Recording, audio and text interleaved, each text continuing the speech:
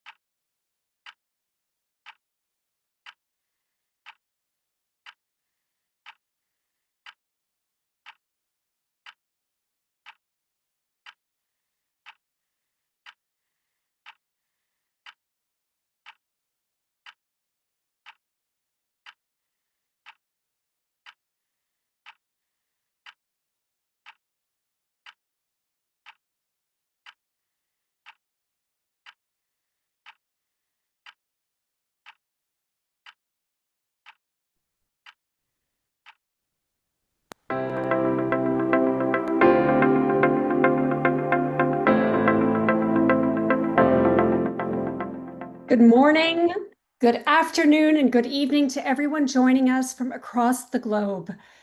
We have over 760 participants registered today. Thank you all so much for joining us for this incredibly important conversation. I'm Aria McKenna, one of the founding members of the Healthy Planet Action Coalition, an organization founded to ensure that the world adopts a global climate strategy capable of restoring a safe climate for our children and our grandchildren before we cross the point of no return. It's an honor to welcome you to this incredibly important conversation about the global heating emergency, preventing 2 degrees Celsius by 2040. Now, over the next 2 days, we will hear from some of the world's foremost experts on climate who are dedicating their lives to the fight for a livable planet. Together, we will explore what's at stake, what's possible, and the ways we can work together to prevent global warming from crossing this 2 degrees Celsius threshold. Now to start, everyone put your virtual hands together for Dr. Dennis Garrity, Distinguished Research Fellow, former Director General of the World Agroforestry Center, and current chair of the Healthy Planet Action Coalition, or HPAC, as we like to call it. Thank you, Dennis. Well, thank you, Aria, and hello, everyone. You are probably here today because, like me, you're on a journey to understand what's happening with our climate, learn how bad things are going to get, and determine what humanity has got to do about it, and fast. This conference won't be talking about how to stay within the Paris threshold of 1.5 degrees C. That's because we're there already. In fact, 2 degrees is coming up very soon, and 3 degrees is looming not much farther ahead. In the first session today, we'll be delving into just how much temperatures are now accelerating and why this is happening. We'll be examining how this global heating acceleration is changing our expectations of when the planet will cross new dangerous temperature thresholds decades earlier than expected. In the second session, we ask, what are the impacts going to be on vulnerable people and ecosystems as temperatures approach and exceed 2 degrees C within the next 15 years? In the third session, tomorrow, we'll assess our options to at least stop temperatures from rising above 2 degrees and to bring them back down to safer levels. Here we have 3 pathways: reduce, remove, and reflect. We'll examine the potential of these pathways to stop the temperature acceleration and stop the rise, particularly by 2040. Finally, in the closing session, session 4, we'll focus on how we mobilize to create and implement a new climate plan that integrates all of the most promising tools at our disposal. We'll focus on the coalitions needed to do this, coalitions of climate vulnerable countries and coalitions of activated citizens, and on the key next steps needed to realize this more comprehensive approach. That's the journey, and our guides will be renowned experts in each of these areas. So let's pick up our walking sticks and get started. And please, Aria, please launch us on the road by introducing our first speaker to show us where we are right now. Aria? Thank you, Dennis. So session 1, we're going to start talking about the accelerated global heating emergency. To open our discussions, we will learn about the science of nonlinear, rapidly accelerating global heating. Our first speaker, Dr. Leon Simons, the Executive Director of the Club of Rome in the Netherlands, is a climate and energy researcher, communicator, and host of the Climate Chat Science Education channel on YouTube. He's known for translating complex climate science into actionable insights and for his tireless work on sustainable innovation and global energy solutions. Here's Leon Simons. Hello, my name is Leon Simons, and today I will be talking about the accelerated warming that we are witnessing globally, and especially recently. And of course, when we're talking about warming, what's important to note is that the world has agreed to holding the increase in the global average temperature to well below 2 degrees Celsius, above pre-industrial levels, pursuing efforts to limit the temperature increase to 1.5 degrees Celsius above pre-industrial levels. and as they mentioned during the Paris Agreement, recognized that this would significantly reduce the risks and impacts of climate change. And of course, that's crucial to know because these temperature limits are agreed upon because it's estimated that this will reduce risk. And we are now finding out that we are already experiencing a lot of climate risks with lower levels of warming. And then what's important also to realize is what drives global warming.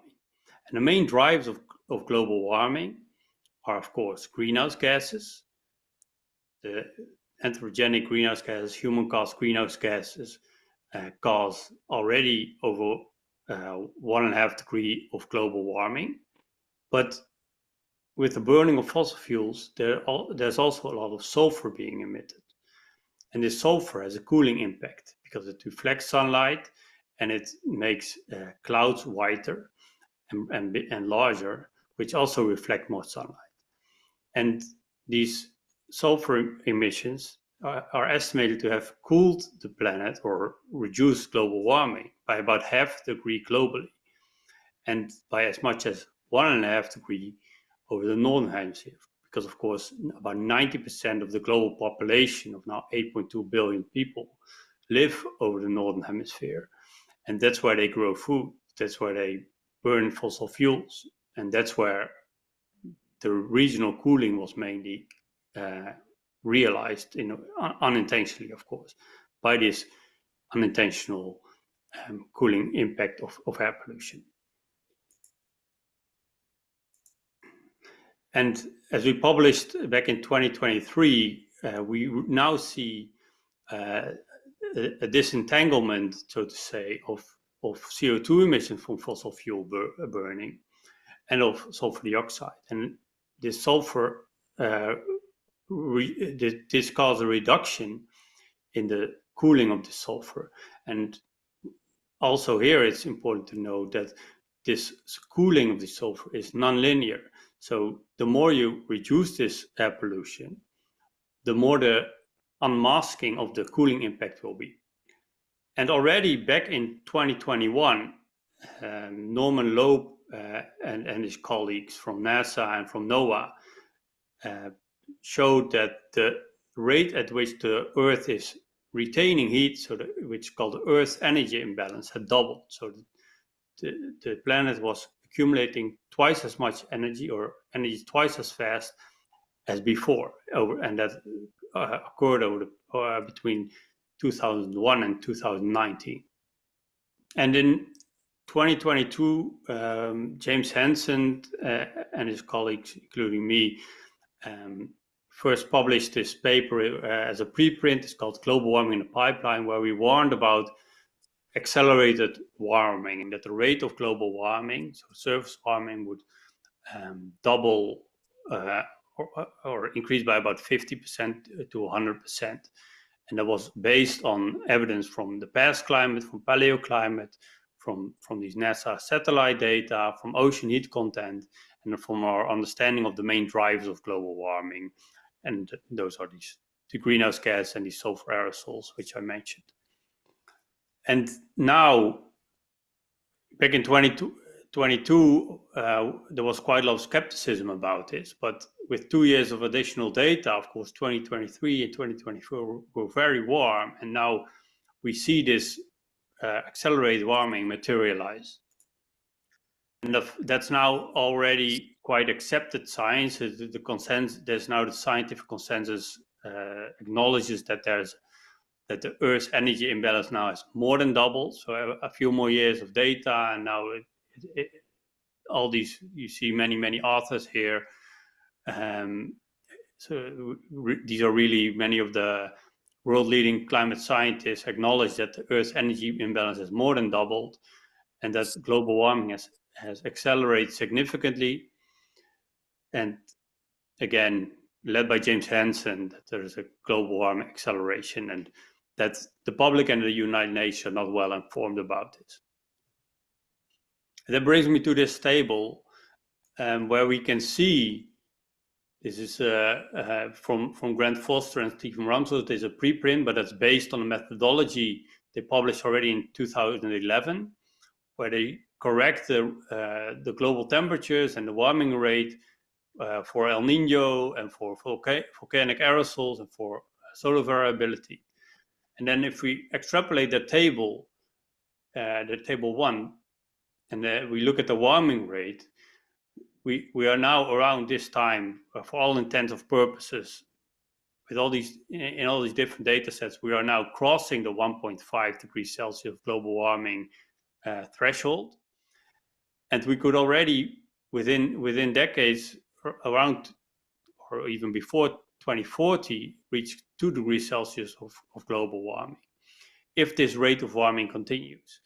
So as the paper mentions, the most important insight from these adjusted data is that there is no longer any doubt regarding a recent increase in the warming rate. Although the world may not continue warming at such a fast rate of about 0.43 degrees Celsius per decade, it could likewise continue accelerating to even faster rates. And this is a warning call by the German Meteorological and Physical Society from September 2025, last month, where they warned that we could even see 3 degrees of global warming by 2050.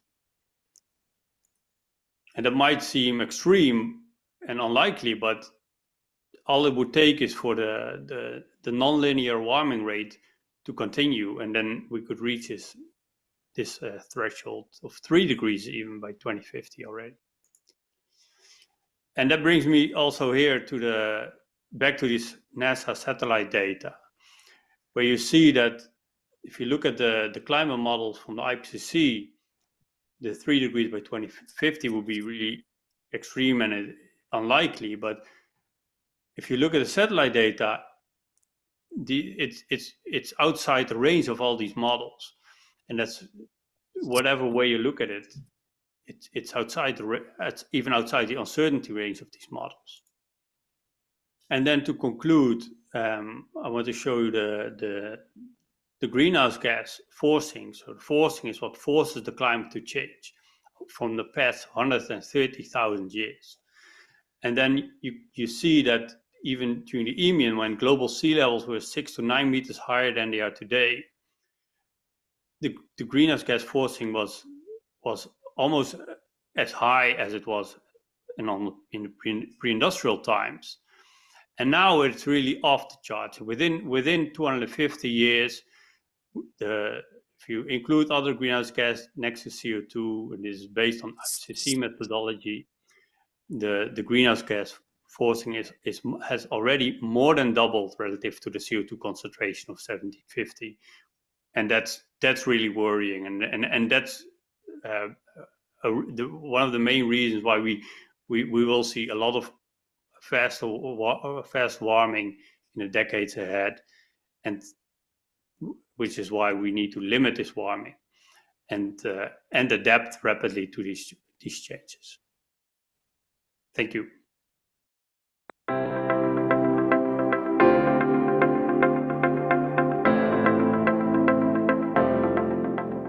That was a sobering message from Dr. Simons on how intensely global heating is accelerating. It's up to us to take that message and help spark the global action necessary to turn that around. Now, let's welcome our next speaker, Dr. James Hansen, a climatologist of the Earth Institute and Columbia University's adjunct professor. He's one of the most influential climate scientists of our time. As former director of NASA's Goddard Institute for Space Studies, his early testimony before the United States Congress helped create the foundation of the world's understanding of global warming. Dr. Hansen continues to advocate boldly for science-based action and intergenerational justice. The following video was presented by Jim Hansen last February 2025 during the conference entitled, Global Warming Has Accelerated, an intimate conversation with leading climate scientists. global warming has accelerated. Between 1970 and 2010, temperature increased almost linearly 0.18 degrees Celsius per decade. Since then, the warming rate is twice as fast, 0.36 degrees per decade. In the last 2 years, temperature leaped more than 0.4 degrees, spurred by an El Nino. But the El Nino was weak and could only cause half of that warming. The warming was too great to be entirely a natural fluctuation. A climate forcing must contribute. In the next chart, the portion that is not natural must be due to one of the two significant human-made forcings, greenhouse gases or aerosols. Greenhouse gases are well measured and their forcing is known accurately.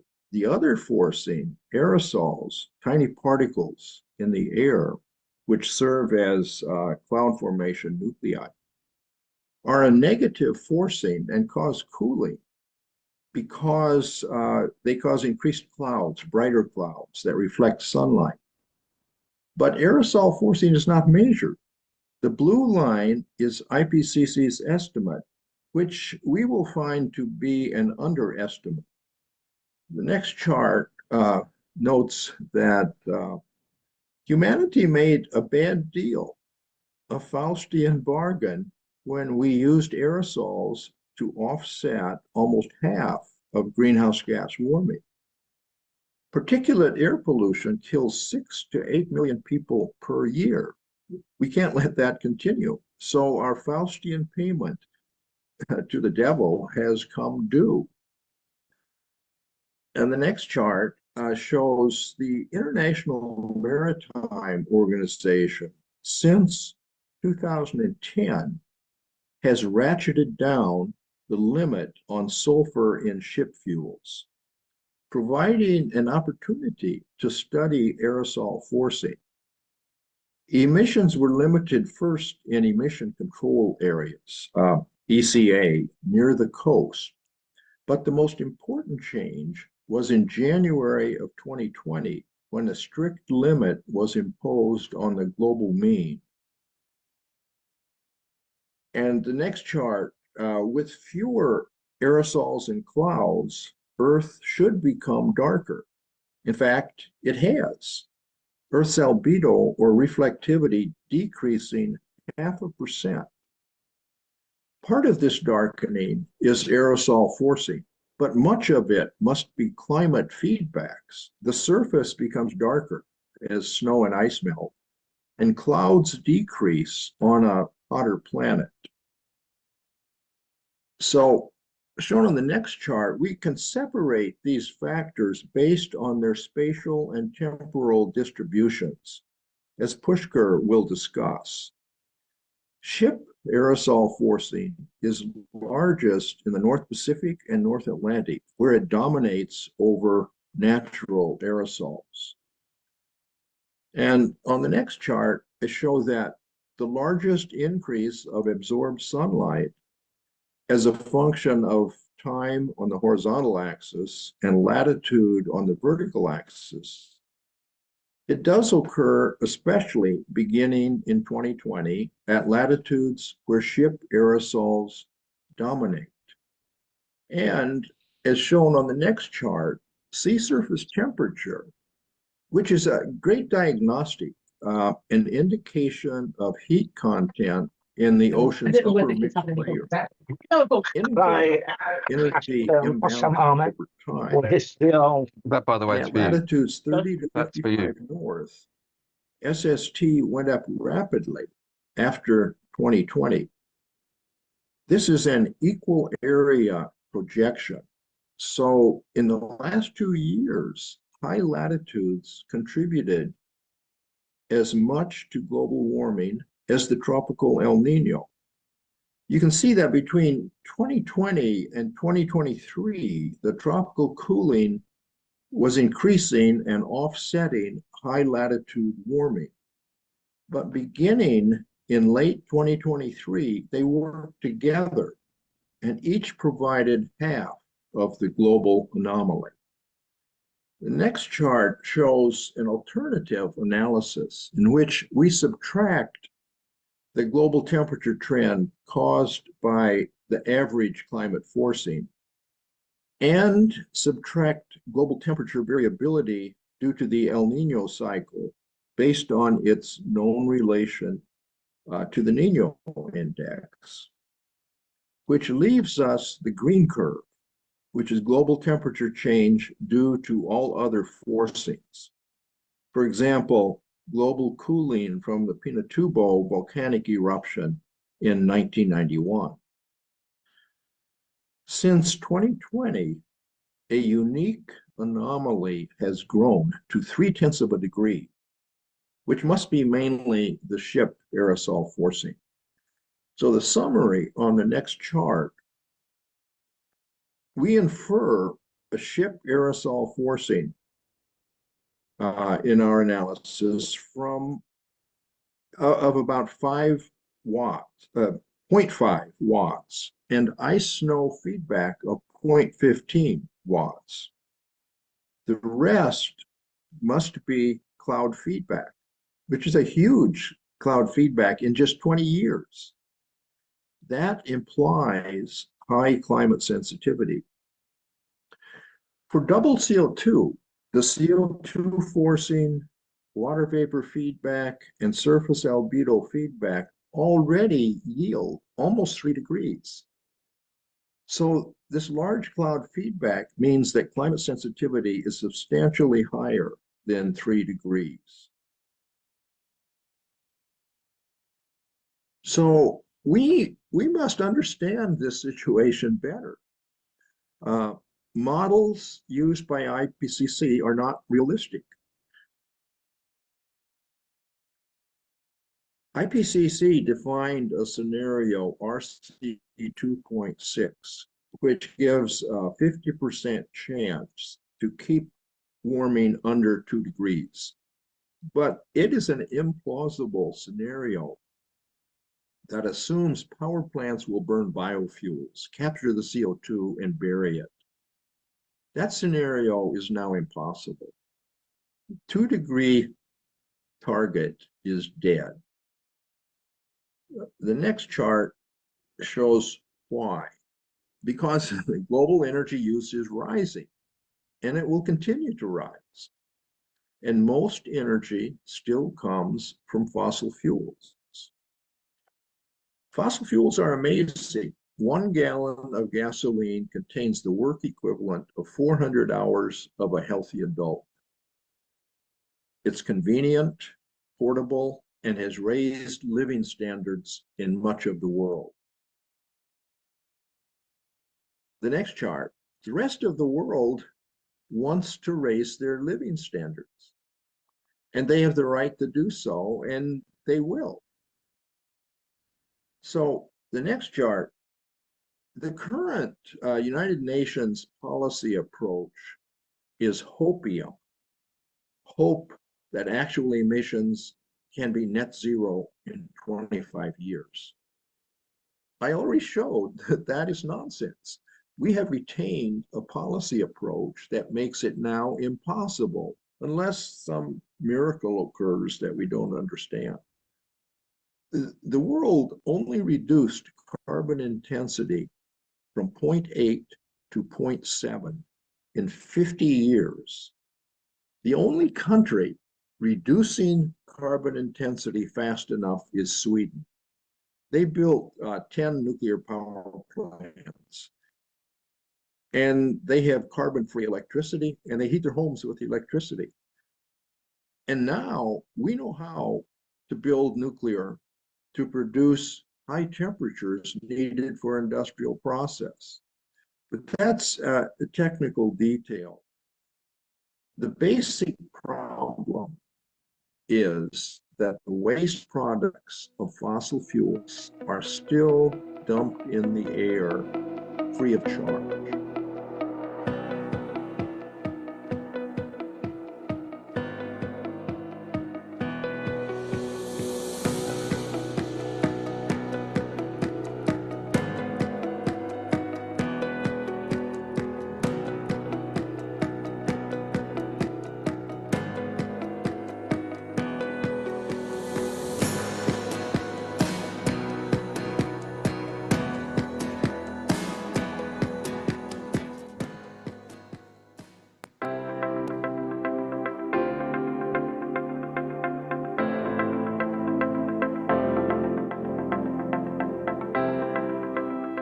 Thank you, Dr. Hansen. I found that especially profound because the world failed to respond quickly enough the first time that he warned us about climate science. And now is our chance to learn from the past and act on the most recent science. We must fold his insights into a new strategy with the teeth to address our emergency situation. Next, we have Sir David King, the founder of the Center for Climate Repair at Cambridge, former chief scientific advisor to the UK government.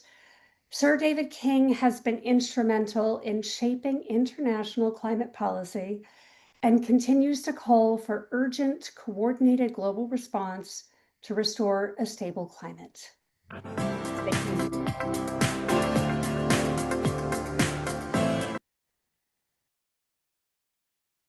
My intention in this very brief introduction to the state of the climate crisis is to give a very quick overview of where we are and then really focus on what needs to be done to create a manageable future for humanity. So if we first of all take the state of the North Pole. At the North Pole region, we know that we've been losing sea ice at a rapid rate. And what this means is the very thin layer of ice that is formed during the polar winter disappears within a few days of the summer sun returning. And that change in albedo, reflected sunlight no longer entering space off the ice, but warming up the blue sea, means that the North Pole region is now melting far more rapidly than before. And I can tell you that in February this year, the measurements show that the North Pole region was something like 25 to 30 degrees above what it would be expected to be during the polar summer months. That is a frightening figure. But more interesting is and impactful is what is happening on Greenland. Greenland is now losing ice, and this is a measurement made in some detail over the last 10 years, 2015 to 2025, is losing ice very rapidly. Now, when all of Greenland ice melts, global sea levels will have risen by 7.5 meters or 24 feet. That will take some time. But in the shorter term, I'm afraid we're talking about meters, which would really change the map of the world quite quickly. Greenland is now losing ice over the last 10 years at an average rate of 30 million tons an hour. Now, let me just say a word about the state of the Earth's living systems. We do know that we've got several billion systems that have been documented, but there are many, many living systems that have not been documented. So looking at the loss of living species is quite a difficult game. And I say game because it's a real estimate, but the best estimate I could find is that we're losing 200 living species every day. Now, when you're losing 200 species every day, together with what we're doing to the weather systems of the world, this means that the global footprint of 8 billion people plus on the planet is such that our ecosystems, as we've known them for very many years, are now being destroyed through our actions. It is our economic principle that we give no value to our ecosystems unless governments step in. And let me just move on to the loss and damage caused by climate change today. The estimate at the moment is globally we're losing something like $500 billion, maybe more, dollars per annum through loss and damage. And that's the global figure. But if we just glance forward at what is likely to happen in the future, we can take an analysis produced by the actuaries based in the City of London. These are the actuaries that work for the global insurance and reinsurance sector, and their whole life's work is based on risk analysis. These are the right people to do this sort of analysis. And they have recently published a piece of work this year in which they have estimated the annual cost going forward in time for loss and damage. And they're saying, for example, in 25 years' time, by 2050, loss and damage will have risen from that $500 billion a year at the moment to about $15 trillion a year by just 2050. So we are in the middle of a crisis, and we need a strategy. We need a comprehensive strategy that can be rolled out around the world to see that we do create a manageable future for humanity. And when I say a manageable future, I'm not talking about 200 years hence. I'm talking about 50 years hence. What will the world look like as rising sea levels caused by warming seas, but also caused by loss of ice from land, such as in the North Pole region, that is transforming the systems of the world in such a way that we are losing land mass through rising sea levels at this increased rate. For example, we're estimating that the country of Vietnam, which is very close to sea level, but is the third biggest rice producer in the world, these very large paddy fields will be under seawater at least once a year, 2 months perhaps a year. And we're talking about 80% of the landmass of Vietnam being under seawater. Of course, rice production will collapse around that point. That's in 25 years' time. So what is the strategy? First of all, it's a 4R planet strategy developed by the Climate Crisis Advisory Group, a global group of leading scientists that I chair. And what they say is, first, reduce. We must reduce emissions deeply and rapidly. So R number one, reduce. Secondly, we've got far too much in the way of greenhouse gases in the atmosphere already. We are probably in excess of 500 parts per million, counting methane and other greenhouse gases, as we should do. And the pre-industrial level was 275. A safe level is probably less than 350 parts per million. We've got a massive task to remove excess greenhouse gases from the world. The third R is repair. We need to repair those parts of the climate system that are tipping already, such as the Greenland ice. And fourthly is resilience. Each part of the world needs to develop a resilience strategy. And when I say each part, every city, every region of the world needs to develop a strategy to manage the changing climate systems that are already enveloping the whole world.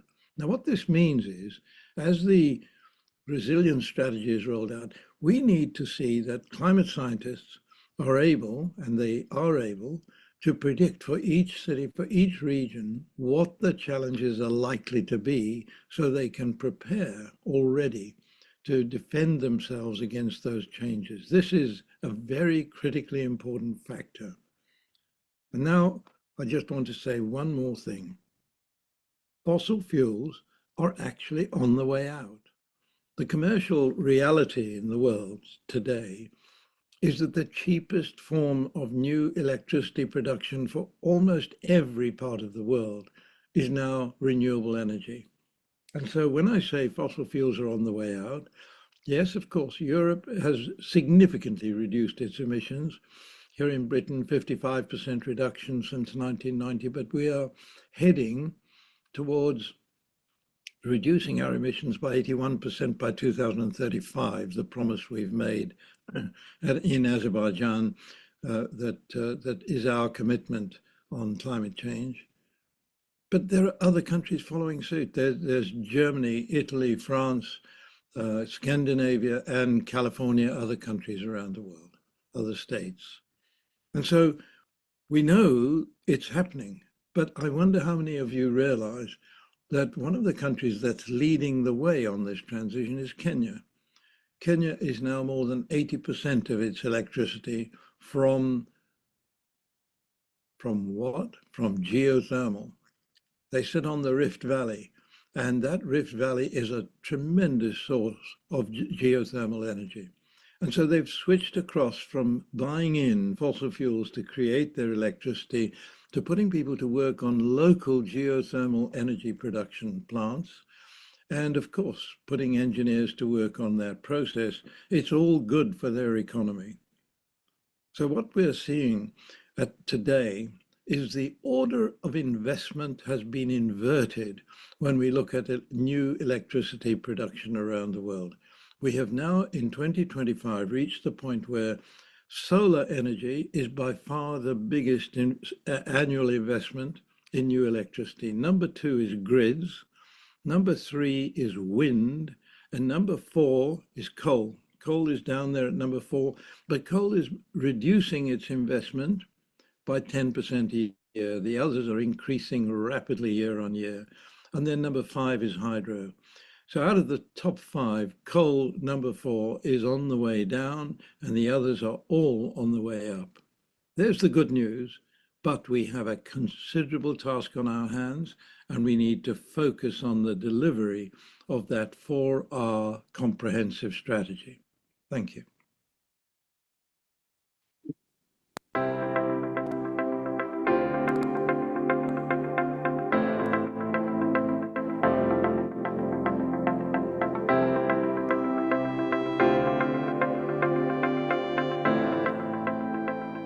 I really love Sir David King's approach. As overwhelming as our current situation is, one of the world's most influential people is convinced that while we are losing the climate emergency race at the moment, there is a way to win. And regenerating our ecosystems while restoring Earth's capacity to draw down greenhouse gases must be a central part of our plan. Now, we are extremely honored to share a message from the United Nations Secretary General, Mr. Antonio Guterres, a leader who has been a beacon of moral clarity in mobilizing the world to face the many interconnected challenges of climate change, inequality, and peace.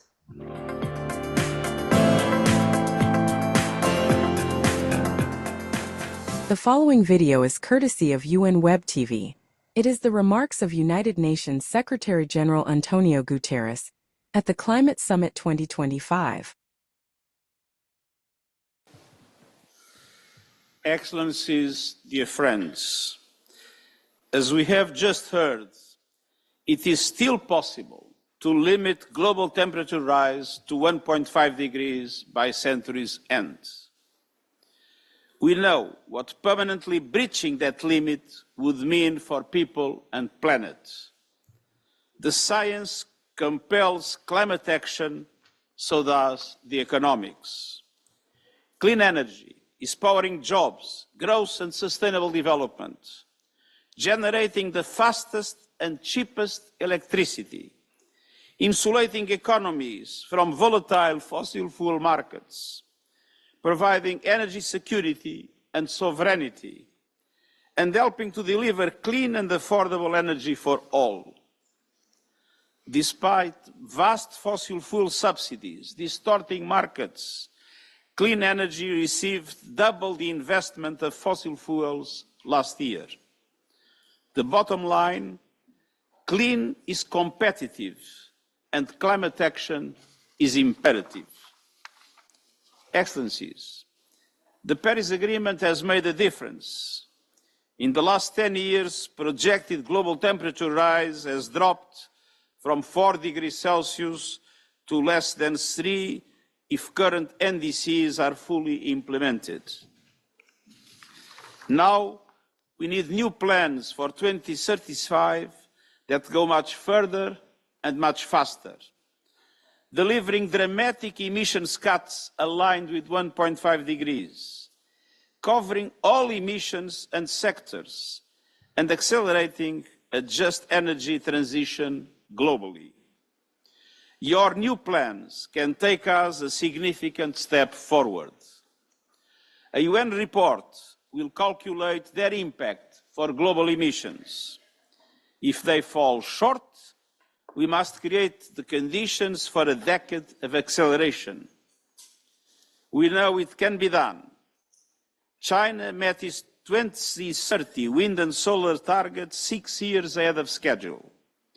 India reached 50% electricity capacity from non-fossil fuels 5 years early. We are in the dawn of a new energy era. We must seize this moment of opportunity. COP30 in Brazil must conclude with a credible global response plan to get us on track. 5 areas are crucial. First, energy. Fossil fuels still dominate. We must supercharge the clean energy transition, investing in grids and storage to unlock the full potential of renewables, lowering capital costs for developing countries, and redirecting fossil fuel subsidies to a just transition. Second, methane, a potent global heating gas. Drastic cuts this decade are essential, and most can be achieved quickly and cheaply. The International Energy Agency estimates fossil fuel operations could cut 40% of methane emissions today with no net costs. Third, forests. We must end the destruction of nature's greatest carbon sinks. This could deliver a fifth of needed emissions reductions by 2030. Fourth, heavy industry. We have seen important advances in technologies to cut emissions from steel and cement and heavy transport. They must be deployed urgently. Fifth, climate justice. Developing countries that did least to cause the crisis are suffering the most. Climate disasters are inflicting damages that exceed the GDP of some small islands. Droughts and floods are taking lives, fueling anger and inflaming conflict, all while finance gaps prevent investments in adaptation and resilience. We need urgent action to unlock funds for developing countries, to seize clean energy benefits and protect lives and economies. And that requires reforming the international financial architecture to strengthen developing countries' participation. We need effective debt relief and scaled-up solutions like debt swaps and disaster pause clauses. We need a major increase in the lending capacity of multilateral development banks and significant contributions to the Loss and Damage Fund, including from innovative sources, and a major boost in adaptation finance, with developing countries meeting their pledge to double funding this year. COP30 must show a credible path to mobilizing the $1.3 trillion annually in climate finance by 2035, as agreed at COP29 in Baku.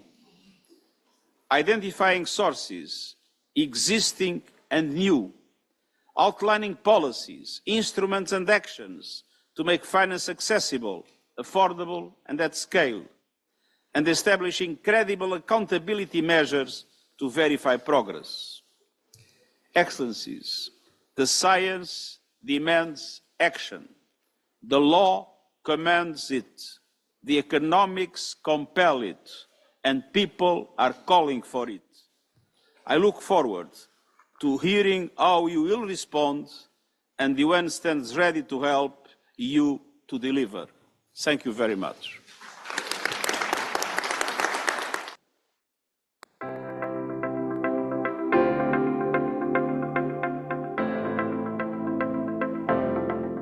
Thank you, Mr. Guterres, for your inspiring leadership and unwavering commitment to global cooperation. We'll now move into our panel discussion and Q&A. Let's welcome back HPAC Board Chair Dennis Garrity to moderate. Well, thank you, Aria, and it gives me great pleasure to welcome our 4 panelists. First, we have Dr. Phoebe Barnard. Phoebe is a global change scientist, biodiversity and ecosystems vulnerability scientist, social change strategist, and climate film producer. Second is Dr. Doris Capistrano. She is chair of the board of the Center for International Forestry Research and the World Agroforestry Center, and senior fellow at the Southeast Asia Regional Center for Graduate Study and Research in Agriculture.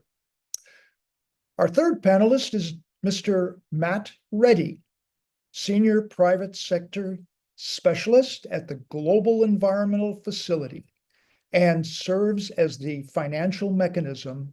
The GEF serves as financial mechanism for several of the environmental conventions. And fourth, we have Mr. Ricken Patel. He is executive director of the Climate Hub and founding CEO of Avaz, the world's largest online civic movement community.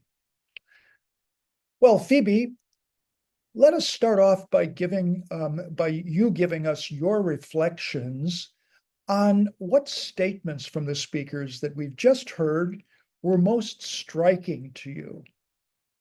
Phoebe?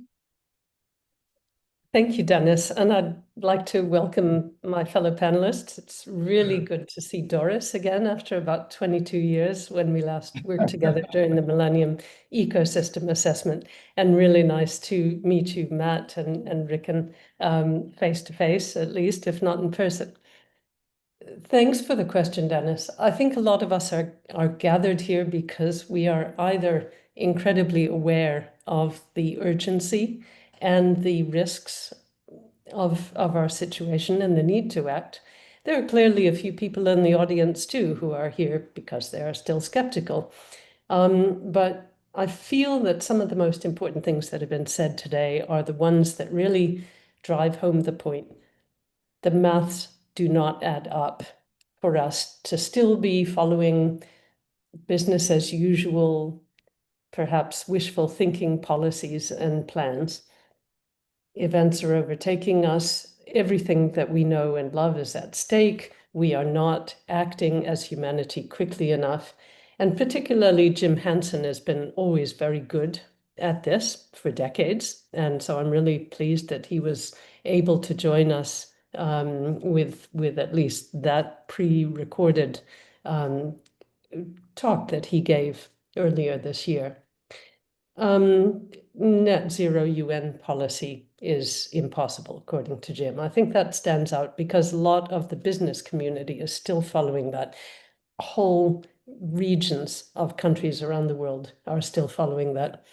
But I always find very entertaining and grim and important our friend and colleague, Sir David King, on these matters. And I specifically want to highlight a couple of things. He said, one, species loss and ecosystem loss, combined with 8.2 billion people, is significant and the most important thing that we have to get a grip on. Ecological overshoot connects with climate overshoot. And we will not solve the problem if we continue to look at things in a silo. So we can go on further about that later. I'm pleased that he mentioned some of the global South countries that are really trying to make a difference and not wait for their own governments to lead or for the global community to lead or, for that matter, the global minority North to lead.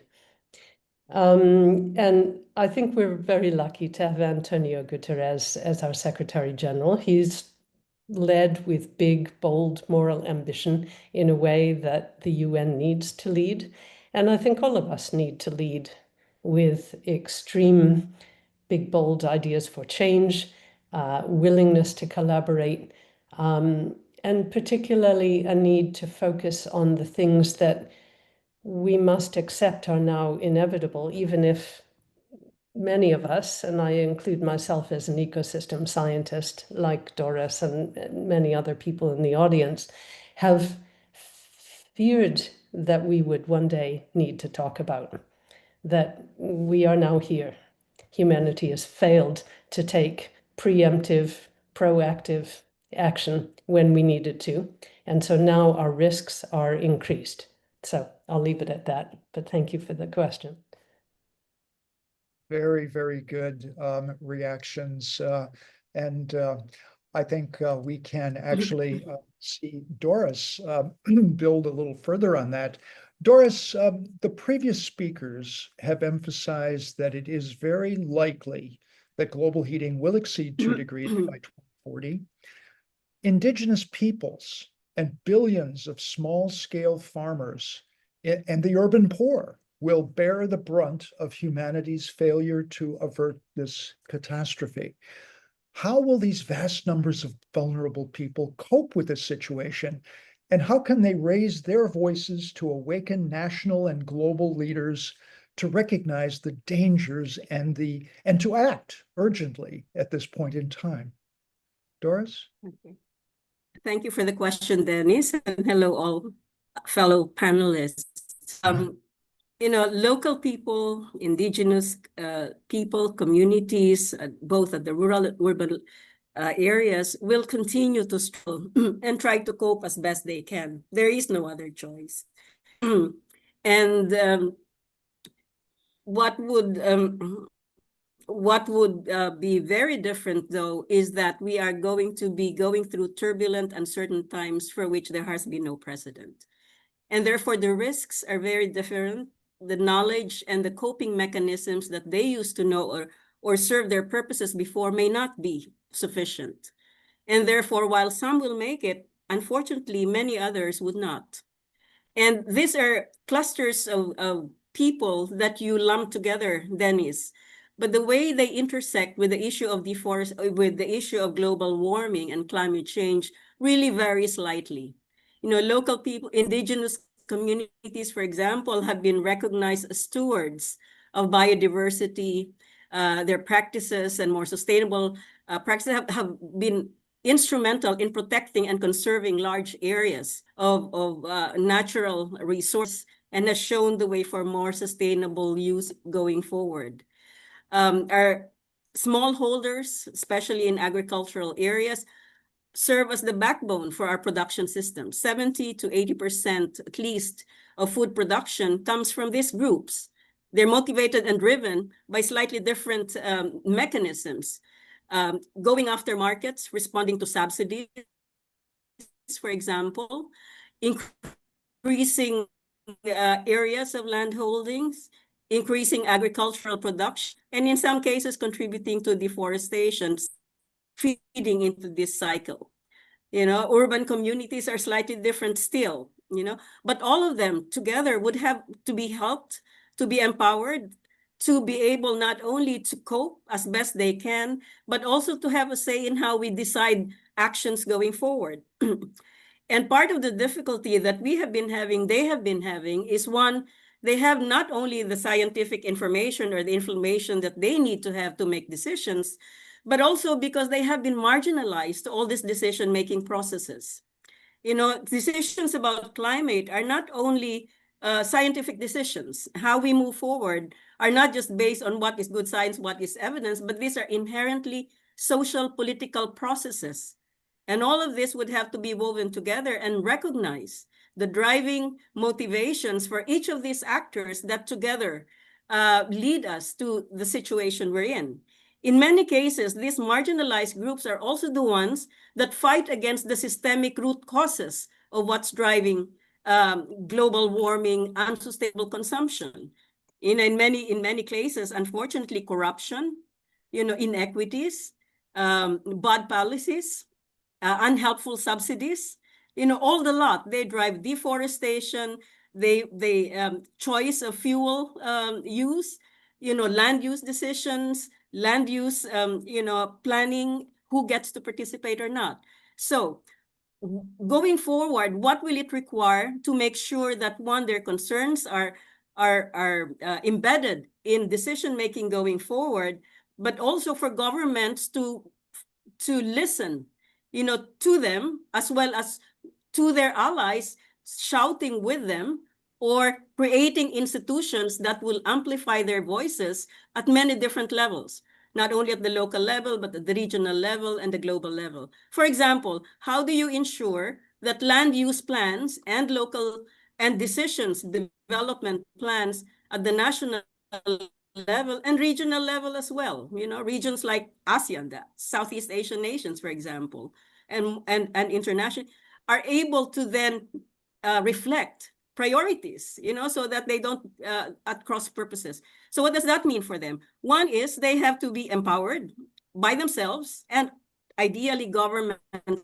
also should work with them along with like-minded actors to amplify their voices. One, to build institutions at different scales, at different levels, that would make sure that they sit in places and forums where their voices would have to be heard and count towards making decisions.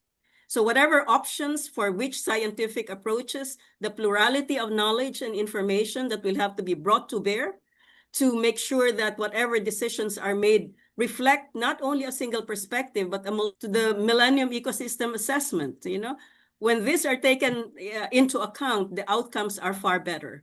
So reflecting the different knowledge systems, the different values and visions for the future, but also a very clear, you know, on the table analysis, the kinds that people are, which subgroups are being forced to bear, and how they will be compensated, you know, for these risks, you know, because we have to make trade-offs, and how these trade-offs would be navigated and negotiated and finally decided. So one of the things that, of course, we work in forestry and agroforestry, I think one of the bright spots, which was also mentioned in the presentations, was forest regeneration, regreening, agroforestry, of course, that's a low-hanging fruit. And that could be supported more, but shows that it's not just carbon that they are sequestering, but they're also contributing to the cooling of temperatures. And it varies, you know, but in the tropics, it seems that they could contribute from 0.2 to, you know, 2 point something. So that's a low-hanging fruit. And I would suggest that efforts be direct in that area. Elimination of harmful subsidies, you know, so that you contain agricultural expansion, and that you factor in the costs and the externalities, and pass on the costs to those who do the harm, in other words. But the other thing really is to ensure that there are institutions and platforms for knowledge exchange and mutual learning and conflict resolution, because invariably there will be conflicts, and this will have to be negotiated before, you know, things get out of hand. And at the end of it, we have to make sure that ideally communities or local groups can finance themselves, but they have to be facilitated and assisted to be able to find resources with which they can implement their decision, invest in their institutions, and also demonstrate, even if proof of concept, of what possibilities there might be going forward, which perhaps might not even be in our equations at the moment. So I leave it there. Thank you, Dennis. Well, thank you, Doris. You are obviously a very eloquent spokesman for the perspectives of vulnerable people in rural areas across the globe, and we must continue to integrate those perspectives into these solutions.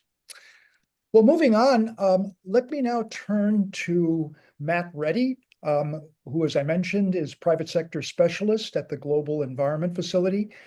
Matt, you are working closely with a great many companies in the private sector, companies that are engaged in environmental efforts.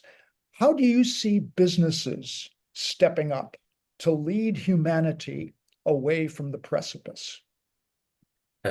Great question. Thank you, Dennis. Thank you for inviting me to join this panel. And Doris, you have such a fan club. All the emojis that are floating up my screen while you're speaking is incredible. But you unpacked a whole suitcase there of issues that need to be addressed. And, you know, I'm going to focus on one of those, which is the role of the private sector. How is business responding to this challenge of global heating? And I think the way the business community looks at this is through risk.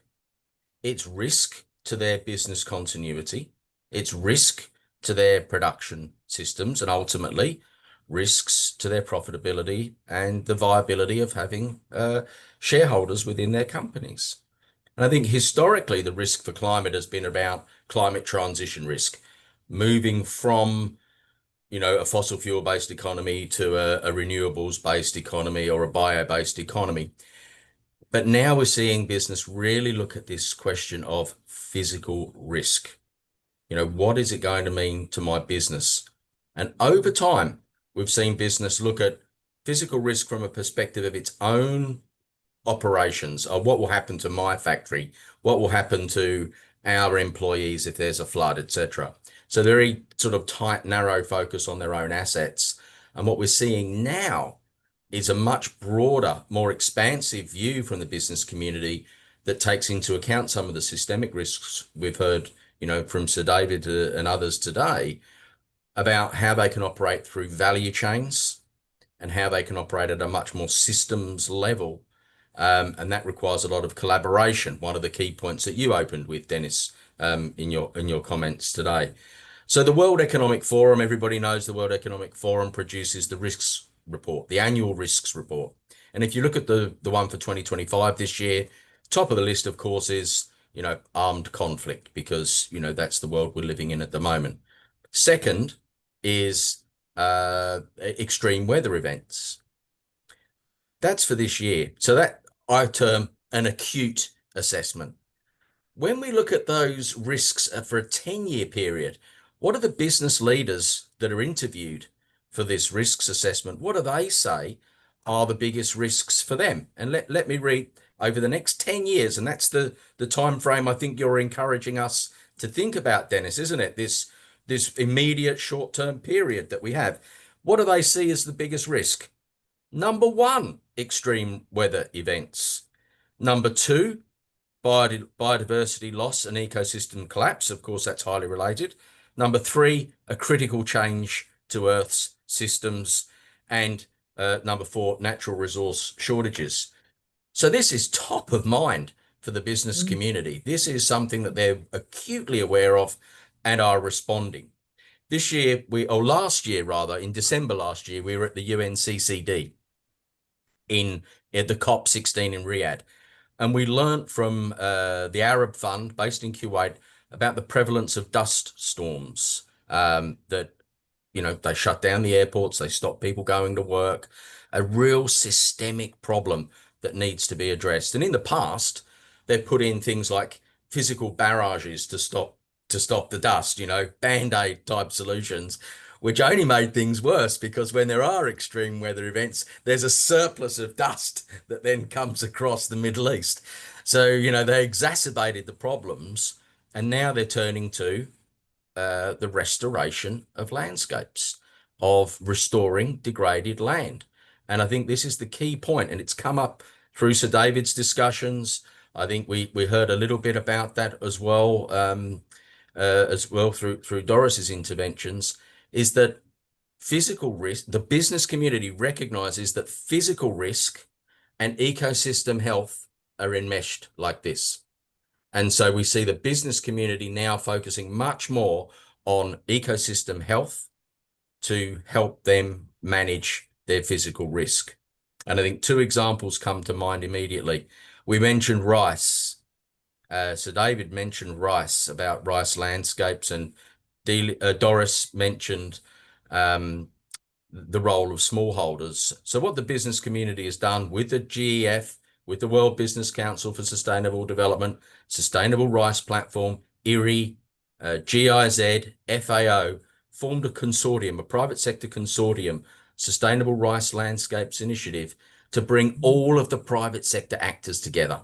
This is, the value chains, the people that sell and market rice in the Northern Hemisphere, the producers, the millers of rice, the value adders of rice within the countries, and of course, the smallholders themselves that are producing the rice. So they've come up with an investment plan, which the GEF is now supporting, hundreds of millions of dollars investment into sustainable rice landscapes that, yes, it addresses the methane emissions, the mitigation aspects that we need to address, as was highlighted in those 4 Rs that we heard about, but also resilience to climate change, better water management, techniques that enable a more robust root mass and resilience against extreme weather events, and of course genetics as well, with shorter stems for the rice to make it less vulnerable.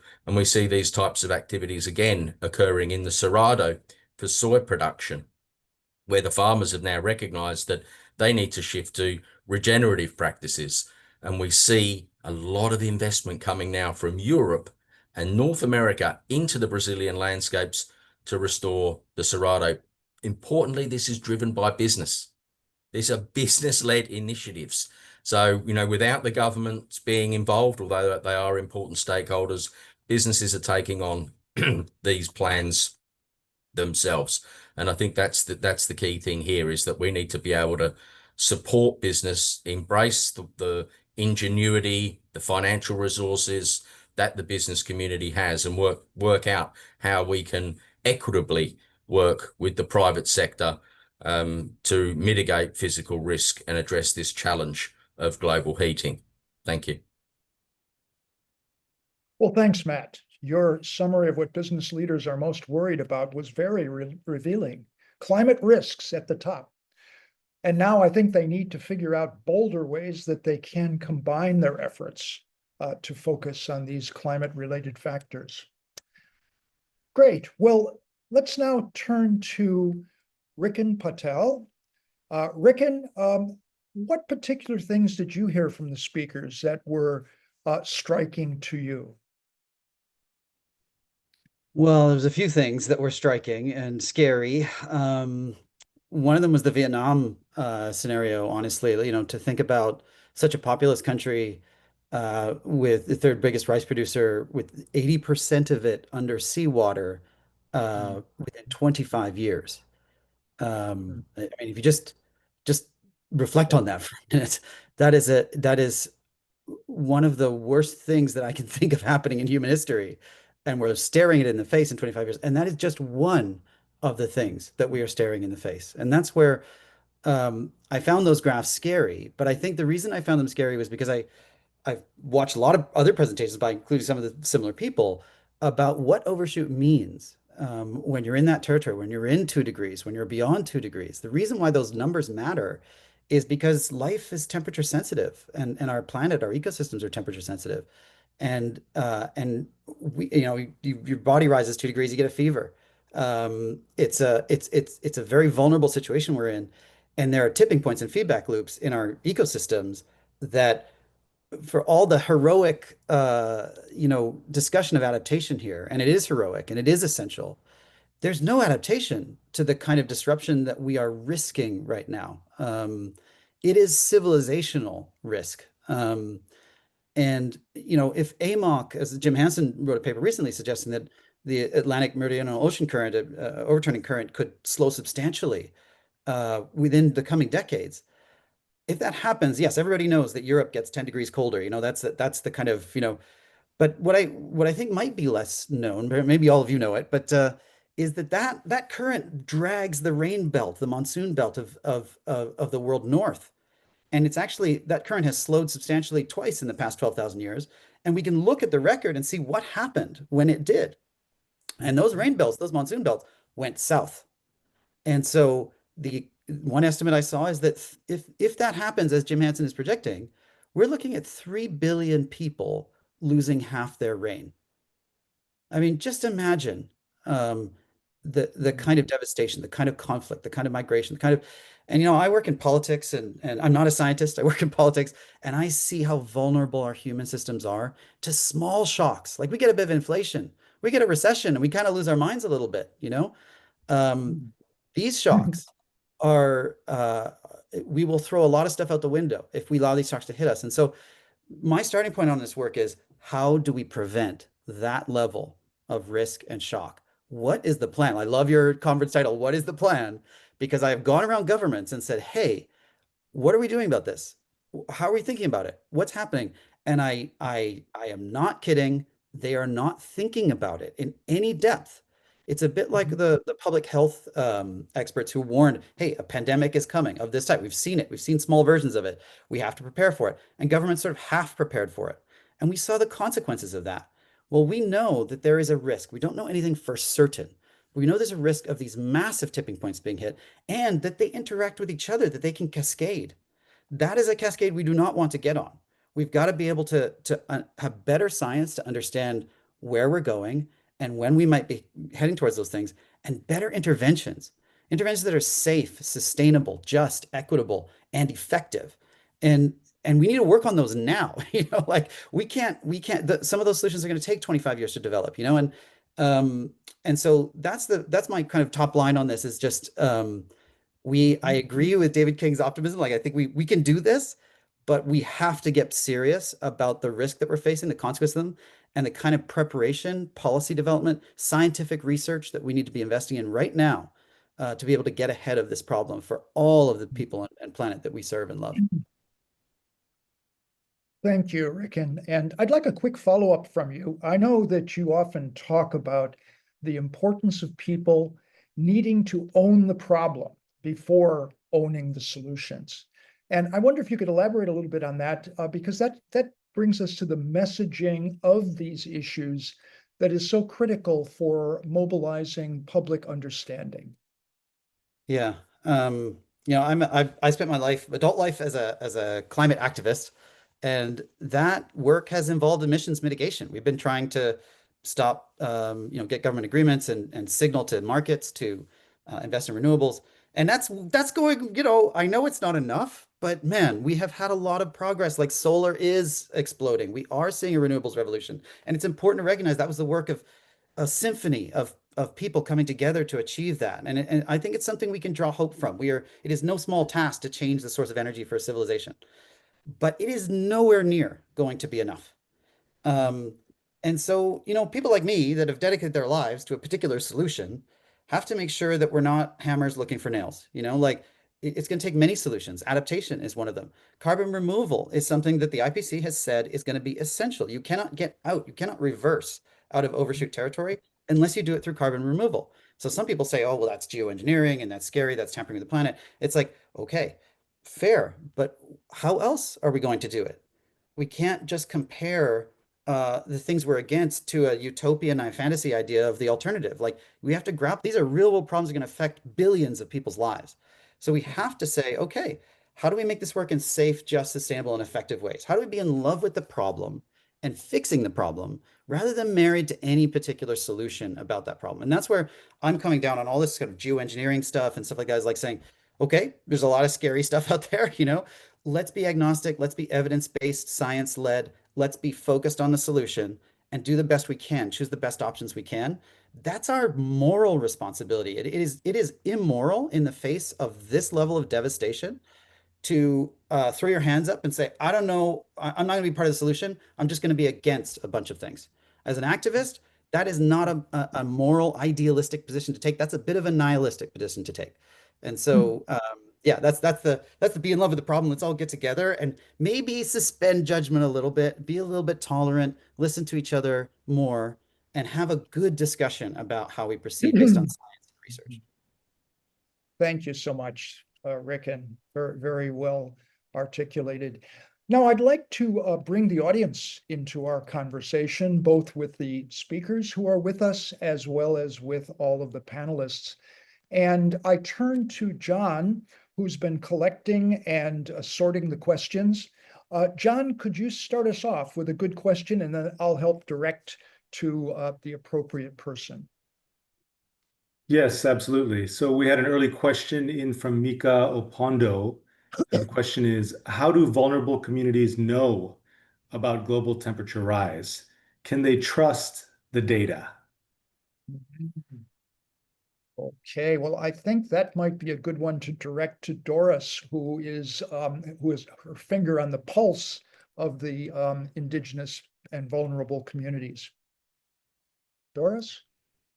Well, in an age of disinformation, I think this is not only a problem for local communities.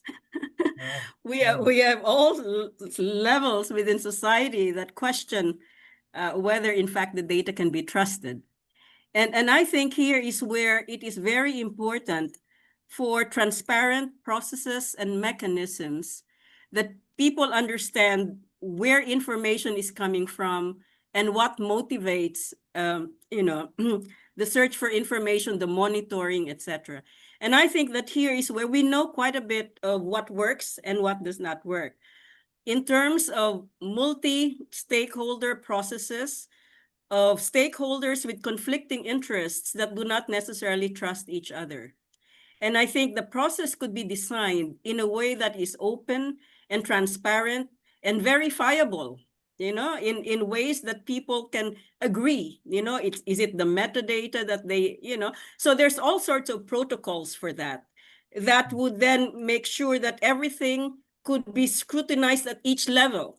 And therefore, by the time you get to the decision point, and by the time you get to the conclusions and recommendations, you would already have agreed each step of the way whether and how to proceed going forward.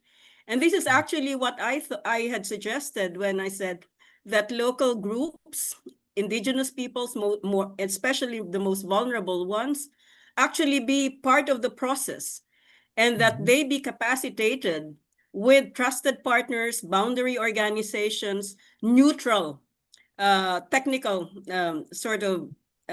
translators of knowledge in forms that they can understand, to be able to engage in the process, because otherwise, if it is so esoteric, small groups of people who speak that language will be the only ones who will talk to each other. And it doesn't have to be indigenous peoples. So the process would have to be designed to make it as open and transparent, but also for the protocols to be out in the open. And that is the only way you can actually trust the data. If it is verifiable, everybody gets whatever it is at the same time, in the same form, and they could be further processed in a way that makes sense to the different users of that information for them to take meaningful action. But it also requires that there's enough time. I don't think we should get into this mode of, oh, we're in an emergency situation, act now, act now. No, we have to think slow, think deeply. And then when we decide to act, then we act fast, you see? You cannot, act fast now and then we'll think about it later. I think we have the process reversed. So that would be my... And then make sure that that information is out there in a repository that everybody can have access to. So the gatekeeping of information is part of the problem that has led to a lot of the, lack of trust and alternative realities, as people call them. No, we cannot afford that. Thank you. Okay. Well, Phoebe, I'm sure you might have a quick follow-up to Doris's views on this, with your experience in Africa, working with vulnerable communities. Well, I was just thinking that a number of people have referred to these times, and I've just been chatting about it in the chat a little bit, about these crossroads of humanity. And I was lucky to be at the crossroads of history for two African countries negotiating their independence from colonial rule, Namibia, and their transition to democratic rule in South Africa. And so it's easy for me to say these are the times that we now face as humanity as a whole. What kind of a society do we want in the future? And how are we going to get there from here, with the vested interests, with the rigid systems, with a lot of the baggage that we have been facing, but much of which we need to clear away. How can we navigate that? And so, as you know, Dennis, and a number of the people in the audience probably know too, developing a new global platform to bring together a lot of the people talking about these issues on futures for humanity. And I do feel that we need to confront not just the research, both planetary and societal and governance research, but also the policy and social action that needs to happen, that Ricken and many of you in this meeting are engaged in, and the media and narratives that we need to start seeding more concertedly, more effectively. There's so much disinformation, and it's very well funded. And we cannot just lie on the ground with our feet in the air on this. We have to take charge and get people talking, understanding that, these are not top-down narratives. It's seeding innovation, ideas, experimentation. And that's one thing, Doris, that I really appreciated from the Millennium Ecosystem Assessment, is that we came forward putting out at the end of this 5-year process, at the end of, or the beginning of this millennium, that the best thing that we could do is local experimentation and seeding innovation and ideas all over the place. Some will catch fire, some will not. Thank you. Thank you. And I know, Phoebe, you are actually working with Sir David King on that platform that you just referred to. John, could you throw us another question from the audience? Yes, another early question from the audience was from Manish Koirala. The question is, what are your thoughts on scientists like Judith Curry and Richard Lindzen who claim that there is no real climate emergency? And even if we were to cross the thresholds, would we still be fine? We would still be fine, as the overshoot would be a momentary one, as per them. Okay. Well, I'd like to address that one to our two speakers who are with us, Leon Simons and David Spratt. Maybe, Leon, you could take the lead, and then I'll follow with David. Yeah.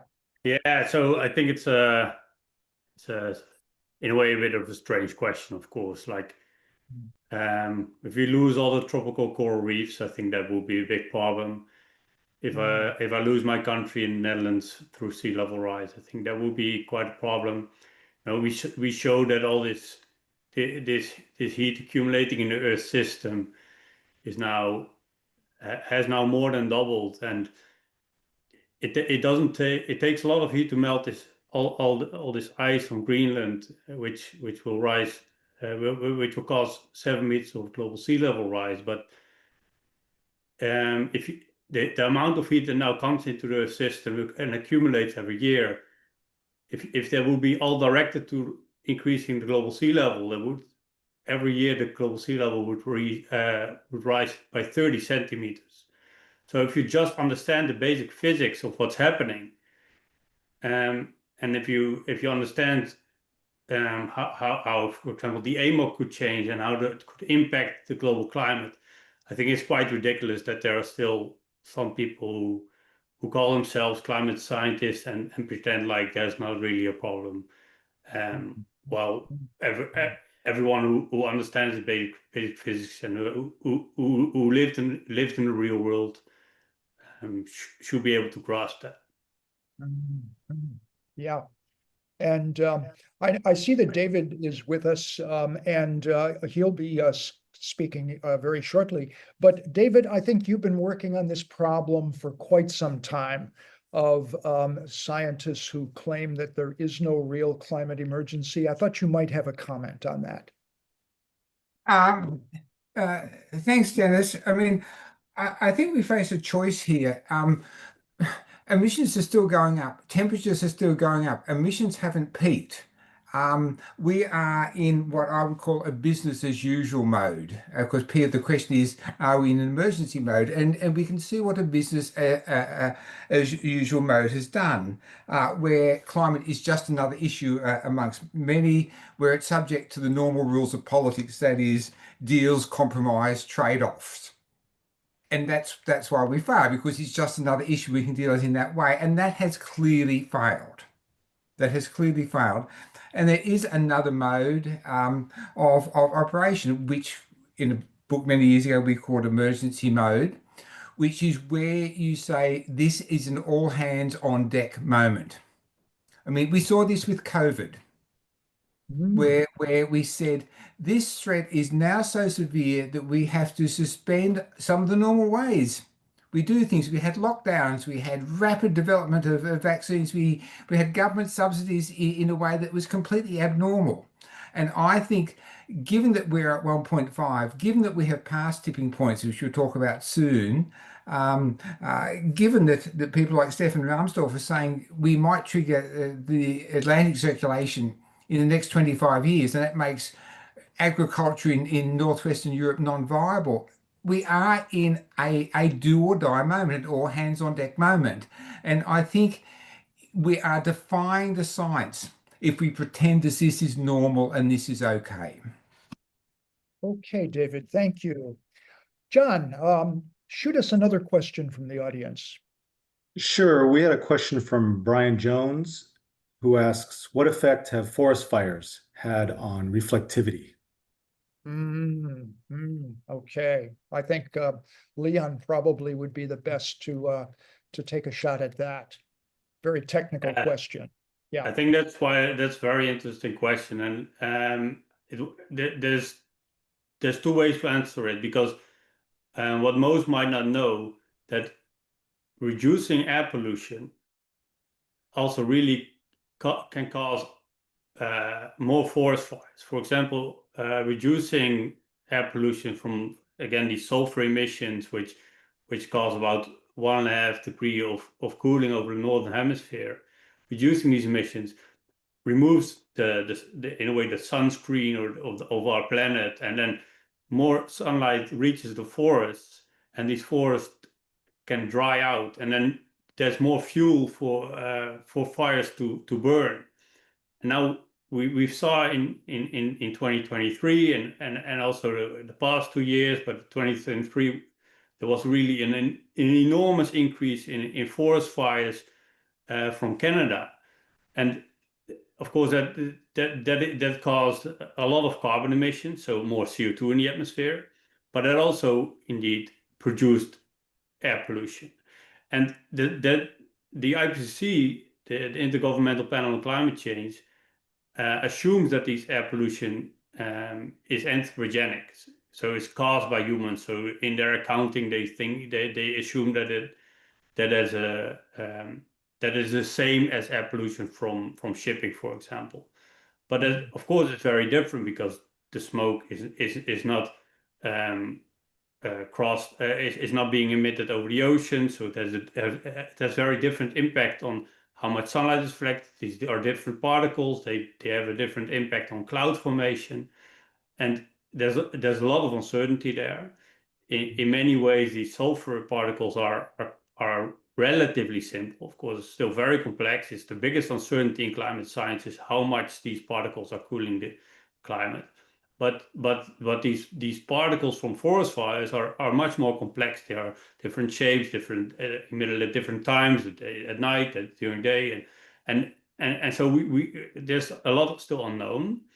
But we do think that can also increase warming. For example, if these dark soot particles from these forest fires deep in the north deposit on sea ice or on the Greenland ice sheet, that can also darken the ice, and then it absorbs more sunlight. So it's quite complex. So it can absorb sunlight in the atmosphere, whereas the surface, for example. So there's many things involved here, but yeah, I think that the simple answer is we don't really need more forest fires to help us cool the planet. Yes, it is complicated. Thank you.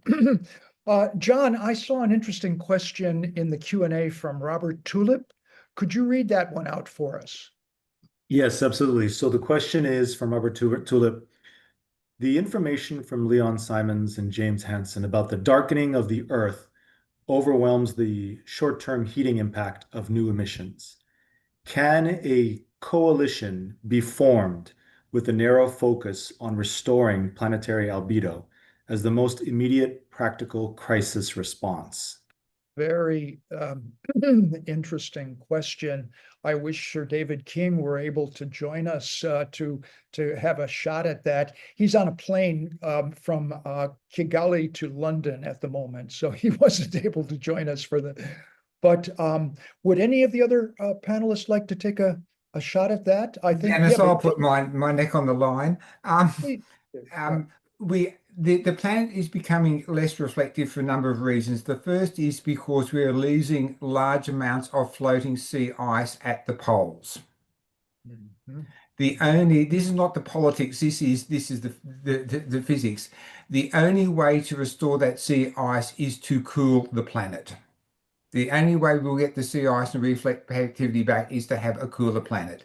We are also getting, as Leon has led some work on, we have less reflective aerosols, and so more heat is getting through. And the largest, and here's a contradiction, because those aerosols cause sulfates, and they cause acid rain, and that's the reason why they're being taken out of the system. But a large driver that, of Jim Hansen pointed out, is the loss of aerosols over the North Atlantic, because the International Maritime Organization has mandated lower sulfates in bunker fuel, and so we've got this incredible warming of the North Atlantic because of less sulfates in shipping fuel. I know there are people out there advocating that IMO policy be reversed. And this is the world of least worst options. So is some work being done on this? Are there advocates in this space? Yes. But the big ones are to do with sea ice, and that requires a lower temperature than we have now. Yeah, I just want to add there that it's not just, of course, the North Atlantic, but also the North Pacific, where a lot of shipping happens from North America to China and back, of course, with a lot of goods being shipped from China to North America. And if you look at the region east of China, that the sea surface temperatures over the past 5 years increased more over this period, over only 5 years, than over the preceding 150 years. And in 2020 is the year when this global sulfur regulation came into effect, where these sulfur emissions were reduced by 80%. And indeed, even in 2013, there was already a study looking at the impacts of allowing ships to emit sulfur. For example, they could use different fuel with high sulfur fuel, which had been, of course, been using for over 100 years over the open ocean. So not close to the port, because indeed then the impact of these sulfur emissions will cause acid rain and will cause health impacts. But if they would only be allowed to emit over the open ocean, where there is already some sulfur there from algae, so there's a natural background load.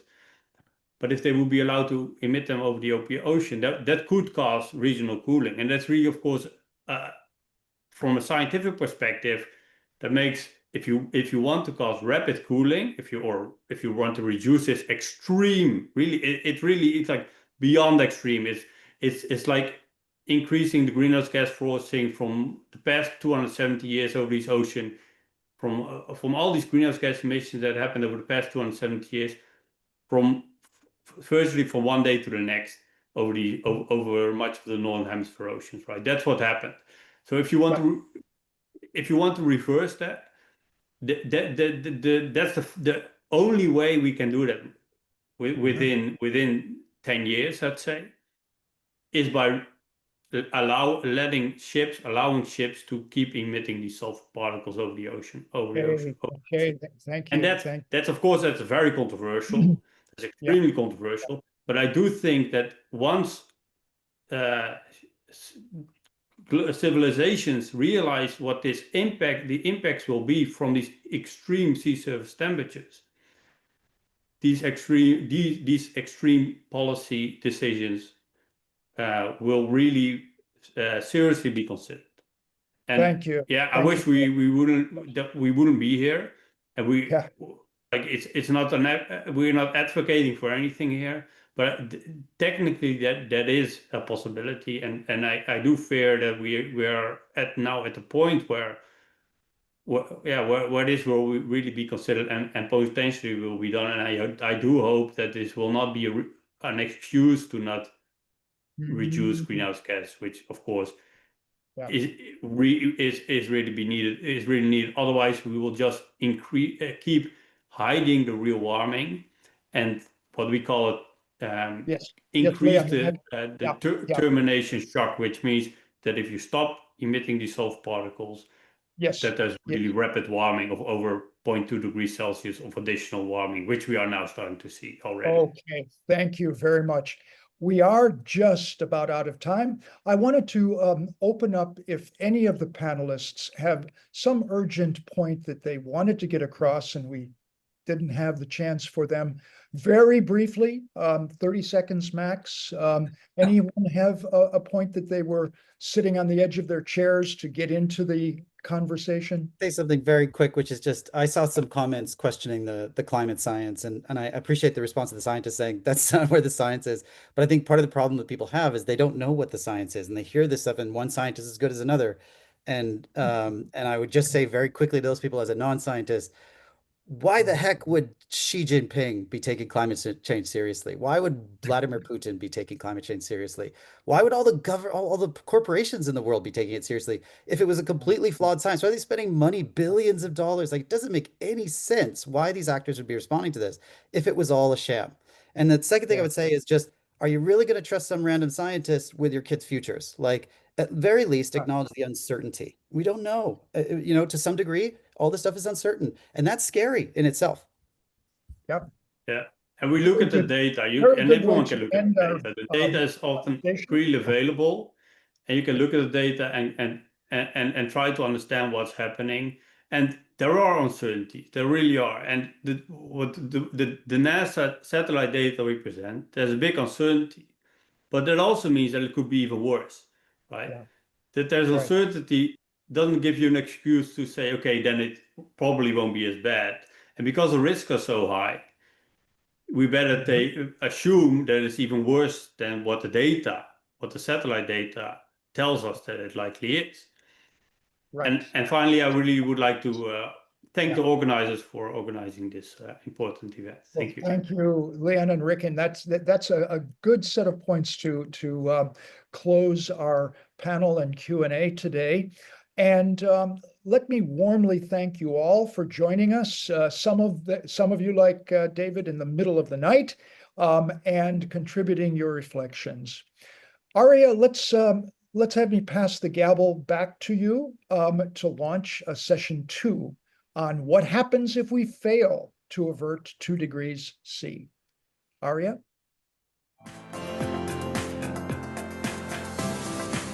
Thank you so much, Dennis. That was an incredible panel.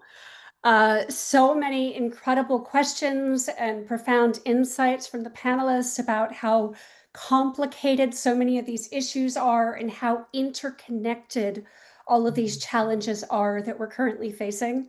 And now let's learn what happens if we fail to prevent 2 degrees by 2040 in session 2. What happens if we fail to avert 2 degrees Celsius? Now, our next session dives deep into some extremely sobering realities, but it's crucial that we understand exactly what's at stake so we can strengthen our resolve and we can address these challenges and find our way to do what it takes to create a safe climate while we still have the chance. So to begin, we are going to hear live from Dr. Tim Lenton, Professor of Climate Change and Earth System Science at the University of Exeter. Many of you may be familiar with Dr. Lenton as he is world-renowned for his pioneering work on climate tipping points and positive pathways that can massively accelerate emissions reductions. Welcome, Tim.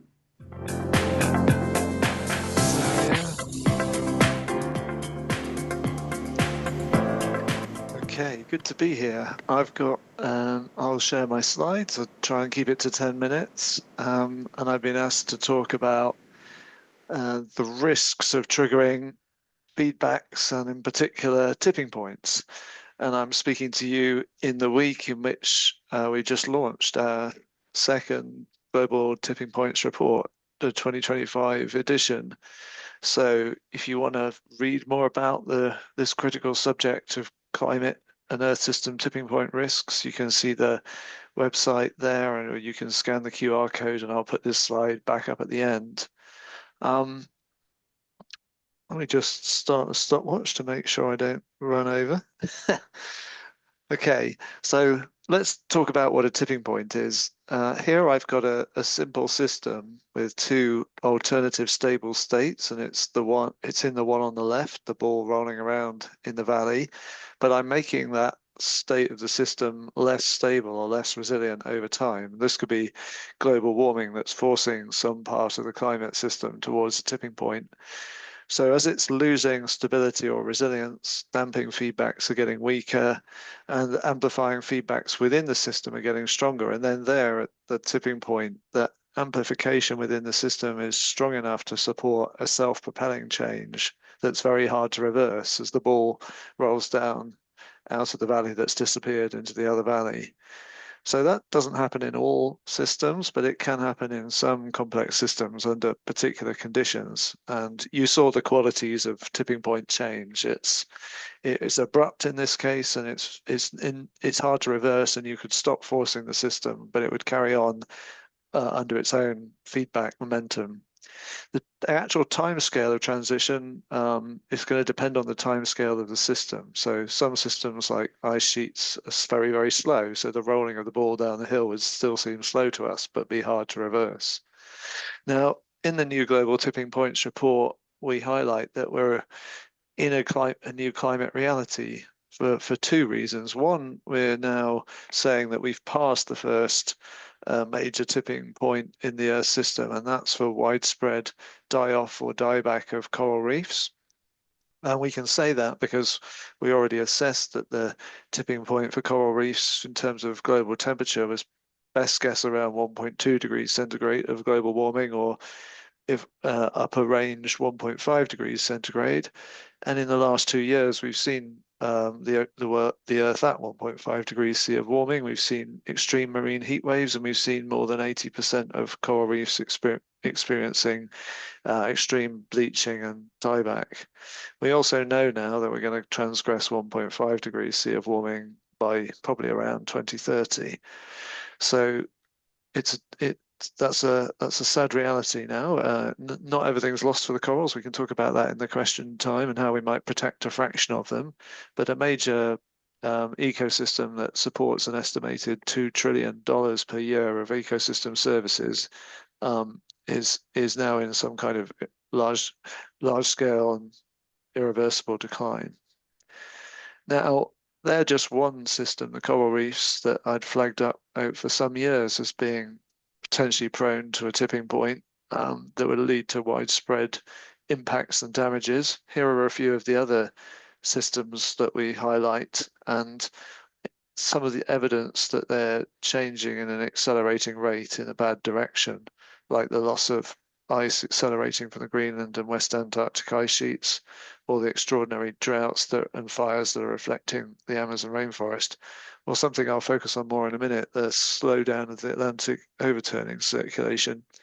I also indicate some arrows here because these indicate we have the empirical evidence that tipping points interact, and they interact in a way that starting to tip one thing can bring forward tipping another. At least the interactions are of that direction more often than not. There are some cases where tipping one thing would inhibit tipping another, but unfortunately it's more like the proverbial dominoes most of the time. And in fact, the fact that the Arctic is warming up 4 times as fast as the global average, thanks to losing a highly reflective white sea ice surface and replacing it with a dark ocean surface, and the corresponding fact that the warmer atmosphere is holding more moisture and there's more snow and rainfall in the net in the Arctic, and that the amplified warming is melting the Greenland ice sheet, all of those factors pouring extra fresh water into the North Atlantic are why the Atlantic Ocean overturning circulation is slowing down. And we know from Earth history that has profound impacts, including if it slows down or collapses, it will leave heat behind in the Southern Ocean, threatening the ice sheets down there. Now, I've been looking at this tipping point risk for a quarter of a century now, and this is a summary of how the Intergovernmental Panel on Climate Change assessments have adjusted their risk assessment or strictly speaking, their likelihood assessment of tipping points over time.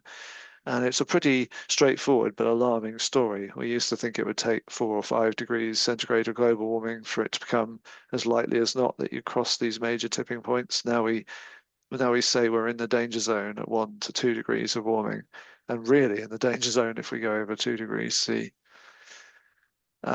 We can look at that in a tiny bit more detail from the latest tipping points report, where we highlight some of the key systems we should be concerned about, talked about the corals and mentioned the West Antarctic and Greenland ice sheets.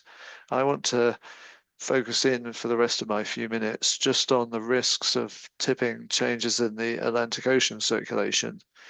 That's a mixture of 2 related systems, one area of deep convection or deep water formation in the subpolar gyre, and then that's part of this larger Atlantic meridional overturning circulation, or AMOC for short.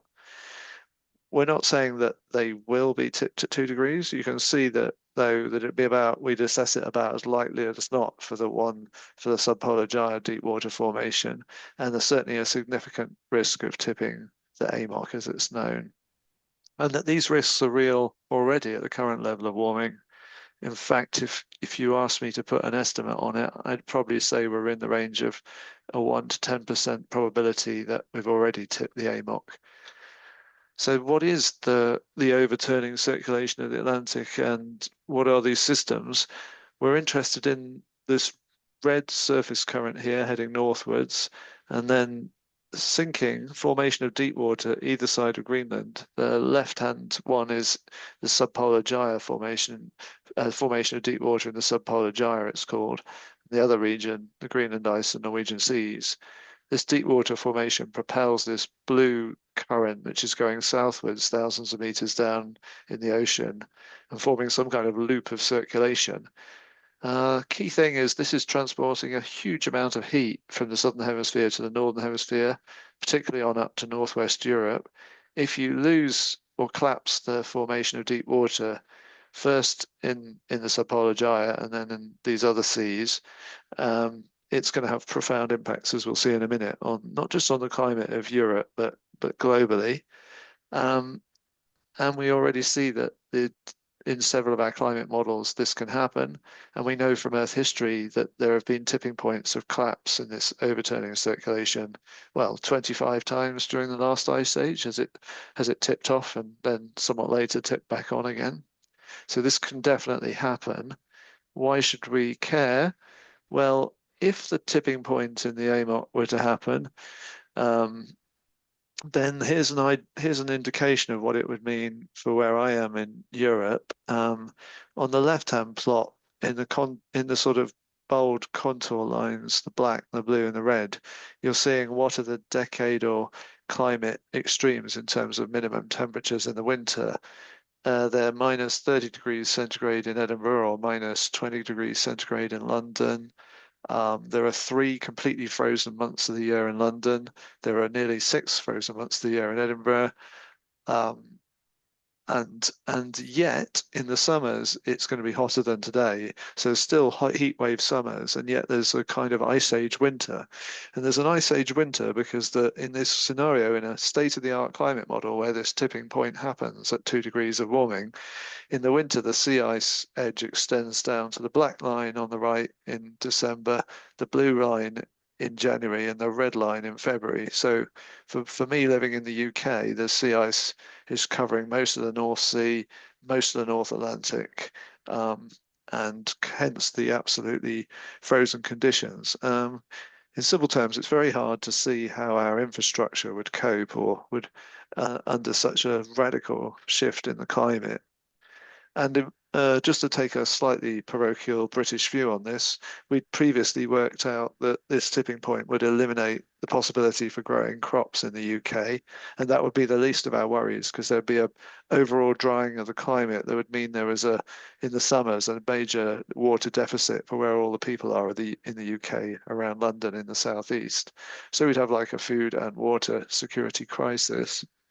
But in the global scale, we know that this tipping point in the AMOC would severely disrupt the monsoons in West Africa and India. Actually, when we made some simple calculations, we found that the changes in climate, drying in many key crop growing regions would radically reduce the viable area for growing these two staple crops, wheat and maize. In fact, they reduced it globally by more than a half. So I think that would constitute a food security crisis underlain by a water security crisis. So a summary on tipping point risks would be that we're already facing them. We're already at risk of crossing at least 5 climate tipping points. We've said this week, we think we've crossed one. Every fraction of warming increases that risk. A 2 degrees warmer world would risk an AMOC collapse that would make much of Northwest Europe, I said they're delicately inhospitable, you might say uninhabitable, and certainly cause a sort of global food and water security crisis. My view is that, to limit global warming to well below 2 degrees C, the only really viable way to do that now is to trigger what I call positive tipping points that accelerate the change to zero emissions technologies and behaviors.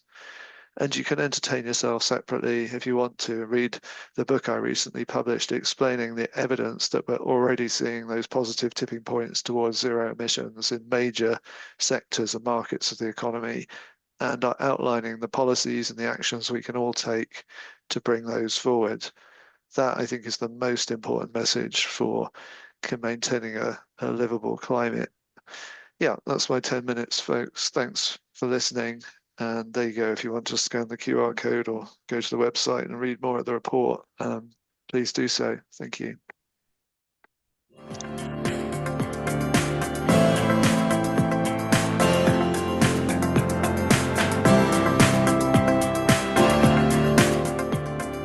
Thank you so much, Tim. I think you highlight how even 1.5 to 2 degrees Celsius warming is really an unsustainable goal, and the importance of cooling and the need for new warming goals. Now, to focus on the real world global impacts expected at 2 degrees Celsius, let's welcome David Spratt, Research Director at the Breakthrough National Center for Climate Restoration. He's known for his clear-eyed assessments of existential climate risks while calling for urgent systemic transformation to ensure humanity's survival. Here's David Spratt. Thank you.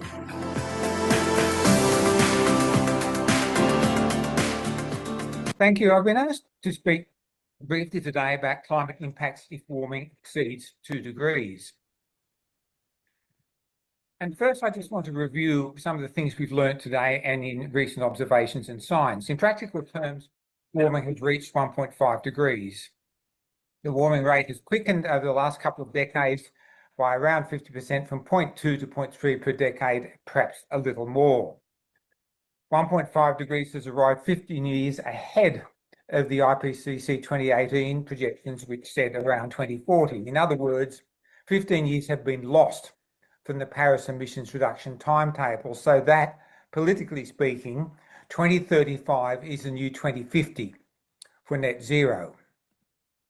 In terms of future warming, the rate will continue at a faster rate due to the continuing high emissions, declining only slowly to 2050 as shown in the recent production gap report, decreasing aerosols, which you've heard a lot about today, decreasing reflectivity, partly aerosols, sea ice, but also it looks like a low cloud feedback.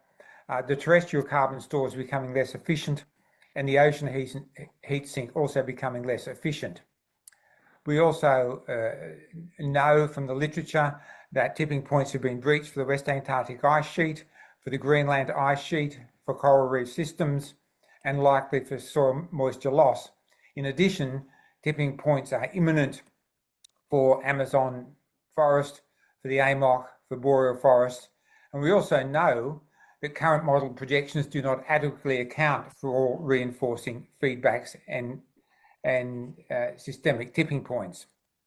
So how hot will it get? Today, at 1.5 and 430 parts per million CO2, climate change is already dangerous. That is, 1.5 is a political goal, not a moral or a scientific one. On present path, 2 degrees will be reached around 2040, and on present commitments, and with those feedbacks not in the system, warming will likely exceed 3 degrees. As John Schellenhuber said at a conference just recently, 1.5 is dead, 2 degrees is in agony, and 3 degrees is looming. And we know that 2.5 to 3 degrees, in fact, even 2 degrees may be enough for hothouse Earth, and at 3 degrees, we are heading towards systemic collapse. And worse still, a plausible high-end scenario is 4 degrees or more. So let's look at some snapshots of heat, and this work by Tim Lenton and his colleagues on what they described in the red area, that at 2.7 degrees of warming, that is 30 or 40 years from now, those parts of the world that will show levels of heat beyond that ever experienced in human history, resulting in near unlivable conditions, which are currently only found on 1% of the Earth's planet, that is the Sahara. And by near unlivable, that is the inability to work or be outside without air conditioning, and even a lot of heat stress and difficulty inside without air conditioning systems. And translated by the World Resource Institute into cities, here's a map at 3 degrees of warming for 197 cities around the world that will experience 150 days per year or more of at least 35 degrees, and often, of course, above 40. Half of those cities are in India. And of course, that's not just about people, it's about food. And we know that temperatures exceeding 35 degrees, in some cases 33 degrees, can impair rice seed germination, pollination, and grain quality. And we'll return to this issue shortly of crop yields. There are also questions of water stress.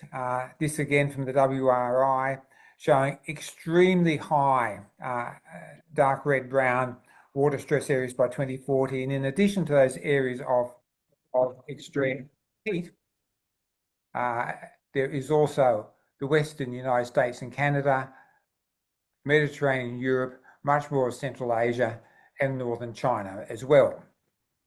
At 2 degrees, 3 billion people experiencing chronic water scarcity. At 4 degrees, that increases to 4 billion. And coming back to food, this work on the change in land areas suitable for cropping, 2 degrees the dark brown, 3 degrees the orange. And we can see here that at 3 degrees, for wheat and rice, the decrease in available land and therefore roughly yields is about 25%. And the authors conclude that beyond 22 degrees of warming, the decline in suitable areas for more than 30 crops they studied becomes pronounced in some cases, like yams and pigeon peas and coconut and soybean, approaching 50%.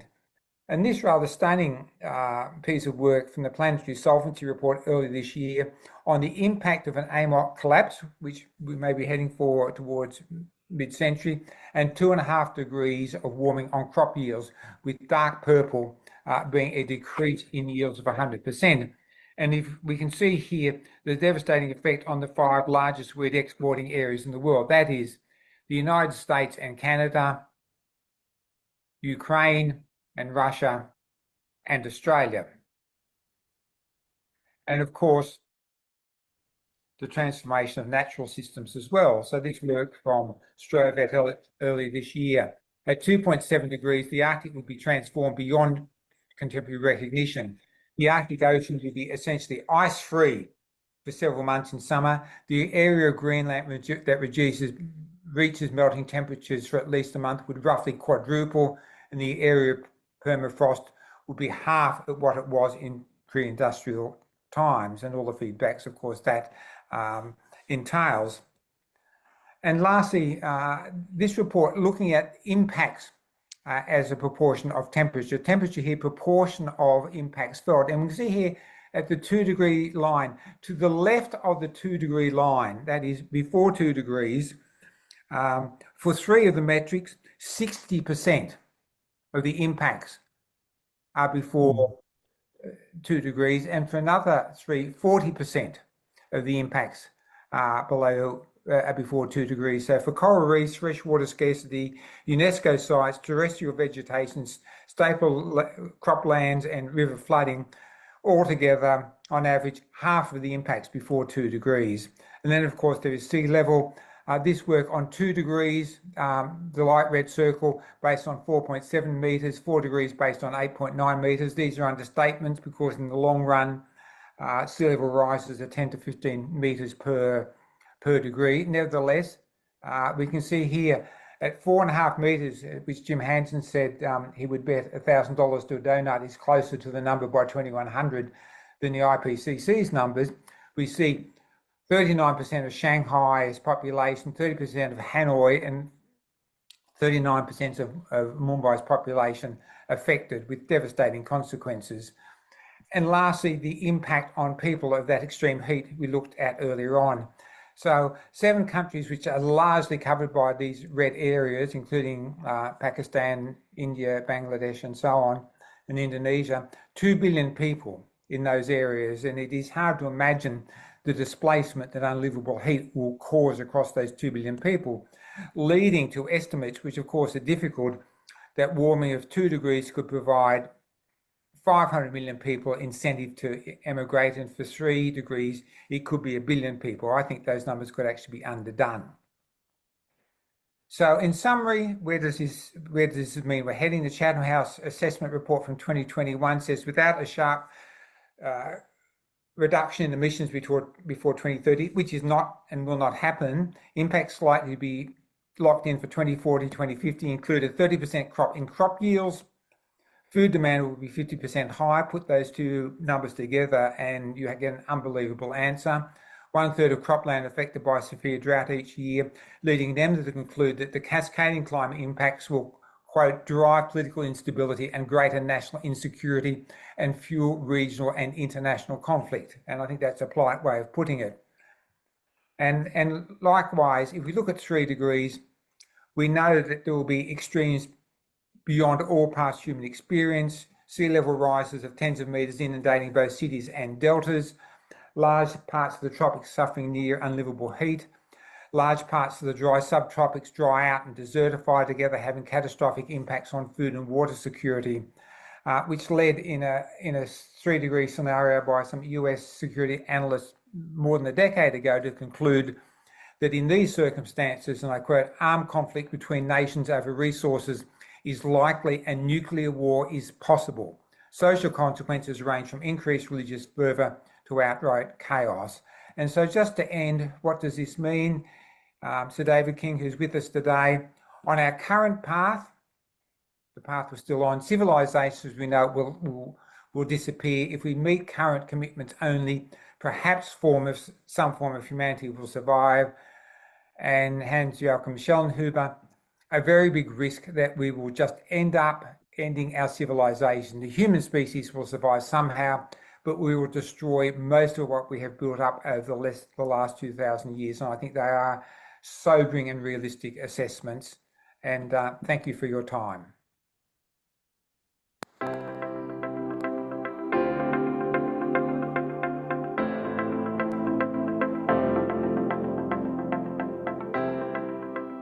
Wow. Thank you, David, for the big picture overview of where we're currently heading. I know the implications for that are extremely overwhelming.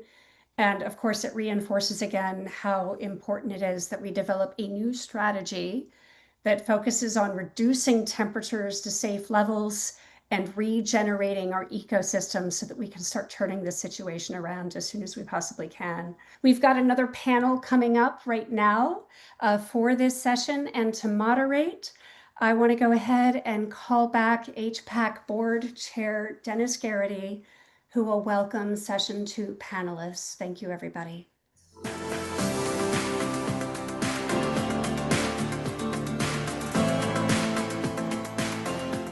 Thanks, Aria. Our second panel also has 4 distinguished individuals in addition to our speakers. Let me welcome them. And may I ask that each of you now turn on your video and your microphone. First, we have Dr. Portia Adade Williams, a climate adaptation expert from Ghana. She is Senior Research Scientist and Head of the Environment Unit at the Council for Science and Technology Policy Research at the Institute in Accra. Second, we have Dr. Delia Catacutan, an accomplished environmental scientist and development leader who is currently serving as chair of the Healthy Planet Action Philippine Initiative. Third, we have Dr. Devashree Nayak, an integrated systems specialist with almost 20 years of experience in agroforestry and based at the Food and Agriculture Organization in Delhi, India. And finally, we have Mr. James Donovan, co-founder and CEO of Adade Innovations, and he is also chairman of the Global CEO Alliance.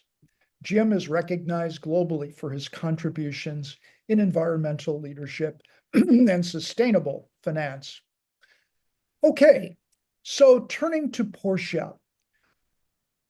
I lived in Kenya for 21 years. Recently, I saw the rainy season there fail 6 seasons in a row, and millions of people were hungry and desperate. Now, you've been studying the impacts of climate change across the entire African continent. What are you learning about the impacts of climate change so far and the likely impacts of global temperatures exceeding 2 degrees in the near future? Portia, the floor is yours. Thank you so much, Dennis, for this kind invitation, and hello to all my fellow panelists. I'm really happy to be here on this all-important conference. Very, very critical moment and to join this dialogue. So I'll just go back to your question, and I think it's a really excellent reflection that you have given on Kenya, which is actually capturing what we are seeing more broadly across much of the African continent today. So my reflections, I'm going to bring it mainly from the last assessment report of the IPCC, where we were working on the state of climate and impacts in Africa. And we learned a lot about the impacts of climate change and even what could happen if indeed temperatures go beyond what has been stipulated. And so even hitting it on the nail is to raise the point that it is well known that Africa contributes the least to the global emissions, yet the consequences we are really facing, and it's very severe. Across the continent, we see that our economies, when you talk about the food systems and other livelihoods, they are deeply embedded and tied to the climate. And we are already feeling impacts, which we don't even now say are projections, but they are lived experiences, like you were saying for Kenya. And we are seeing more frequent and intense droughts, we are seeing floods, we are seeing heat waves.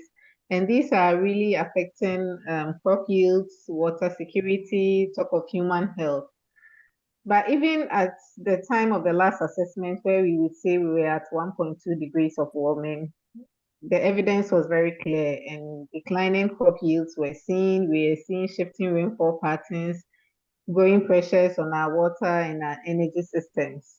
But most importantly is the fact that at COP21 in Paris, the world had agreed to limit global temperature to 2 degrees Celsius. But from the last speaker, we have already arrived, even 15 years ahead, where we were supposed to be thinking around 2040. The projections for Africa actually continue that we are going to see warmer and faster global temperature increases. And for areas such as the semi-arid areas within the Sahel and for South Africa, for instance, it's expected to get hotter and even drier and see more variable rainfall, among others. But in contrast, it's part of West Africa, where I'm originally from, where we would experience wetter conditions, which are more intense rainfall, with flooding, among others. But what is particularly worrying to us is that with what we are seeing across most regions, rainfall is becoming less predictable. And also, when we see these increasing temperatures and the impacts they are having, they have deep social implications. And so, according to the IPCC, even beyond 1.5, and as we've heard already from the earlier speakers, we are seeing biodiversity loss, we are seeing ecosystem disruptions, we are going to see mortality and morbidity increasing from heat and infectious diseases. And also, when you talk about food production, which is really driving most economies, we are going to see reduced food production from crops and fisheries and livestock. Then what do we say when we are going to cross to 2 degrees of warming? Then those risks are even going to be much more severe, and we are likely going to see more irreversible losses in key ecosystems. We will see bigger declines in agricultural productivity and even leading to tension on our resources, our water and land resources. So we really are learning, what we are learning from this for Africa is that our future resilience depends both on what we're able to do locally and on the global ambition. Because if warming continues unchecked, then adaptation that we keep saying is our key priority alone won't be enough. So in ending this, I will say, what are we going to do? And I want to agree more with Sir David King, who said we need a comprehensive strategy. But from my own personal reflections, when we say comprehensive strategy, I think we need to link science, policy, and then action. And climate actions and interventions are super critical. It's not an option, but we really would need to have that in order to protect lives, to sustain livelihoods, and to build a resilient future for the African continent. Let me end it here and then maybe come back again as the discussion is continued. Thank you. Thank you, Portia. And let us now turn to the situation in Southeast Asia. Delia, the Philippines is rated as one of the most climate vulnerable countries in the world.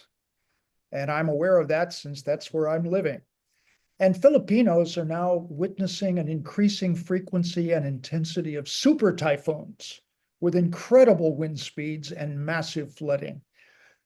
What is your sense of how much worse these disturbances would get at 2 degrees? And has this been a motivating factor behind your move to launch the Healthy Planet Action Philippines initiative? Delia? Thank you very much, Dennis. First of all, I would like to thank the organizers for having me in this panel discussion. Yes, absolutely. The Philippines is widely recognized as one of the most climate vulnerable countries in the world. And the evidence of that vulnerability is no longer theoretical. It's here and it is accelerating. Over the past 2 years alone, we've seen record-breaking marine heat waves around the archipelago. We've seen also unprecedented hot seasons like the one we had early this year, and a worrying trend of super typhoons that are not just more frequent, but also more destructive. These are no longer outlier events for Filipinos. They are becoming part of the new normal. Several recent data sets show how severe this trend already is. Sea level around the Philippines has been rising by up to 7 millimeters per year since 1993. This is nearly twice the global average.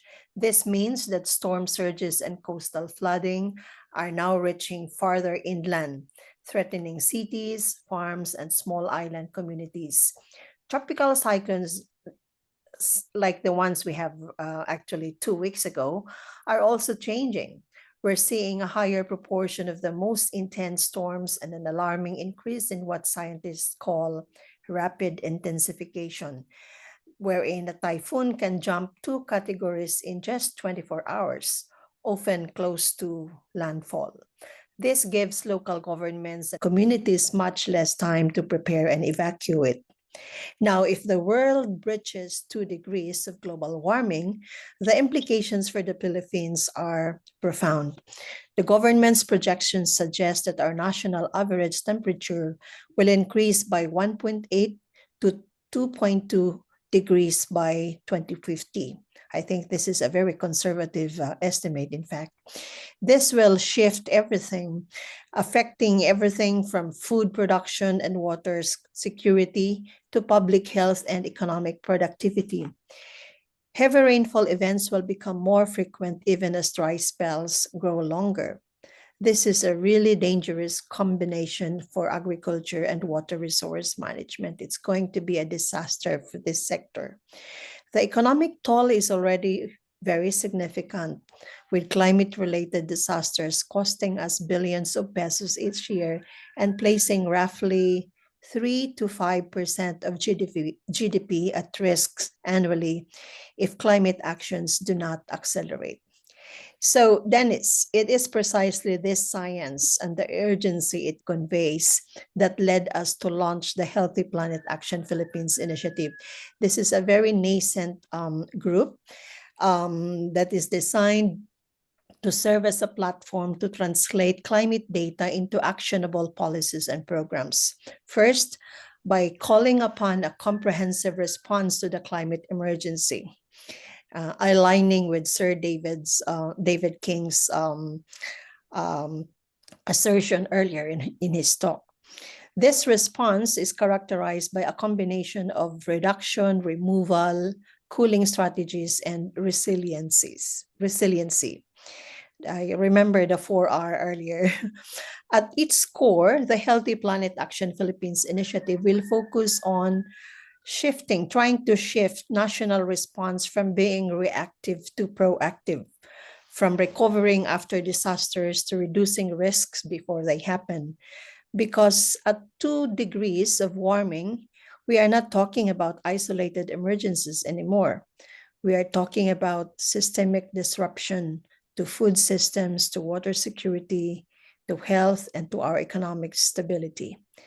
And if we act decisively now, guided by science, grounded in communities, and aligned with a just transition, we can still build a climate resilience Philippines. Thanks, Dennis. Thank you, Delia. And let us now turn to South Asia. Devashree, David Spratt emphasized many devastating impacts of 2 degrees in South Asia during his presentation. We know that in recent years, India has already had extreme heat waves and just recently suffered from massive flooding that disrupted the lives of tens of millions of people. What are your observations from your perspective in Delhi on how the Indian people are coping with these disasters, and your assessment of how much worse it could get if temperatures rise from the current 1.5 degrees to 2 degrees Celsius in the coming decade? Devashree? Yep. Thank you, Dr. Garrity. I think this is a very important and an extremely timely question with respect to Indian context. Indeed, India is already living in the reality of climate crisis. As you mentioned, we have seen record-breaking heat waves where some of the cities have also experienced temperatures touching 50 degrees Celsius. It has been catastrophic with floods, landslides in states like Assam, Himachal Pradesh, Uttarakhand, going towards south in Kerala. So it's coming across all the states across India. And these events, like my previous panelists mentioned, these events are no more one of them or rare events. They are becoming kind of a new normal every season, every year. But for me, these are not just these environmental crises. These are also the social crises that we are facing up, and the climate impacts that we are seeing in India are not equal. They are very unequal. The women, the smallholder farmers, the indigenous communities, they are basically the first level of people or in the community who are facing these, feeling the stress of any change. may it be their crop failure, or when the water runs out. It's dry taps or dry wells, when the forest fires are increasing, or there is an increase in human-wildlife conflicts in the areas there where they are living in. But what I see over here is that they are also the first among all the rescuers or responders. They are the first one to respond to these crises.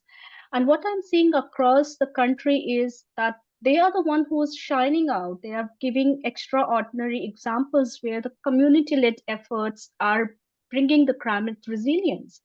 We have seen like women collectives, especially in some of the states like Orissa, Uttarakhand, goes to Madhya Pradesh, where they are leading the local, adaptation practices, where they are restoring the degraded lands, where they are converting the abundant farms, fields which are infested with invasive species like lantana, growing up, adopting more trees into the landscapes.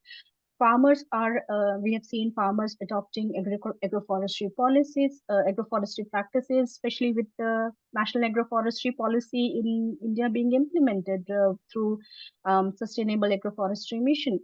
So they are blending the trees with crops and their livestock. Farmers are also at a large level adopting climate resilient technologies, natural farming. They are moving towards growing more climate resilient crops like millets. But what I'm seeing over here is that these adaptations are not only limited to farmers or the rural communities.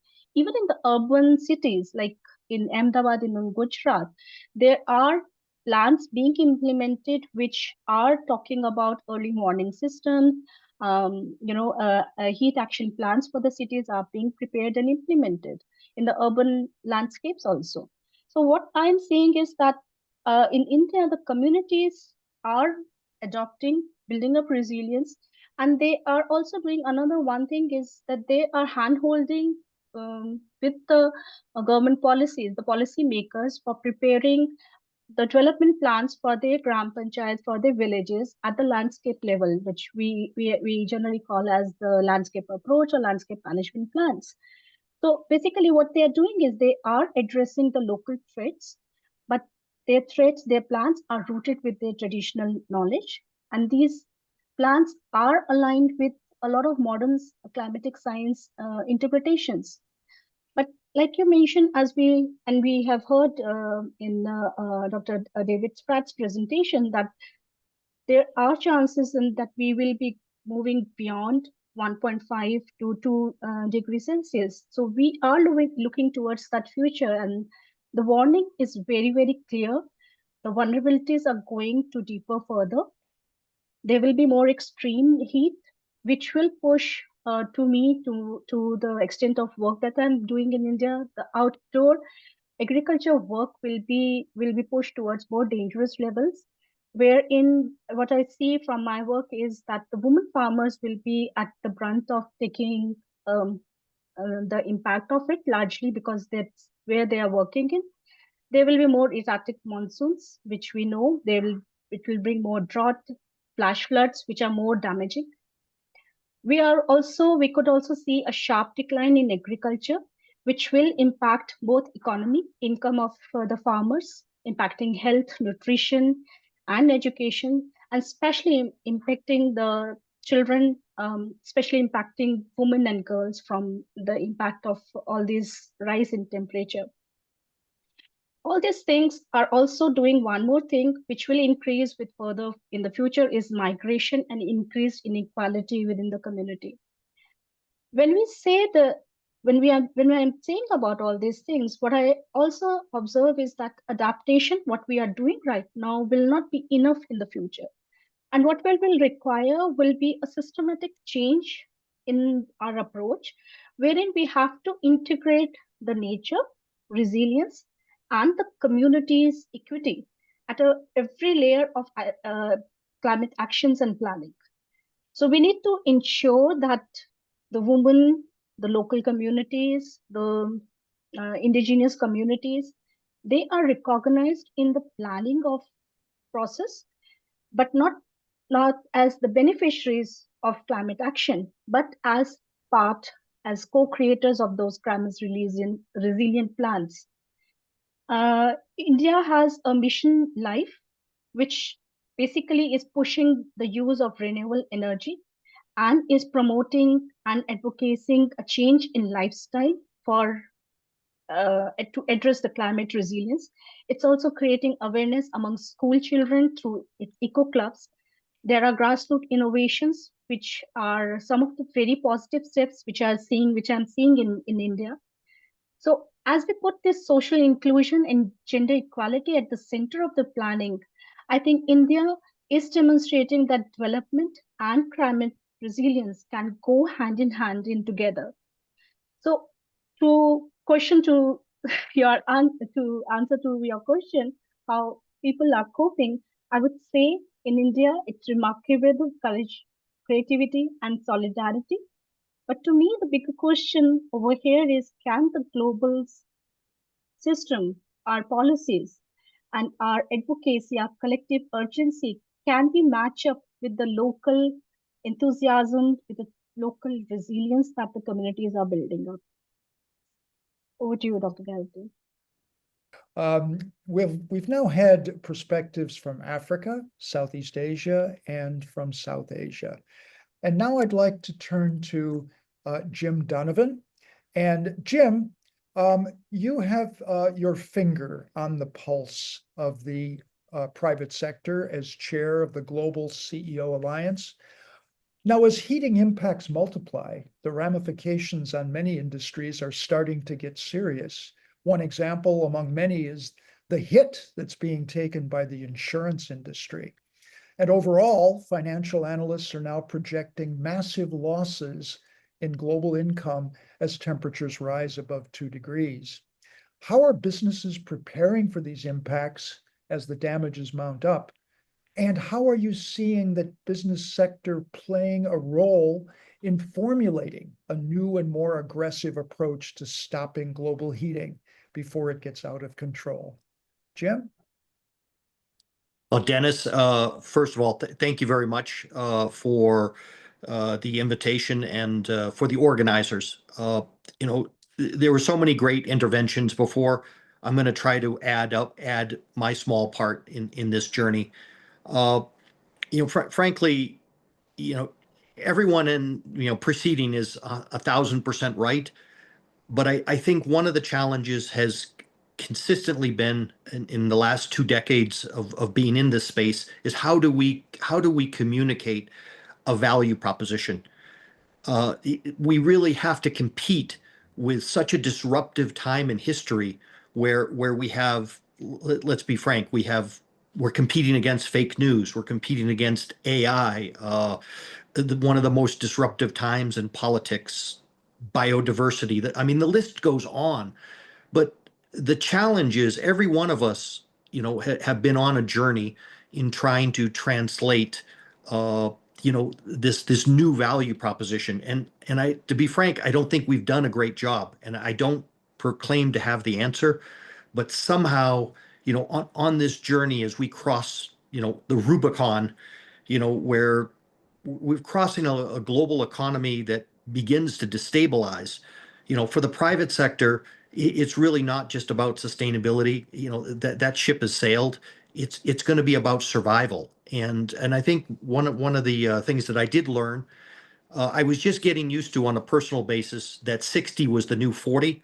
On this conference, I now have heard that 2025 is the new 2050. And to be very frank, that's bloody scary. And for this survival, for us to create a new business model, insurance is a great canary. Insurance and farmers, I've always believed, have been sort of the canary in the coal mine. They've known about climate change for the longest time. You could ask any farmer that 20-something years ago, they could tell you things are changing. Insurance companies have had the actuary tables forever. Dennis, you would be of the same generation you remember when there were commercials that said 4 out of 5 doctors recommend Pall Mall cigarettes. We are in a time of, frankly, the model has just been, put on climate change, and we need to do a better job of how are we going to, evolve this. But let's just take insurance. I come from the financial industry, and frankly, insurances and large swaths of the economy are becoming uninsurable. And with that, our financial models that we've built so wonderfully over the last 100 years are all starting to become, there's a domino effect to how that unravels across mortgages and infrastructure and investment confidence. And what we're seeing, in a good way, we are seeing, and this was mentioned, industries or companies moving from just listing down listing down what their carbon footprint or water footprint is, to actually starting to do something and look at the supply chain. And this is frankly not because they woke up and became so much aware. They realized that without their supply chain is, let's say, flooded, or their people couldn't get to work, all of a sudden they didn't have a business. And I think it was touched on by previous speakers. We know society, we stepped up, things changed during COVID. We realized that if the world needs to turn on a dime, we can do it. So we do see that businesses are, starting to map these climate risks through their operations and supply chains. Stress tests are being done, making capital allocation is becoming a trend. We need to have it a lot more. If I could touch a little bit on our journey as Global CEO Alliance, we believe that the private sector has a major role to play into this. And we need to move something like $4 trillion a year towards impact. And for that, I think we all need to do a better job of speaking each other's language, of government, of science, of private sector, to create these value propositions.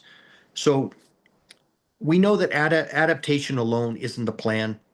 It's a stopgap. We need aggressive mitigation. We need proactive mitigation. And that requires strong predictive policy signals, private sector alliances to fund this resiliency. If I could summarize, we somehow need to put a value on risk avoidance. Everybody hears about AI, and frankly, every company around the world is running around the world with their hair on fire, saying they have a fear of missing out. And they have a fear of either being overtaken by something of AI, or that they're missing out and they're just rushing into it. And because of that, we have, for a lot of reasons, energy shortages, etc. We've not brought that type of zeal to how to create this value proposition or value creation from looking at how do you avoid risks and how do we put a price on that. So obviously the truth is a 2-degree, God forbid I keep hearing 3-degree, and it's not insurable, it's not investable, it's not stable. I know I'm preaching to the choir, but business leaders know this, but they also need a license to help execute. In the current environment that we are in is very disruptive. So they need coalitions. They need more players to be involved. So allow them the license. Literally, most of them are trying to deal with quarter by quarter results and those challenges, and along with all those other disruptions that I had mentioned. So what we've been trying to do is help mobilize capital, technology, and influence to help steer towards what is a more sustainable future. Now, I hear that is we're now trying to keep that just at 1.5.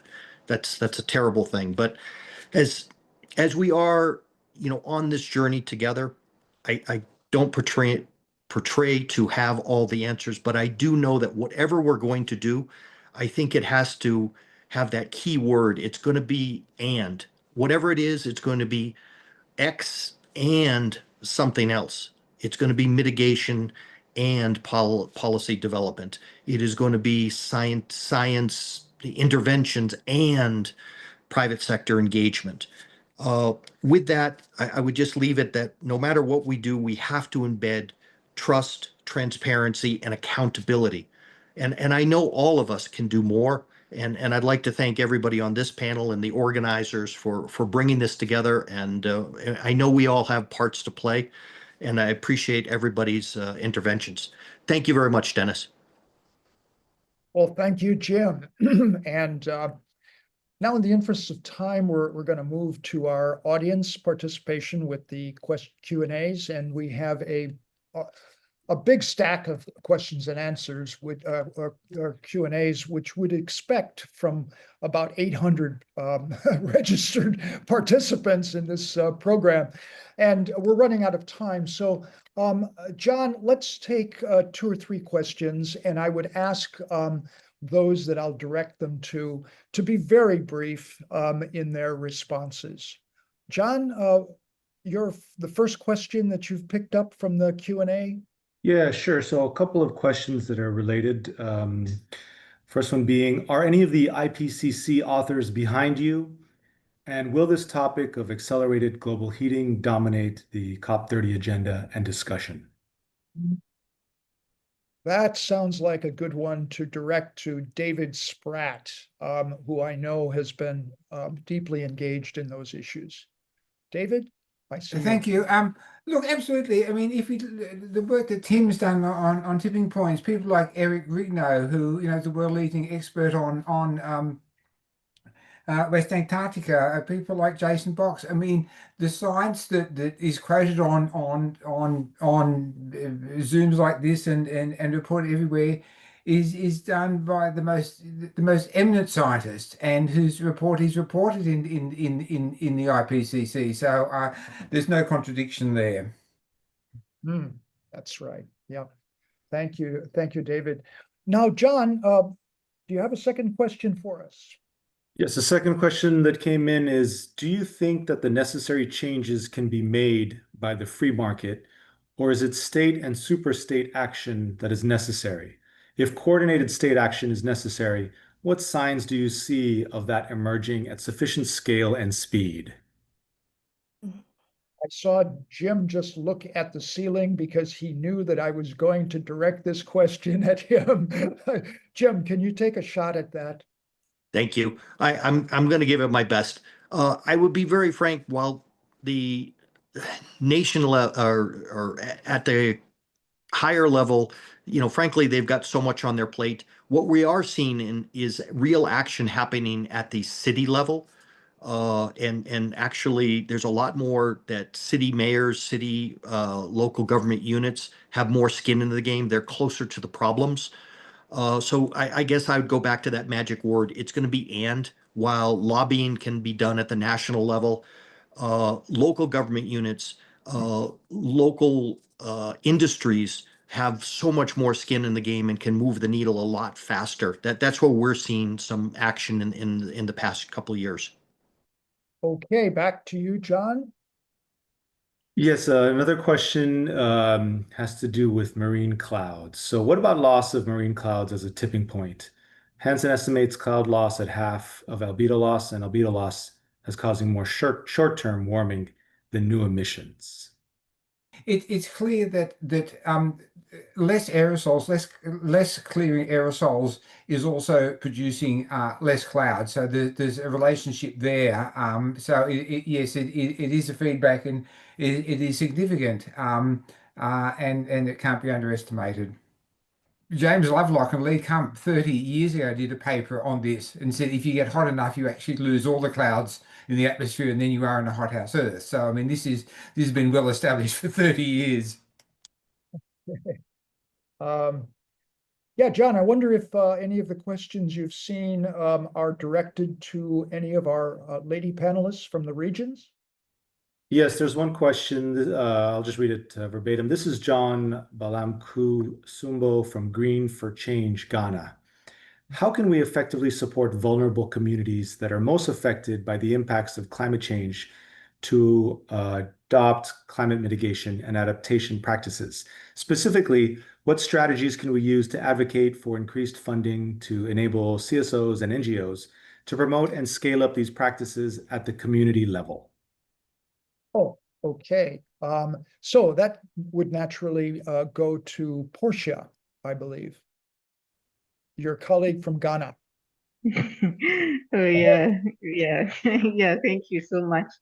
I think that was a full question pack. But then Advocacy and CSOs very critical in this space and in this discussion. But from the African point of view, I think one key point is to say that it's very, very important to note that even if global warming is limited, our socioeconomic conditions are strongly linked to climate that will still be substantially affected.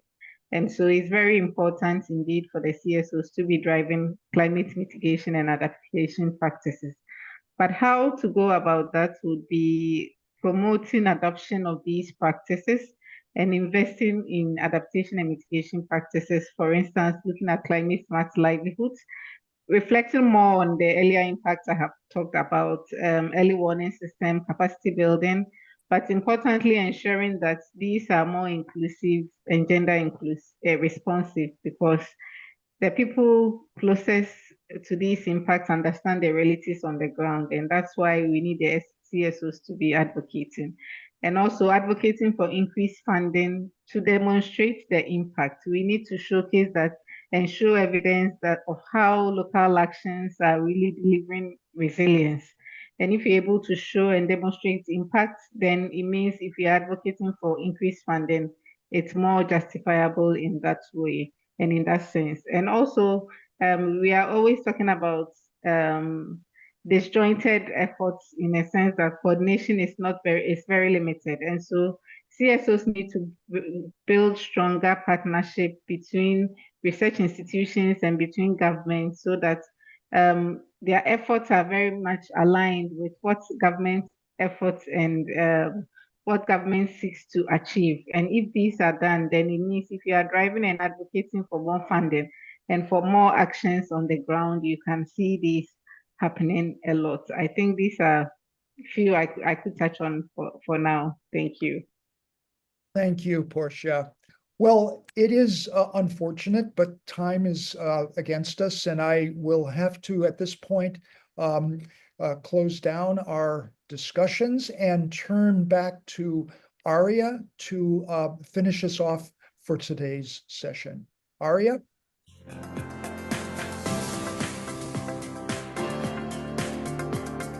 Thank you, Dennis, and thank you again for a really amazing panel. That ends session 2 and concludes our first day of the Global Heating Emergency, Preventing 2 degrees Celsius by 2040 Global Forum. Today, we got up to speed on the latest science, and we gained a deeper understanding of the catastrophic tipping points we're currently facing. Tomorrow, we will turn our focus towards solutions and how we can all work together to urgently restore the balance of the planet. Please don't miss it.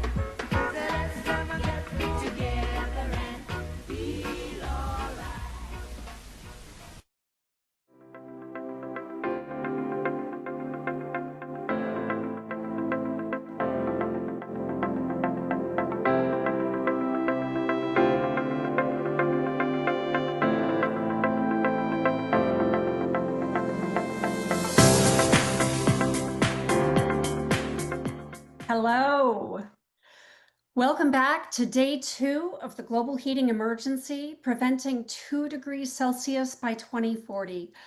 I'm Aria McKenna of the Healthy Planet Action Coalition, which we also like to call HPAC. Now, yesterday, we faced some very overwhelming realities about tipping points and the many changes in Earth systems that are changing the way we need to think about solving the climate crisis in light of non-linear exponential warming.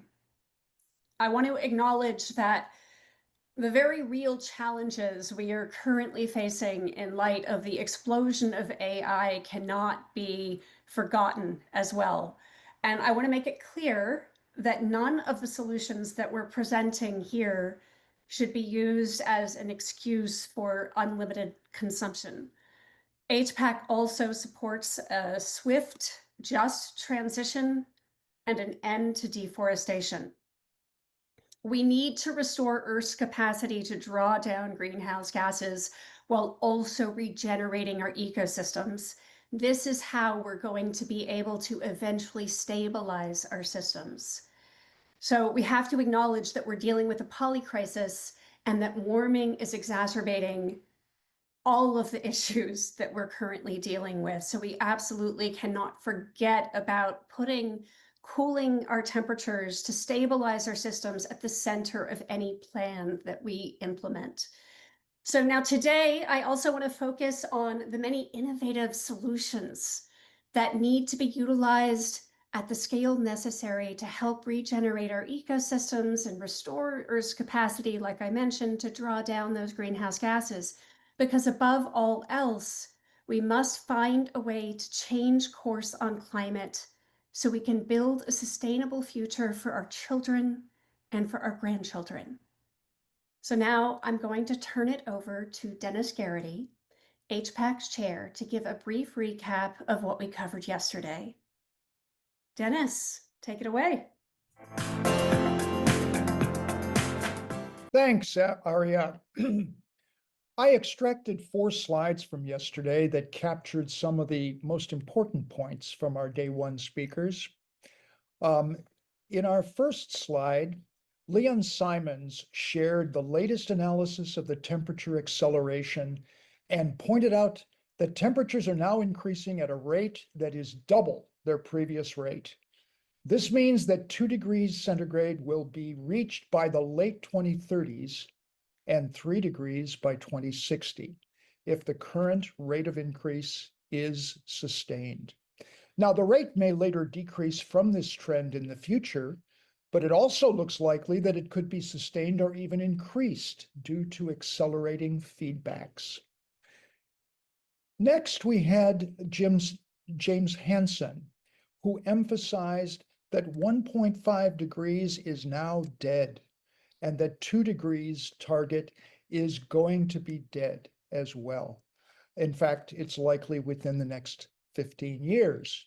That's because Earth's reflectivity has decreased dramatically since 2000 due to reduced cloud cover, reduced ice and snow, and reduced aerosol pollution. He also noted that the current UN policy approach of net zero in 25 years is now, for all practical purposes, impossible. Tim Lenton explained that several Earth system tipping points are likely to be triggered between 1.5 and 2 degrees over the next decade and a half. This would be very dangerous and could further accelerate global heating. And finally, as we talked about impacts, David Spratt gave an overview of many repercussions on humanity of temperatures above 2 degrees, including the vast areas in low latitudes where temperatures will rise to Sahara desert levels and cause incalculable suffering. So these highlights set the stage for a deeper look today at how we can and how we must mobilize to avert these impacts. Back to you, Aria.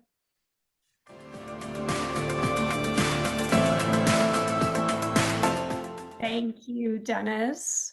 Like yesterday, we've asked our experts to pre-record videos to manage the time given and the number of speakers. So now we're going to begin session 3.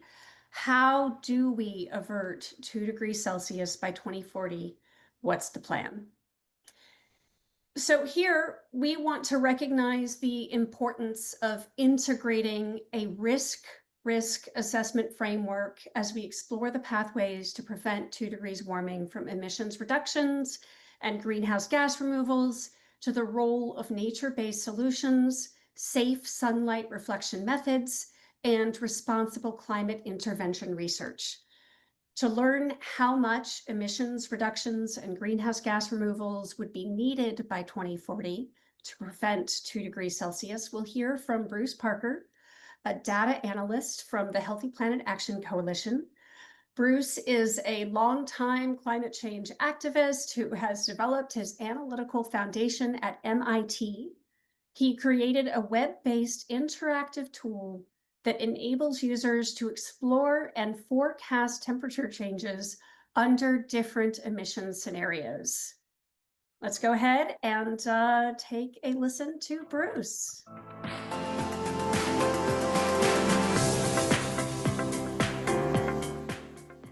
Hello, my name is Bruce Parker, and I am honored to have been invited to speak at this conference. Understanding the possible impacts of CO2 emission reduction and removal strategies of the temperature increase by 2040 is critical for developing the policies needed to keep the temperature increase within the bounds set by the Paris Agreement of 2015.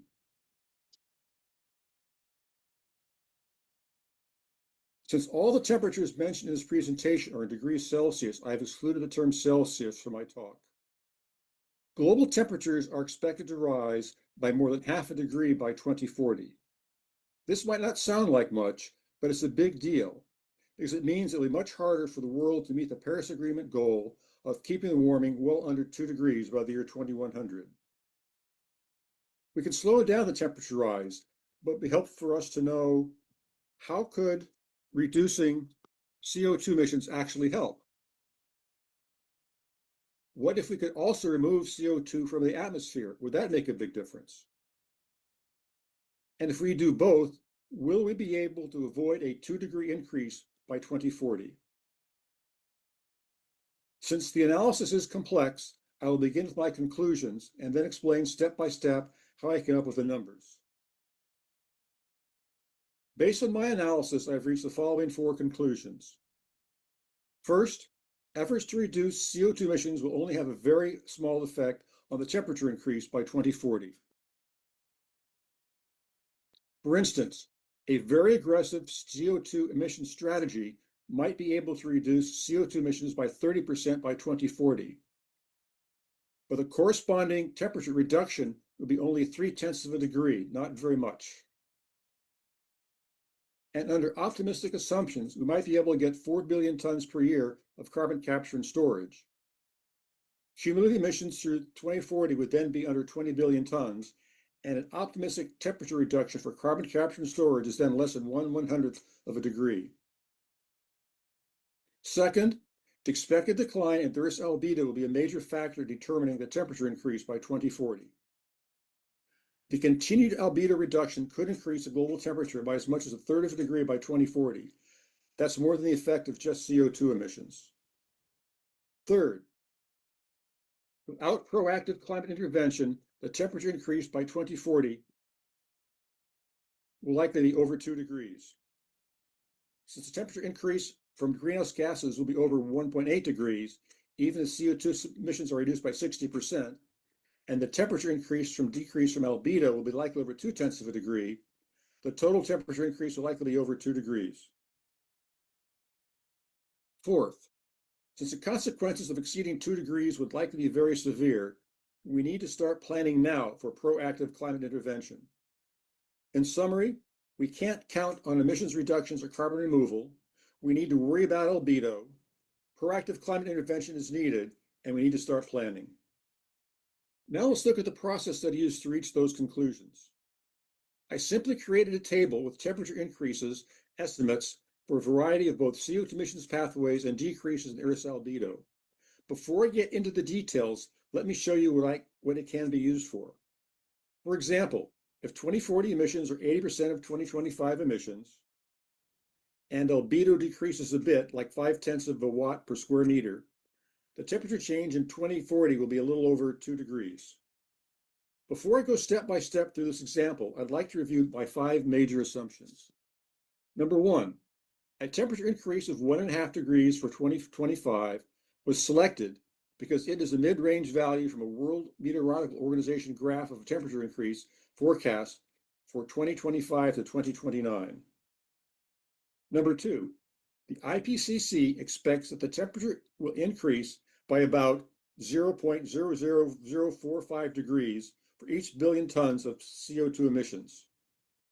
Number 3, non-CO2 factors such as methane, nitrous oxide, and aerosols will contribute about 25% of the warming that CO2 causes. For example, if CO2 causes a 1 degree temperature increase, then the non-CO2 factors will cause a 0.25 degree temperature increase for a total of 1.25 degrees. Number 4, the contribution from carbon feedbacks will be minimal, about 0.2 of a degree, 0.02 of a degree. Number 5, the decline in the Earth's albedo in the past 15 years was the equivalent of about 1.7 watts per square meter of radiative forcing, and it might continue at the same rate in the next 15 years. Since the value for 2040 is not certain, this analysis provides a range of values from 0 to 1.5. And just out of curiosity, I checked my temperature increase calculations with those calculated by the En-ROADS climate simulator, which many of you are familiar with, for the same cumulative CO2 emissions. In all cases, the results are almost identical. So if I had used the En-ROADS for my data analysis, the results would probably have been exactly the same. Now let's go step by step through my example. The first column is easy. I explained the value 1.5 earlier. We will assume that 2040 emissions are about 80% of 2025 emissions, or 34 billion tons. Cumulative emissions will then amount to 598 billion tons. The graph at the upper right of the slide shows the emissions pathway. The temperature increase from the cumulative CO2 emissions is then calculated by using the IPCC factor I mentioned earlier. This results in a temperature increase of 0.27 degrees. One of my conclusions is based on column 2 and column 5 of the slide, which shows that for each 10% decrease in 2025 CO2 emissions in 2040, such as from 100 to 90%, results in a temperature decrease about 1/100th of a degree, such as from 0.29 degrees to 0.28 degrees. This shows that reducing CO2 emissions between now and 2040 will not have a significant impact on the temperature increase in 2040. Next, based on my assumption that non-CO2 factors, such as methane, contribute about 25% of the warming due to CO2, the values in column 6 are 25% of those in column 5, or 0.07 of a degree in this example. The temperature increase from carbon feedbacks, permafrost thawing, etc., will not likely be significant by 2040. This analysis assumes that such feedbacks only amount to about 45 billion tons. In this example, the temperature increase due to all the radiative forcing factors except albedo was 1.86 degrees. And if the albedo decreases by about 0.5 watt per square meter, the total temperature increase will be just above 2 degrees. Finally, this slide helped me reach the conclusion that the temperature increase in 2040 will likely exceed 2 degrees for any reduction of CO2 emissions because of the expected decrease in Earth's albedo, which are the yellow cells. This slide also shows that a decrease in albedo has a very significant impact on the temperature increase and likely greater than that of CO2. My conclusions. Even strong efforts to reduce CO2 emissions will only have a small effect on the temperature increase we expect by 2040, certainly less than 1/10 of a degree and likely closer to 1/100th of a degree. We need a plan to deal with a likely temperature rise of more than 2 degrees by 2040. To eventually stabilize the climate, we will need to reduce emissions drastically and remove large amounts of CO2 from the air. These efforts must happen much faster than they are now. Without using additional methods that also increase how much sunlight reflects the Earth, it is likely that temperatures will not only go over 2 degrees by 2040, but could easily keep rising quickly towards 3 degrees in the following decades. You're welcome to contact me for further discussion at this email address. And if you want to further explore emissions reduction scenarios, you can use my climate model simulator, which allows the user to explore many emission scenarios and just many of the underlying assumptions. Thank you. Thank you so much, Bruce, for these really important, they're very technical insights, but incredibly crucial for us to get a grasp on the situation that we're currently facing. It's so important that we've got a realistic perspective on this reality. I want to liken it to, it's like the Earth has a fever. I've noticed that there's a lot of similarities in the way that our body works and the way that Earth systems work. There is a point that if you've got a fever, you've got to cap that fever so that you allow the Earth to heal. So I just wanted to offer that as an analogy that I think we're dealing with right now. We really do need emergency intervention to help stabilize the system so that Earth can heal. Our next speaker is Professor of Mechanical and Aerospace Engineering at Cornell University, with research focusing on sunlight reflection research and responsible climate intervention. Let's watch and learn from Doug MacMartin on the cooling potential and risk assessments needed to safely deploy stratospheric aerosol injection. Thank you.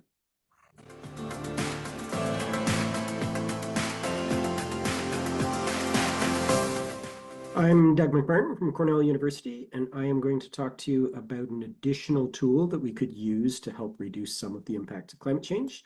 And that is to reflect a small amount of sunlight back to space, fraction of a percent.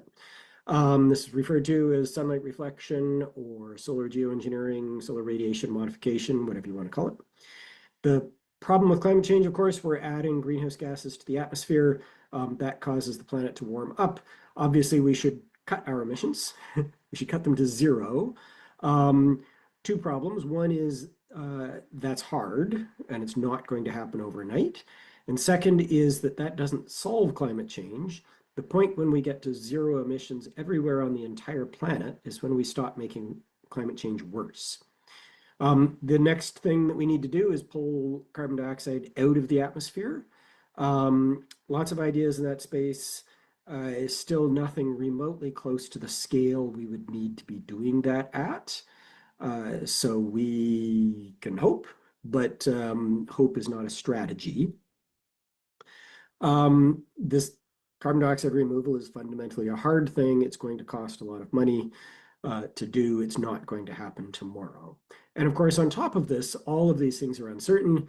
If I tell you how much carbon dioxide we're going to add to the atmosphere, we don't know how much the planet's going to warm. For a given temperature, we don't know what the climate impacts will be.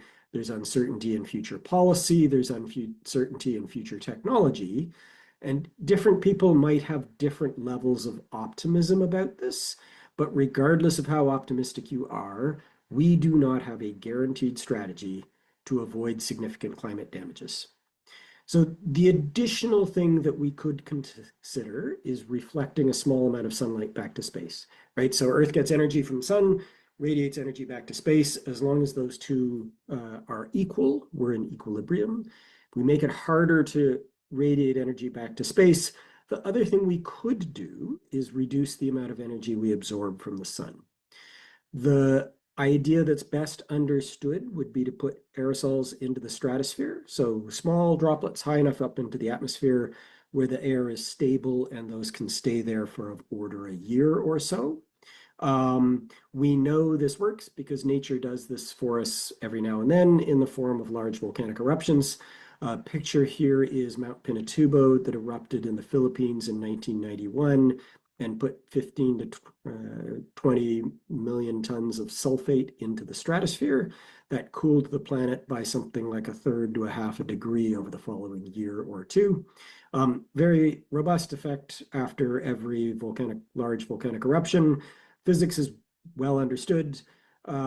Basic idea would be you fly airplanes up to the stratosphere and release sulfur dioxide or something like that would form sulfate aerosols. We know that would cool the planet. We don't know everything else it would do. The next idea that is discussed, I'm not going to spend much time on, marine cloud brightening. The picture here is ship tracks formed, basically clouds formed because the pollution in the smokestack of a ship provides cloud condensation nuclei. You can have the same effect by spraying salt water. The challenges here are this is much more poorly understood. There are other approaches as well, but the idea that is most near term in terms of the ability to make a significant difference in cooling the planet would be stratospheric aerosol injection. So back to this picture, same picture. If you want to consider sunlight reflection, the question would essentially be, is it safer, less risky, fewer climate impacts to follow this blue pathway versus the green pathway? A couple of challenges with this figure. I deliberately have not put anything quantitative on the axes. The length of time you would need to do that depends on how much cumulative emissions you've put in before you get to net zero and how fast you can pull CO2 out of the atmosphere. That could be centuries. And climate impacts, if you warm the planet with one mechanism and you cool it back down with a different one, you don't get back to where you started again. So 0.2 on this figure is not the same as 0.3. So if you, for example, hold global mean temperature the same, that does not mean that all climate impacts stay the same as well. The final thing I want to point to on this plot is that I have drawn this deliberately so that as if the decisions are independent, right? We do the best we can of cutting emissions, we do the best we can of pulling CO2 out of the atmosphere, and then we decide whether or not to do some additional sunlight reflection. The concern, the number one concern, I think, with thinking about sunlight reflection is whether the decisions interact and whether a choice to do some amount of sunlight reflection might lead to less mitigation. I personally don't share that concern, but that is certainly a widespread concern about this method. If you want to think about this trade-off, of course, we need to weigh all of the impacts and risks of climate change against the impacts and risks of deploying some amount of sunlight reflection. It's useful to subdivide that into a number of categories. So first, if you were imagining a responsible deployment, so that means that you are gradually ramping up, you're not doing anything sudden, and you're doing something in a reasonably hemispherically balanced way, same amount in each hemisphere. There are still physical climate effects. It will be changes in acid rain, there will be some small changes in ozone, changes in the climate response, I'll show in the next figure. In addition, that does not mean that that is the way a technology would actually get used. If the deployment was not well managed, the extreme case of this would be if you're relying on this to cool the planet, and after some period of time you simply stop, then over the next decade or two, the temperatures go back to where they would have been. That's referred to as the termination shock. There's the moral hazard or mitigation deterrence that I already mentioned. And then finally, if some set of countries are doing this, we as a species, we don't agree on anything. You will never have every single country on the planet agreeing to deploy.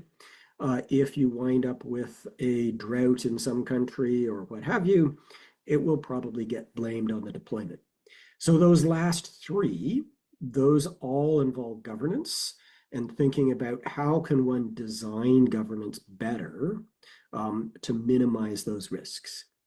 The first of these categories, the physical effects of a reasonable deployment, is something that we can address by using climate models. Same climate models you use for looking at climate change. Here's an example. This is one climate model, but reasonably representative. The figure in the top left is the pattern of temperature change that you get from climate change. And then below that is if you use the same amount of emissions into the greenhouse gas emissions, same amount of warming, but you offset that with stratospheric aerosols, you cool everywhere. The gray shaded areas are the places that are not even statistically significant. There are some residual changes, but they are small. And the bottom line here would be any climate impact that is driven by temperature. So that includes things like sea ice melting, heat extremes, permafrost thaw, and so forth. Then this will do a pretty good job of compensating. On the right is the precipitation or rainfall patterns from climate change on the top, and that same amount of climate change offset by some amount of stratospheric aerosols on the bottom. For this, the compensation is not as good. It's also more uncertain, different between different models. A lot of those larger changes happen over the ocean, but there are still at least a few places over land where there is a statistically significant change in this model. That basically means that if you're trying to assess the relative impacts of this with climate change, then there are some impacts like extreme rainfall or droughts where you need to be a little bit more careful in looking at the details. If you want to dig into this more yourself, I'm involved with this organization called Reflective. You can go to their website and there's a simulator tool that you can click on that you can go play with this yourself, change the scenario, change how much cooling you're doing, when you start, and so forth, and play with what the effects would be. If you look at those climate model results, it would strongly suggest, I think there's still a few loose ends, of course, on the uncertainties and a few things we have not looked at, but it would strongly suggest that some limited deployment would probably help reduce climate impacts. Fair question, what are the uncertainties? So we are attempting to be more quantitative in this, looking both at how large a particular uncertainty might be, how wrong might we be, and also how consequential that is. In principle, this includes not just uncertainties in the climate model, but also things like how hard is it actually to deploy?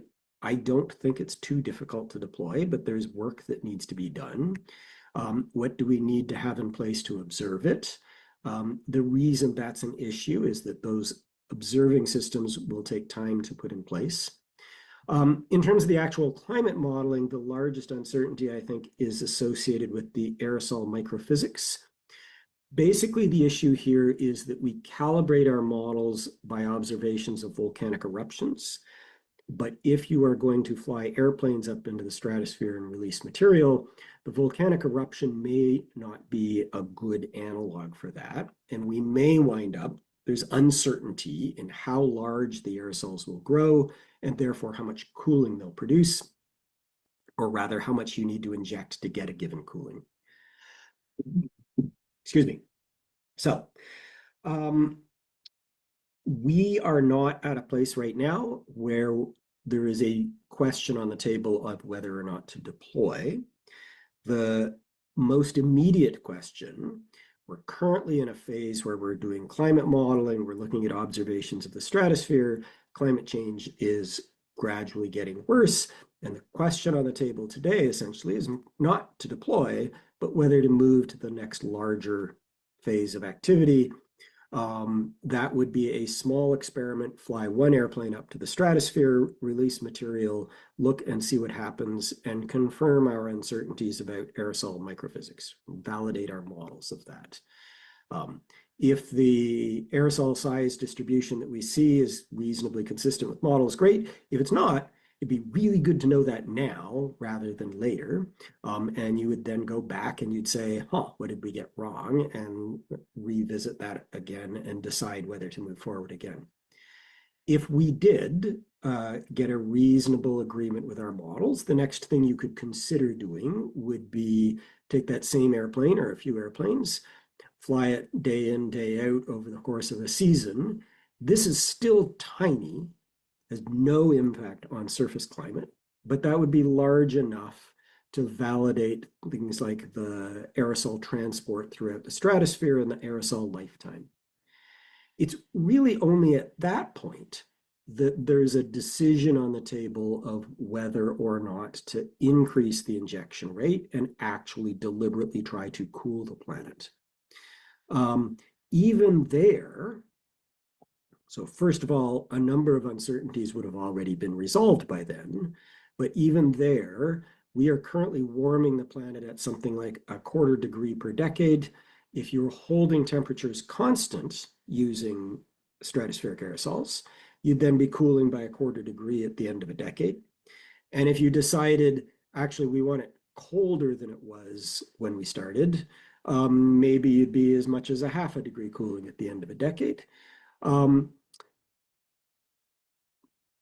We will know a huge amount more at that point than we do today. And for that reason, the things that we need to be thinking about today are not what would happen if we were doing 1 degree of cooling or 1.5 degree of cooling.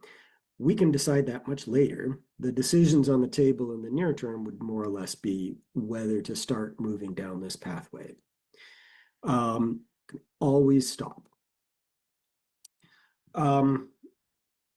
In terms of timeline, I would say, I don't know for sure, but my guess would be that if one was really aggressive on a purely technically driven pathway, this might take about 10 years before you're starting to cool the planet. So maybe 2035, but you could then ramp up from there towards significantly reducing climate impacts. So let me just wrap up at that point. We are clearly not on a trajectory that avoids significant climate risks. We know that we have tools that would cool the planet and would almost certainly reduce many climate impacts, provided that they were used in a reasonable way. The hardest challenge in all of this is going to be, how do we ultimately decide?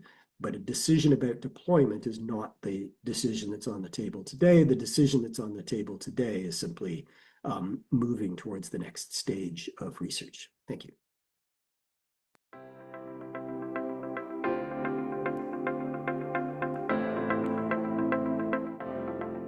Hi, thank you, Professor MacMartin, for your clear-eyed insights and perspective on SAI.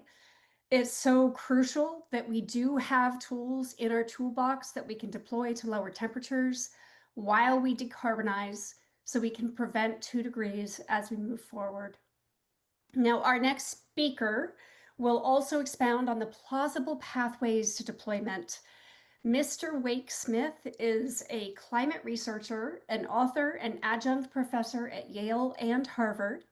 He's also an author of Pandora's Toolbox and one of the world's leading voices on the technical, ethical, and governance aspects of solar geoengineering.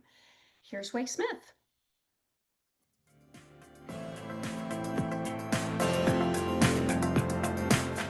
Wake Smith, and I'm a researcher at Yale and Harvard, where I study the aeronautical tactics and financial requirements necessary to implement stratospheric aerosol injection, or SAI. I had a prior roughly 30-year career in commercial aviation and aviation finance, which gives me an unusual degree of insight into these practical aspects of deploying such a program. I'm going to start my talk by quibbling with the title and subtitle of this conference, if I may, Preventing 2C by 2040. If it turns out that we are on a path to roughly 2C by 2040, that will likely be because our climate sensitivity to our past emissions turns out to be much higher than we thought it was. If that's the case, I don't know what could prevent us from reaching 2C by 2040. I think that I was invited to speak here to answer the question of whether SAI might be able to prevent that. The answer is likely not. Not because it would be physically impossible to do so, but because it's a highly unlikely policy outcome, and moreover might be very unwise. SAI is often portrayed as a break glass in case of emergency intervention, but I think that's a naive characterization of it. There are loads of scientific and engineering uncertainties which we haven't yet unraveled, and therefore we're not ready to break the glass. There are industrial speed limits to how quickly we could stand up such a program. There are funding requirements to which no one has proposed to step up, and there are governance constraints. So for a variety of reasons, I think SAI would require a great deal of preparation before it could be implemented.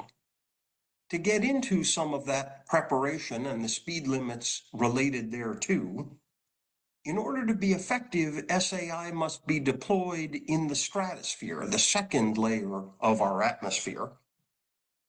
And in order to create a global veil that would protect the whole Earth, we would need to deploy at roughly 20 kilometers or 66,000 feet. This is much too high for existing aircraft or for balloons, guns, rockets, any other existing platforms. Instead, we would need to develop a new aircraft type to undertake such deployment. Now, we could do that, and we have all of the components that would be necessary to do that, but developing a new plane type takes roughly a decade, and that got us one plane. If we need a fleet of them, which we would, that would take yet additional time. It would also require roughly $5 billion to get that first plane, and no one is yet ready to step up to that funding requirement. Now, the good news is that what I've just described is likely not how we would start. Rather, we would likely start at the poles, because that's where the need is greatest. The poles are heating at 3 or 4 times the rate of the planetary average. The ice and permafrost that are melting at the poles threatens sea level rise over the entire planet. And the most worrying of the tipping elements that are often theorized about resides at the poles, that being the Atlantic Meridional Overturning Circulation, or AMOC. Because very few people live in these regions, this is also the lowest risk way to start, as it would be a much smaller program overhead of far fewer people. But even that program would take at least 5 years to get in place from the time that there was a funded green light. The decision to deploy, moreover, should be preceded by a decade or two of field trials. And the number of field trials that have occurred in the stratosphere related to SAI remains 0. It's not clear what material we would use, how much of it would be required in order to get a given temperature response. It's not clear how high we should in fact ideally deploy, or what airfields would be used in what countries. It's not clear how to disperse the material out the back of an airplane, and it's not clear what unintended physical effects such a deployment might have. So all of that would need to be researched via field trials before it's plausible to get a funded green light to develop the deployment infrastructure. I'm designing the infrastructure for such a field trial right now, but my hope is that we could commence that field trial by roughly 2030. So if we commence field trials in 2030, and we do them for a decade at least, and then it requires 5 years to get the infrastructure in place to deploy at the poles, that's a 2045 commencement at the poles, maybe a 2050 or 2055 deployment commencement in the tropics. And deployment commencement means starting small with a tiny year one program that would ramp up over decades. It is unlikely that we would turn on SAI like a binary light switch. A plausible target, for instance, might be to stop warming as of 2050 with a slowly ramping program that increases as concentrations continue thereafter to increase. So what I've just described is a program that would provide temperature stability after the start year, but not temperature reductions. Now, could we in fact reduce temperatures with SAI? Everything we now know says that we could, but hitting the planet with a big hammer such as that would be risky, and moreover, humanity may by that time have adapted to the warmer temperatures that exist and may not want us to turn the temperature clock back. There is, moreover, a problem regarding attribution. If we start with a small program that ramps up over a couple of decades, and there is weird weather that occurs thereafter, it will be very difficult to understand whether that weird phenomenon was due to the SAI program or to the ongoing buildup of greenhouse gases in the atmosphere or to unrelated natural climate variability. That attribution may take 10 years, during which time public support for the program may wane. So there's sort of a valley of death that may exist before we're sure that the SAI program is doing what we want it to do. Most daunting regarding the onset of SAI is, once again, the lack of a governance structure as it now exists. It's not clear what body would undertake that governance, and we have by no means started to build consensus around such a program. So the punchline of all of this is that to have an SAI program ready by mid-century, we would need to begin field trials roughly by the end of this decade. Moreover, that mid-century start is likely a slow one that starts at the poles, moves to the tropics, covers eventually the whole planet, but at a very slow ramp-up rate. SAI, based on everything we know, could be very effective in reducing future climate harms, but it won't stop warming in 2040 if that's what's required. Thank you.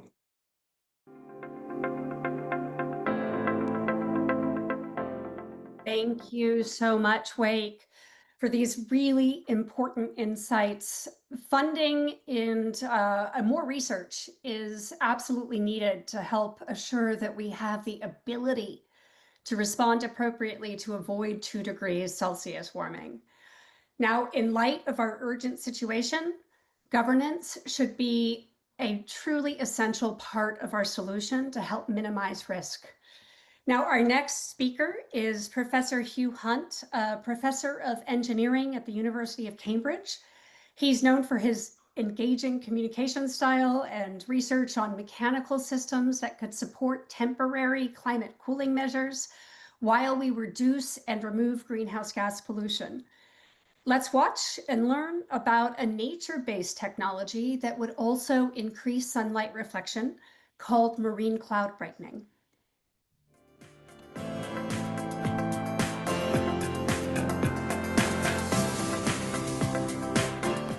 Hello, my name is Hugh Hunt and I'm from the Centre for Climate Repair in Cambridge. And I would like to talk to you about marine cloud brightening and can we avoid 2 degrees warming? Now, I think the subject of marine cloud brightening is very interesting because it's all about reflecting sunlight. And there's lots of things out there, lots of ways out there to reflect sunlight, but the particular one we're interested in today is marine cloud brightening. The question I was asked is how much albedo enhancement can be expected by 2037 by deploying marine cloud brightening, and what effect could that have on averting 2 degrees? Well, these are difficult questions. And, here at our Centre for Climate Repair, we like difficult questions. The first thing we are very keen on is deep and rapid emissions reductions. We're also very keen on greenhouse gas removal, carbon dioxide and methane, because we've got to deal with both of those before we really even think about the geoengineering side of things. And we're very interested in our Climate Repair Centre on the Arctic, refreezing the Arctic, because we kind of know that that's where the Earth is warming the fastest, and stopping ice from melting is clearly an important thing. I do like John Shepard's napkin diagram from back in 2010. I've got a napkin diagram here.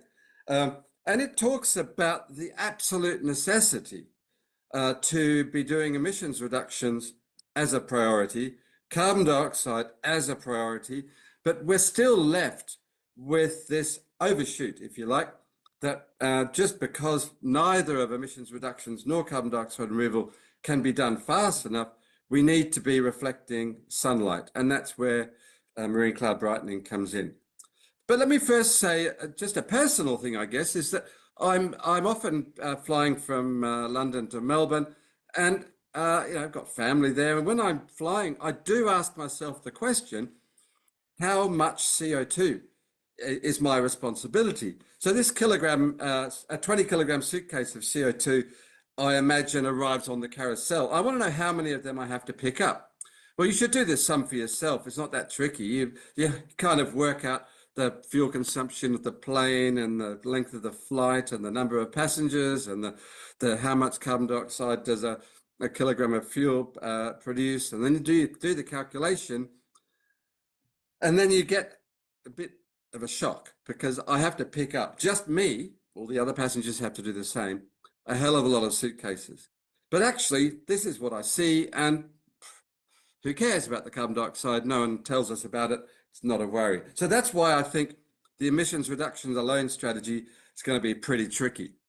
So that gets us into this thing, marine cloud brightening.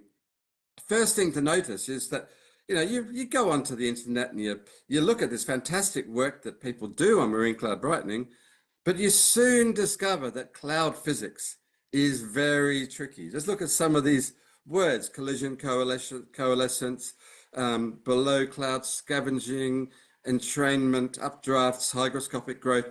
Well, look, fortunately for those of us who are not really into that stuff, there's a kind of a simple way of looking at it, that when the sun reflects off clouds, and about 30% of the sunlight coming into the Earth is reflected off clouds and so on, the whiter a cloud is, the more reflective the cloud is. And we can make clouds whiter by producing smaller cloud droplets.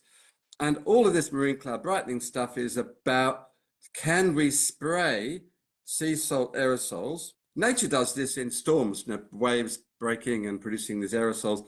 But can we spray smaller aerosols to make smaller cloud droplets to make the clouds whiter? Now, we kind of know that this happens. Ship tracks, we see satellite pictures of ships leaving behind these clouds. So that kind of works. And we've done some experiments. This is some work going on in the Great Barrier Reef, and I'll talk a little bit more about that. But I do want to a shout out for Stephen Salter, my good friend who died last year. He was an engineer through and through. And before any of us were thinking about the actual numbers, he was. Back in 2012, he gave some evidence to the House of Commons in London. And he wasn't just talking about clouds, he was talking about machines that could brighten clouds. And he was looking at power consumptions and pressures and spray rates. And look, full marks, Stephen. You were ahead of the game by a decade or two, and we're just catching up. So where are we now? Well, on the left here, I've got Stephen's sums for from back 15 years ago, and these are some figures which I've gleaned from the Southern Cross University work on the Great Barrier Reef. I've jotted them down from conferences and things, so I can't vouch for their 100% accuracy, but they're somewhere about right. If you look at the power consumption of this boat down the bottom right and the droplets they're producing, pressures they're running at, it's all kind of around the area that Stephen was talking about. But the one thing that we're low on is the amount of stuff coming out of this boat. And that's a bit of a problem because for a given amount of power, we're just not producing anything like the number of droplets that Stephen had envisaged. We're out by a factor of 30 or more. And so what are we going to do? Well, okay, let's think scaling up. The Stephen Salter sums were fantastically simple. Go and look them up there. You can find them easy enough. But basically you said, well, look, you start from how much energy is coming in from the sun, and you reckon that 30% is reflected by clouds. And if we had a 1% increase in that reflectivity, then that would make a difference. He worked out that that would make a real difference. But then he worked out that does mean we have to pump 1 billion tons of seawater per year to get that global cooling. So you think 1 billion sounds like a lot, but for comparison, global desalination plants globally, where they're producing about 40 billion tons of drinking water per year, which incidentally is about 1% of the world's supply of drinking water. 15 gigawatts of power required to do that. So, oh, look, you know, we only need 1 billion and they're doing 40 billion. Well, just bear in mind that these plants are on land, and the power consumption that we're looking at, if we scale up, is like 100 gigawatts, and we'd have to do it at sea. And we've got to distribute this around 300,000 of these vessels. Well, you know, this is a serious challenge. And it's not just this challenge. I mean, we think of other things like water filtration. Well, these desalination plants have figured out water filtration, but the filtration units are huge, and they're on land. So think about doing these on boats. You know, we've got to get rid of the crud in the seawater. That's just the way it is. Now, seawater is pretty variable. Surfactants make a big difference to the sort of droplets that you produce. And also, not all clouds are susceptible not all regions are susceptible to making clouds by marine cloud brightening. So we've got to think about where we do this marine cloud brightening. Is it going to work? And then we've got opposition to outdoor experiments. So that's where it's quite good to think about regional intervention. So the Great Barrier Reef, people like the Great Barrier Reef and they want to do something about it. So maybe we need to go down that route rather than thinking about global cooling, at least to start with. But we still have the issues of governance, ethics, and public perception, even on these regional scales. So I better wind up. Marine cloud brightening scaled up to 2 degrees is certainly possible, but where we're at now is the power requirements are prohibitive. And that's what we're working on in Cambridge, to try and get the power requirements down by a factor of 10. I mean, the idea that we need 300,000 barrier reef boats running continuously is a bit eye-watering. I don't really think that any of this is likely by 2037, but we can't be despondent, and the research must go on. Thank you very much.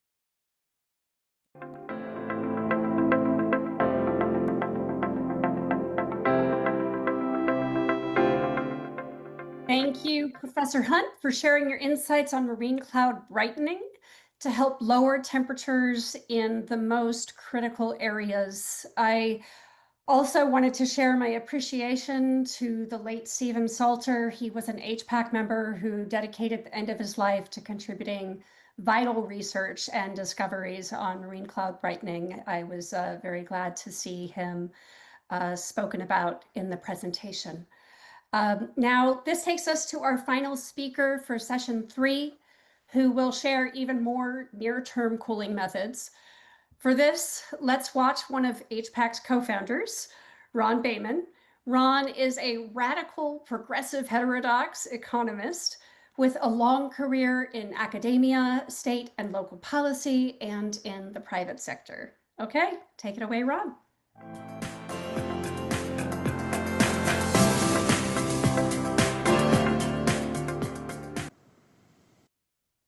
Hello, my name is Ron Bayman, and I'm very pleased to have the opportunity to present at this very important conference.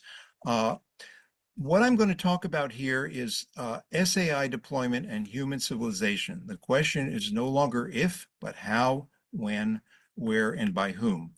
I will skip through the beginning of this slideshow. I'll talk through it very quickly, hopefully, in order to get to the second part where I will discuss alternative ways to get near-term cooling besides the stratospheric aerosol injection that I believe you've already heard quite a bit about from the other presenters.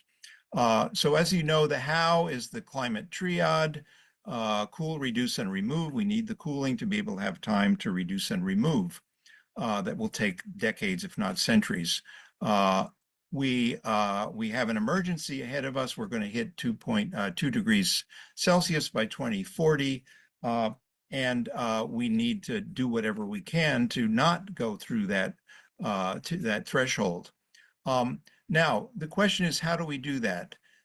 In order to do that, as other speakers have said, stratospheric aerosol injection is by far and away the most efficient, the most uniform, the cooling method that gives the greatest amount of global cooling, like as Mount Pinatubo, the volcano, did in 1991 when it cooled the entire globe by about 0.5 degree Celsius for over a year. And in order to do that, though, to be able to start doing that by 2040, to be able to cool, we need to actually begin to pilot and test that. That means engineering testing. We know it works, so we need to test and optimize it as early as possible. And the only places that we can really do that are in the poles. And so some kind of test, and I hope that well, I assume at least that Doug MacMartin and Wake Smith have talked quite a bit about this, including the kind of experiments that might be most useful to conduct in those polar regions. You start in the North Pole, then you go to the South Pole because you need balance, and you do it in the summer in both areas, and that the localized SAI will fall out. If you put it in the spring, it falls out in the fall, so that you can actually measure that local impact. Now, so I want to just make that point that if we're actually serious about peak shaving at 2 degrees by 2040, we need to start working on this right now. Now, what are the other things we can do to get that kind of near-term cooling? This is where this is a governance way to how that would work. And you should read this slide if people haven't already talked about all these possible scenarios for doing that. But what I wanted to focus on really is the other possibilities. So we at the Healthy Planet Action Coalition Urgent Climate Cooling Response Working Group have come up with that. We have been studying this for quite a while now, and we've come up with a set of 12, 8 of which methods, near-term methods that could provide, we think, near-term cooling by 2050 or earlier. And would provide and ordered them. We've rank ordered these by the following, by their ability to reduce tipping point risk, by their scale up time to global deployment, by their natural science risk compared with non-use risks, and by the magnitude of cooling. And if you look at this carefully, and I don't expect you to do this now, but when you get a chance, you can see that all 4 with the possibility substantially reducing tipping point risk are in this first group. And then we have a group here of possible ability to reduce tipping point risk. And these substantial are all ones that have at least 0.5 magnitude at global scale cooling. And these other ones at least 0.2 if they scale up, possibly magnitude of global cooling. And then we have a couple at the bottom that we don't think would be able to do this within the by 2050.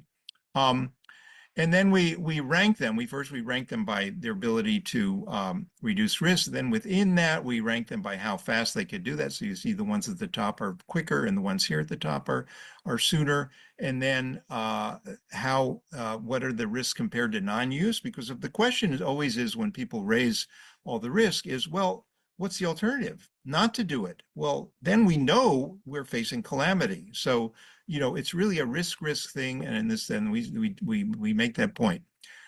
It is very important to note that in this table, all of the methods have links to references, and all of the column headings also have links to descriptions of how of the values in those columns. And you see we coded them very green if they're more favorable to near-term cooling, and less green if they're less favorable. So when we did this, we came up with this these 4 at the top, and these 4 in the second group, and these 2 at the very bottom. Now, one of the things that's interesting here is reducing methane emissions is actually a near-term cooling method, because methane emissions fall out very quickly within, say, 15 years. And therefore, when you cut their emission very quickly, within 15 years, you should be getting a cooling effect. You know, it's not like carbon dioxide where it's a stock problem. So when you cut carbon dioxide, all you're doing is lowering the rate at which things are getting worse, because it keeps accumulating. It doesn't fall out. It takes for much of it, you know, thousands of years to fall out. So by cutting emissions, you can get near-term cooling. You might also be able to do that with catalytic reduction of atmospheric methane. This method it has not been studied a lot, so it's a little bit more hypothetical, but if it could be done, you might be able to get 0.5 cooling from taking out the existing methane that's in the atmosphere. Of course, a lot of methane is produced by natural methods, so you won't be able to get rid of all of that. But you know, the livestock, the rice fields, the oil wells, and so forth, that would be human sources. You've got to cut those, and you have to continuously get as much as you can out of the. I mean, you have to get as much as you can out of the atmosphere, both human and natural, and you might be able to get some real cooling out of that. One of the more interesting methods here in the second tier that is potential to have a modest global warming harm reduction and tipping point risk reduction is easing International Maritime Organization shipping fuel regulations. Now, we at HPAC have produced 2 peer-reviewed papers in the Oxford Open Climate Change. One of them was on 14 methods for urgent direct climate cooling. One of them, well, including solar stratospheric SAI, global stratospheric SAI and polar stratospheric SAI, but also we did another paper that was on relaxing shipping fuel regulations, IMO regulations, that have caused a real termination shock, a warming termination shock, a spike in warming.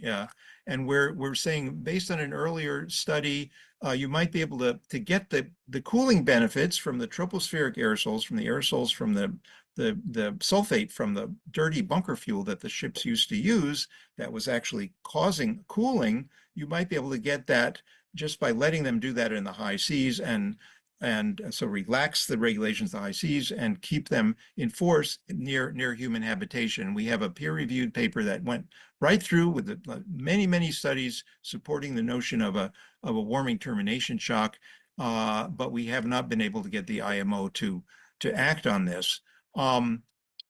Black carbon emissions reduction is another way to get short-term cooling. Again, they fall out very quickly, so if you cut them, you should be able to get some cooling. Non-fossil fuel generated benign tropospheric aerosol, that's the kind of aerosols in the troposphere. Again, that is one of those 14 methods in our other paper in the Oxford Open Climate Change. So some way to do this without sulfates, with something that wouldn't be harmful to human health, because those regulations were well intended, they just didn't take the warming impact into account. And finally, marine cloud brightening is another way you could possibly use the ships to shoot up salt into those stratocumulus clouds in the high seas, and get some cooling from the new fuels that do not have fossil fuels that we fully support. But we're saying, if you're going to use the new fuels, try and find a way to substitute for the sulfate aerosols that the old fuels had. So that is where I'm going to have to stop. Please take a look at this matrix, go through these methods. at your leisure, and hopefully you will find them helpful to understand all the different ways that we can achieve near-term cooling that we really need to do by 2050. Thank you all, and I hope this has been helpful.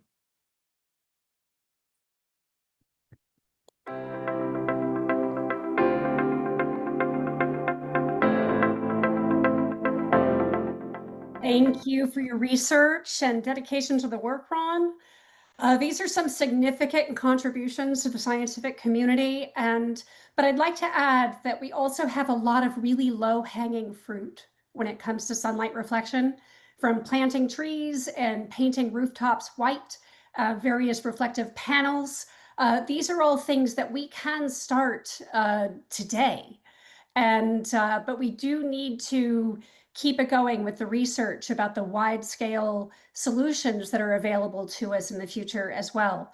But absolutely, there are things that we can do that really acknowledge the impact of albedo that are available to us right now. So now, to wrap up session 3 on how we can avert 2 degrees by 2040, we'll move to our panel discussion. And to moderate, I want to welcome Trisha Patel. Trisha is a climate change expert from the African Climate and Development Initiative at the University of Cape Town, with research on stratospheric aerosol geoengineering. Thank you, Trisha. So glad to have you be here with us. No, thank you so much for the handover, Aria, and hello, everybody. It is an absolute privilege to engage in this critical discussion with you all today. Before we dive in, I do want to apologize about my voice. It seems to have gone on a holiday without me today, so please bear with me as we move through. So we have just heard 5 very compelling talks. Firstly, Bruce reminded us that even strong emissions cuts alone are unlikely to hold us below 2 degrees Celsius. And then Doug and Wake walked us through how reflective interventions like SAI could technically work. And then Hugh and Ron closed on the realities of scaling marine cloud brightening and other near-term cooling approaches. And I think together they've left us with a clear question. If mitigation and removals are essential, but not enough to avert near-term overshoot, then what else, governed responsibly and fairly, might help buy us time? That said, I am delighted to introduce our 3 distinguished panelists who will explore this question a bit further now. So may I please ask you all to turn on your cameras and microphones.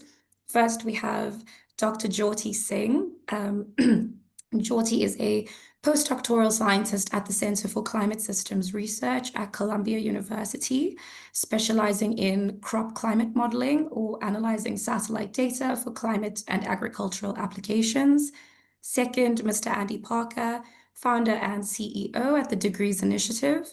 Andy's background is in climate policy, and he led the 2008 production of the Royal Society's Geoengineering the Climate Report. And third, Dr. Brian van Hertzen is the founder and executive director at the Climate Foundation, with the vision and the mission to regenerate life in the ocean using marine permaculture technology. So I think let's begin there in the ocean, where so much of Earth's excess heat is stored and where some of the most promising carbon removal opportunities lie. Brian, your work on marine permaculture using deep water upwelling and seaweed cultivation to restore ocean ecosystems speaks directly to what Bruce and Ron noted earlier about the role of large-scale carbon removal and ocean-based solutions in averting 2 degrees Celsius.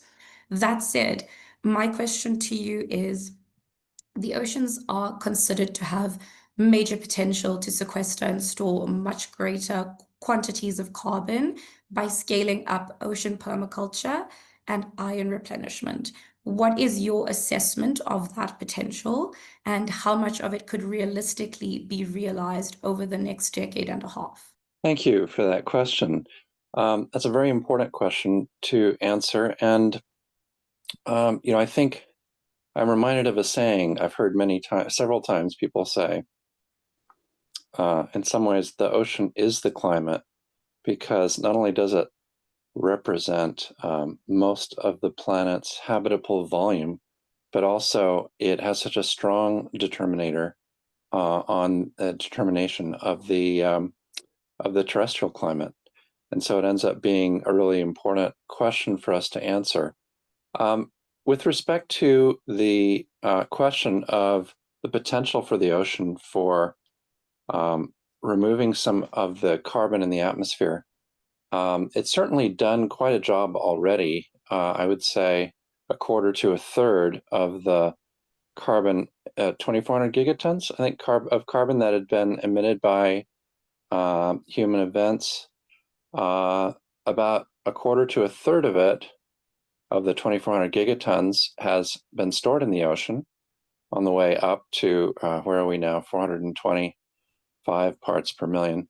And, on the way down, as we do remove carbon from the atmosphere, it's quite likely that some of that ocean and terrestrial carbon will come back to the atmosphere. So it's not 1,000 gigatons, but perhaps 2,400 gigatons that'll be necessary to get back to pre-industrial levels. I think there's enormous potential. The ocean today stores 40 times more carbon than the entire atmosphere. And so literally, I mean, if you took all the carbon in the atmosphere and distributed it uniformly throughout the middle and deep ocean, it would change the total amount of carbon in the ocean by 2.5%. And we're not looking at that. We're looking at perhaps 1/3 of the carbon in the atmosphere. So it's actually less than 1% change in total carbon. Historically and geological timescales, the ocean has stored much more carbon than it stores today. So there is enormous potential. But the key thing is to understand for the ocean that most of life in the ocean is in the epipelagic zone. That's the top 100 meters of the sea. And the ocean is on an average about 4,000 meters deep. So it's the 3,900 meters. That's the middle and deep ocean where there's a lot less life. And really, the problem of ocean acidification is largely one of the surface ocean in the top 100 meters.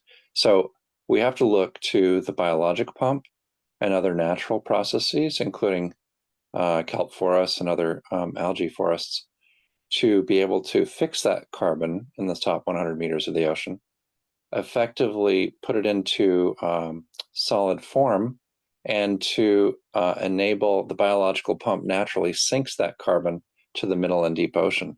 So there's a huge potential to sink that carbon, and the important thing is to ensure we have the marine ecosystems that can safely remove that carbon through natural processes, including natural marine snow, as they call it, and sequestration of macroalgae as well.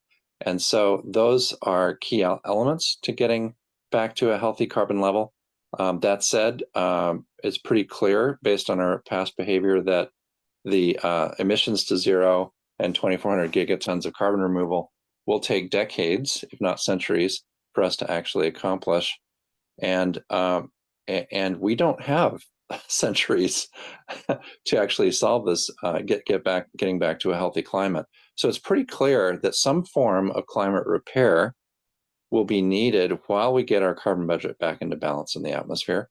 And thus, I believe that we need all three legs of the climate triad, and that is emissions to zero, 2,400 gigatons of carbon removal, and some form of climate repair in order to have a climate that can enable our civilization to continue. Thus, the importance of this conference to study the climate repair approaches. And I believe that there's an opportunity for us to begin with transparent local and regional climate repair solutions that can be done initially, including marine cloud brightening, as discussed by Hugh Hunt and others. If these things are done in a transparent way with buy-in of the communities who are willing to lead the way towards healthy local climate, healthy regional climate. These kind of climate repair approaches can be studied locally and regionally before being applied more broadly. So with that, I'll turn it back to you. And I think, you know, the future's here today. It's just not broadly distributed yet. So let's move forward and find responsible and ethical ways to understand how can we get our planet back to healthy conditions. Thank you very much. Back to you, Tricia. Thank you so much, Brian. Do you know what, Brian? We have 2 more minutes, I think, for a quick follow-up. Many discussions on carbon dioxide removal focus on technical feasibility or cost, but not so much on resilience. From your perspective, what lessons from marine permaculture research or demonstration projects stand out about building systems that can endure ecological and social change over time? Well, thank you for that question, Tricia. We can speak from firsthand experience. Our marine permaculture platform in Cebu, Philippines, experienced a Category 5 hurricane in December 2021, and we were seriously concerned. Well, to give you some example of the severity of the hurricane, our shoreline facility had 5 concrete buildings and a large rock jetty that hung out. We actually strapped down and applied guy wires to our weather station on top of the jetty, aiming to be able to see how strong the winds would actually get. Well, I think we did we were focused on the wrong aspects, the best laid plans and all that, because when we returned after the hurricane, there was no jetty. The jetty had been washed away. And 4 of the 5 concrete buildings were erased as well. We had storm surge of 5 meters, seas of at least 5 meters, 120 knot winds.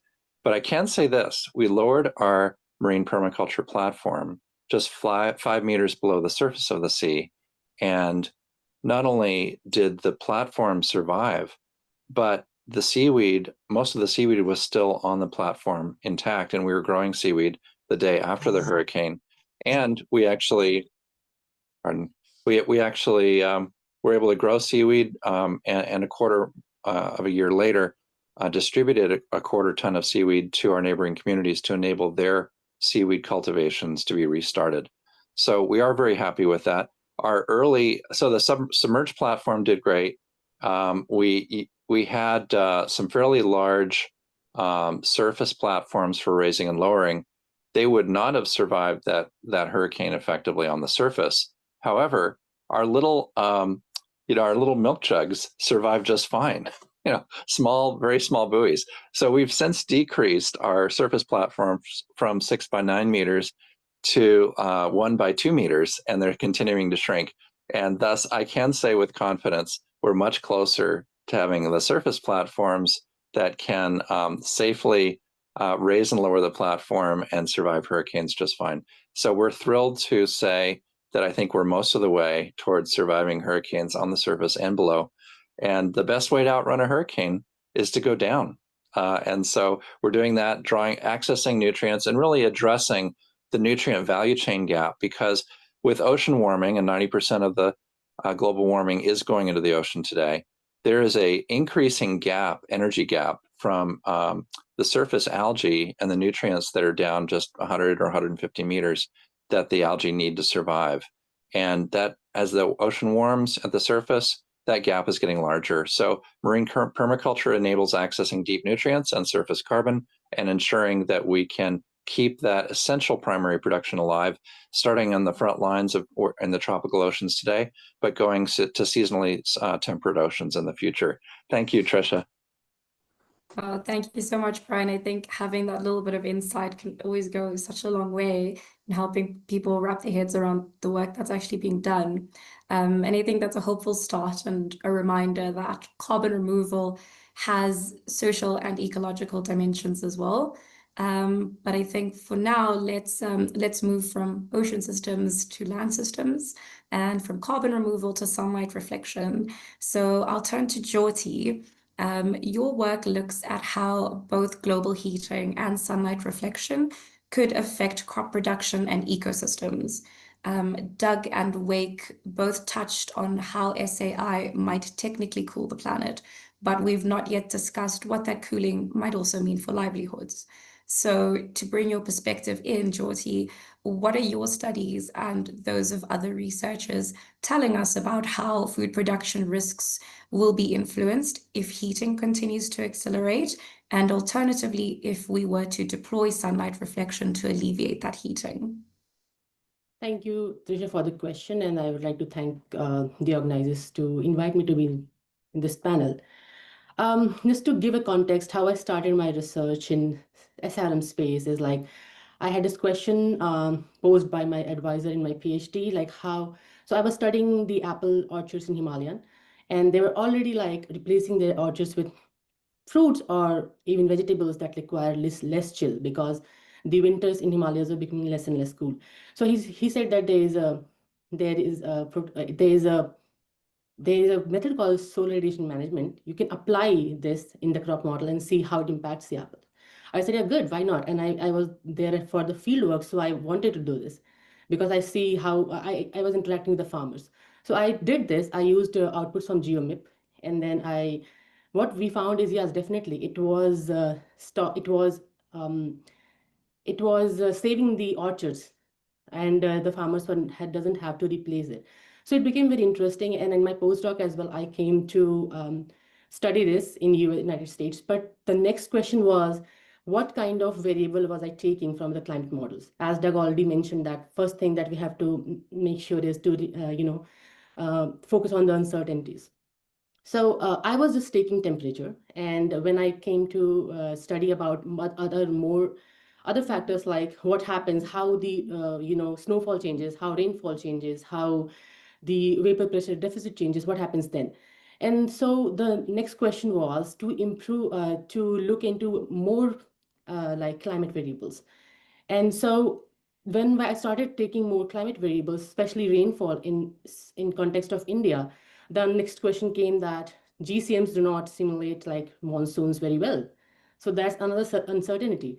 And so the next question was to look in some other changes that will happen under SAI. And it came like the quality of radiation will change. That is the ratio of diffuse versus direct sunlight will change. The ozone concentration might change. UV radiation might change. So how do we simulate these impacts on crops under SAI if the crop models do not have these processes? So this is my research that I do. I first try to improve crop models to include these processes, like what happens if there's surface ozone above threshold, it will impact crops.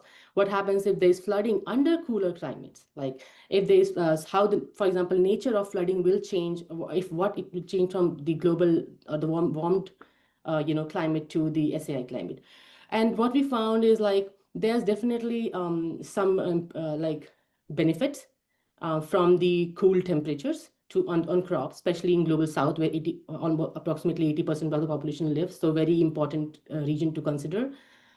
But then there are questions as well, like what for example, diffuse radiation might benefit from the lower leaves of the canopy. But if the overall amount of radiation will change, it will decrease the photosynthesis. So this is my research, and they are mixed. Just to start with, like, they're mixed results.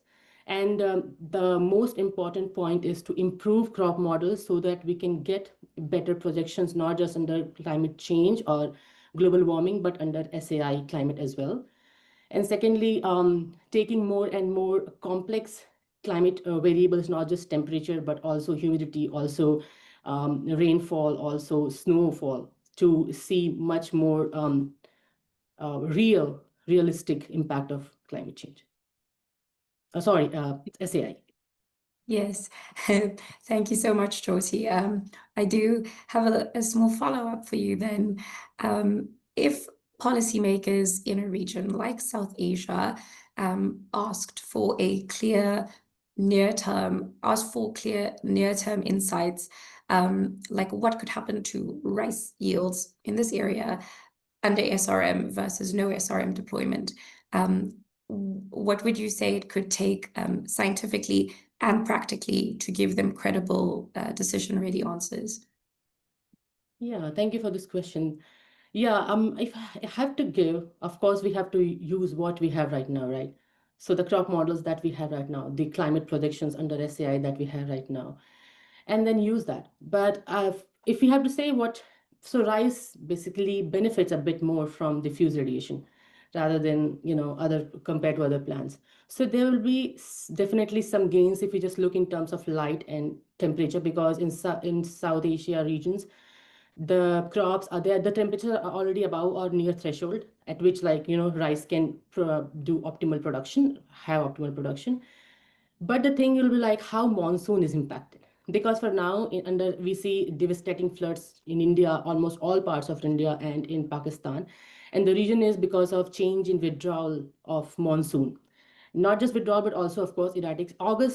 In August, like there's so much rainfall, which should be basically the withdrawal period.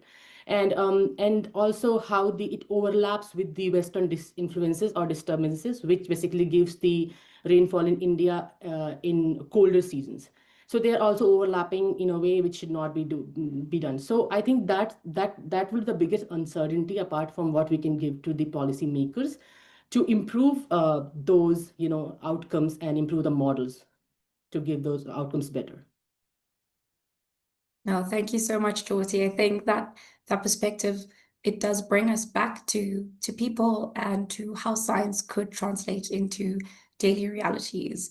And of course, all of these outcomes related to carbon dioxide removal or sunlight reflection methods, they are directly influenced by who leads research and formulates rules. So I think that brings us to our third panelist, Andy. SRM research has historically been dominated by Global North institutions, but through the Degrees Initiative, you've helped build a new model supporting over 150 researchers across 27 low and middle income countries to study what SRM could mean in their own regions. Could you please share a bit more with us about what the role of the Degrees Initiative is in supporting developing country researchers to investigate the implications of SRM versus no SRM deployment in their own contexts? Yeah, happily.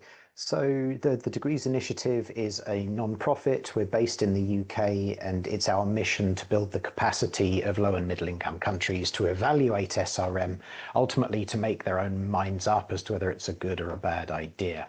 And we're neutral on SRM. We have no position on whether it should be used, how it should be governed, but we do think the world will be in a better position to make informed and equitable decisions if there are SRM experts, SRM research projects all around the world, and particularly in the regions where this matters most, so climate vulnerable regions of the global south. So we started out with in 2011, 14 years ago, we started out running workshops in developing countries, introducing the topic. That's a useful first step. We connected with lots of Southern climate experts who were interested in learning about SRM, but it was pretty clear pretty quick that it's necessary but not sufficient. So in 2018, we launched the Degrees Modelling Fund. This was the world's first SRM research fund aimed at developing countries, and that supports researchers who want to understand what SRM might mean for their regions. We provide grants, independent peer review, independent grants decision committee, and now we support 37 odd teams in 23 lower middle income countries, scientists asking their own questions, working out what SRM means for extreme rainfall in South Africa, or agriculture in Southeast Asia, or extreme temperatures in South America. Researchers get to ask their own questions, all of this stuff. The workshops, the research fund, this is not just about science. It's not just about a belief that one of our teams will write the definitive paper on SRM. That's not how it works. But by supporting research builds experts, and experts go out there into the world and they influence policymakers, they inform policy processes, they ensure that there is this confident representation that the Global South needs to make good decisions. Thank you so much. Thanks for speaking into that a bit more. I think you did that so succinctly. We can head to a follow-up question. A fun one. Given what you've heard today about different possible cooling methods, from SAI to marine cloud brightening to marine permaculture, all of these can be somewhat controversial. So are there any myths that come to mind that you'd like to retire for good? Any myths to retire for good? Well, there are, Yeah. Tricia. Yeah, pleased you asked. I mean, the biggest myth around SRM, or at least the biggest misunderstanding, is the idea that SRM can be evaluated just by listing the risks. It's like someone deciding whether to undergo chemotherapy by just examining the risks of chemotherapy. And of course, the risks of chemotherapy are many and they are significant. It's an unpleasant idea. It's got all sorts of nasty side effects. You would never seriously consider undergoing chemotherapy unless you thought the alternative might be worse. And so it goes for SRM. It's unpleasant. It's clearly very risky. No one in their right mind would do it unless they thought the alternative, a 2 or 3C world, would be worse. And it's one of the biggest ongoing frustrations of working on SRM. How much analysis is what our statistician friends would call one-tailed, only asking the risks of SRM and then concluding on it, saying, we've looked at it, we know enough, we don't have to research it anymore. We have gazed into our crystal balls and we know that this is something that we can afford to reject. No, good analysis of SRM, as framed for this entire session today, follows a risk framework where the large and unpleasant risks of SRM are weighed in the balance with the large and unpleasant risks of a world without SRM. And that's where the world is today. We are trying to work out the relative risks, whether SRM makes it better or makes it worse or just redistributes risks, and for where and how. No one knows at this stage whether it would be more or less risk to use solar geoengineering, but that's the one change I want to see, the one myth I want busted, that you can evaluate a complex new technology by listing the risks and calling it analysis. Nice one. That's a strong one.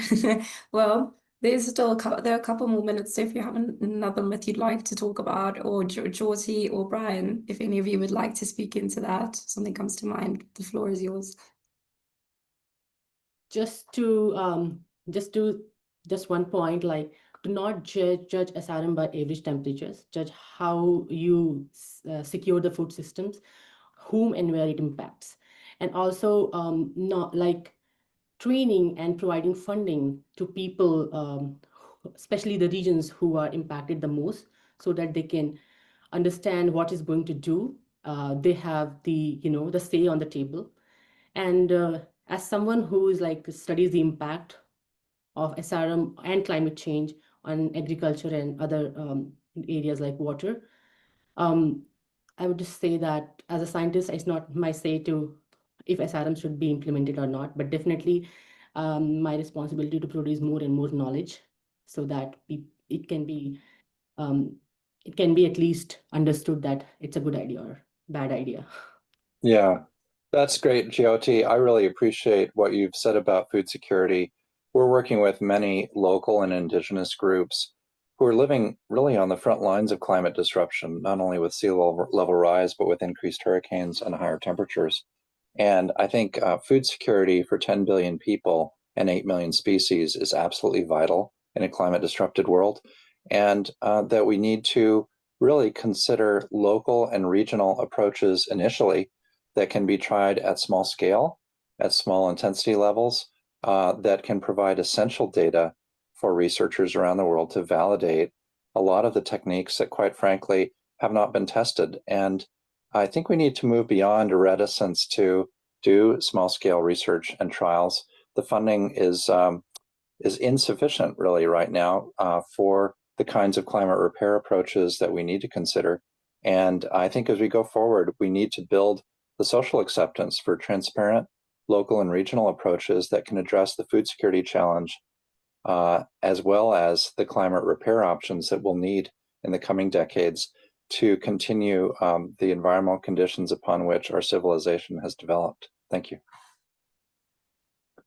Thank you so much. Thank you, Brian. Thank you, Jyoti, for your inputs. And thank you, Andy. It is encouraging to hear how the research network you've created is opening space for different perspectives and priorities in the field. And now I would love to bring in the audience for Q&A. So I'll turn to John to please read out our first question. Yes, thanks, Tricia. We're getting a lot of questions in from the attendees in the chat as well as in the Q&A window. We've got, I think, 27 questions already answered. So we'll reopen a couple of questions that I've been particularly engaged with. The first one being from Patrick Worms. There seems to be little attention being paid to the potential of OIF, or ocean iron fertilization. Why is that? That's a great question from Patrick. I'm sorry. And I think there are a couple of reasons that it may be less emphasized. And I'm assuming Patrick's referring to this conference, but we can also discuss it in a broader context as well. Ocean iron fertilization was proposed by Professor Martin, I believe, in the 1990s or 80s. And he commented, give me half a tanker full of iron and I'll bring you the next ice age. And it refers to the fact that there's some places in the ocean where the ocean really, from a nutrient standpoint, is iron limited in terms of its productivity. And thus, by providing replete levels of iron, algae can grow and perhaps fix more carbon than it would otherwise. And some of that carbon would sink to the middle and deep sea. There's been a fair amount of controversy over the years as to whether that should be done or not. That direct method, if the iron is directly provided to the surface ocean, represents an approach that could potentially address carbon removal, which is the second leg of the climate triad. It would probably have less of an effect on temperatures directly, but it may be able to help us in removing some CO2 from the atmosphere and distributing it into the middle and deep ocean. So that's part of it. I think there are some approaches that are more controversial and some approaches that are less controversial, and that may determine the order of acceptance. In this conference, I think we're looking at some approaches that might, if applied at scale, have a impulse response time scale, or effects can be seen in months. One example is when the International Maritime Organization curtailed ship track aerosols. We saw responses in the North Atlantic and the Mediterranean oceans that measured in months rather than years or decades in terms of temperature changes. Now, that was in the negative direction, but it's very clear that the Earth system responds in a matter of months, weeks to months, when it comes to aerosols in the atmosphere. So it may be that we have to identify some approaches that provide this kind of temperature interventions while we're actually getting our carbon budget back into balance with legs 1 and 2 of the climate triad.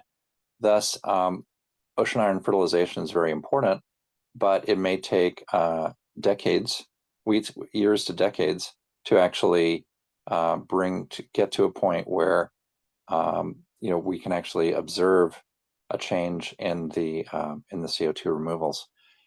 That's part of it, and also in some cases there's a strong reticence to actually interfere further in the ocean. I say further because if you look at the concentration of methyl mercury or methyl lead in the oceans, that's been a huge perturbation that humanity has done, not to mention the profound effects of 90% of all global warming of the last century or two has gone into the oceans and dramatically altered it.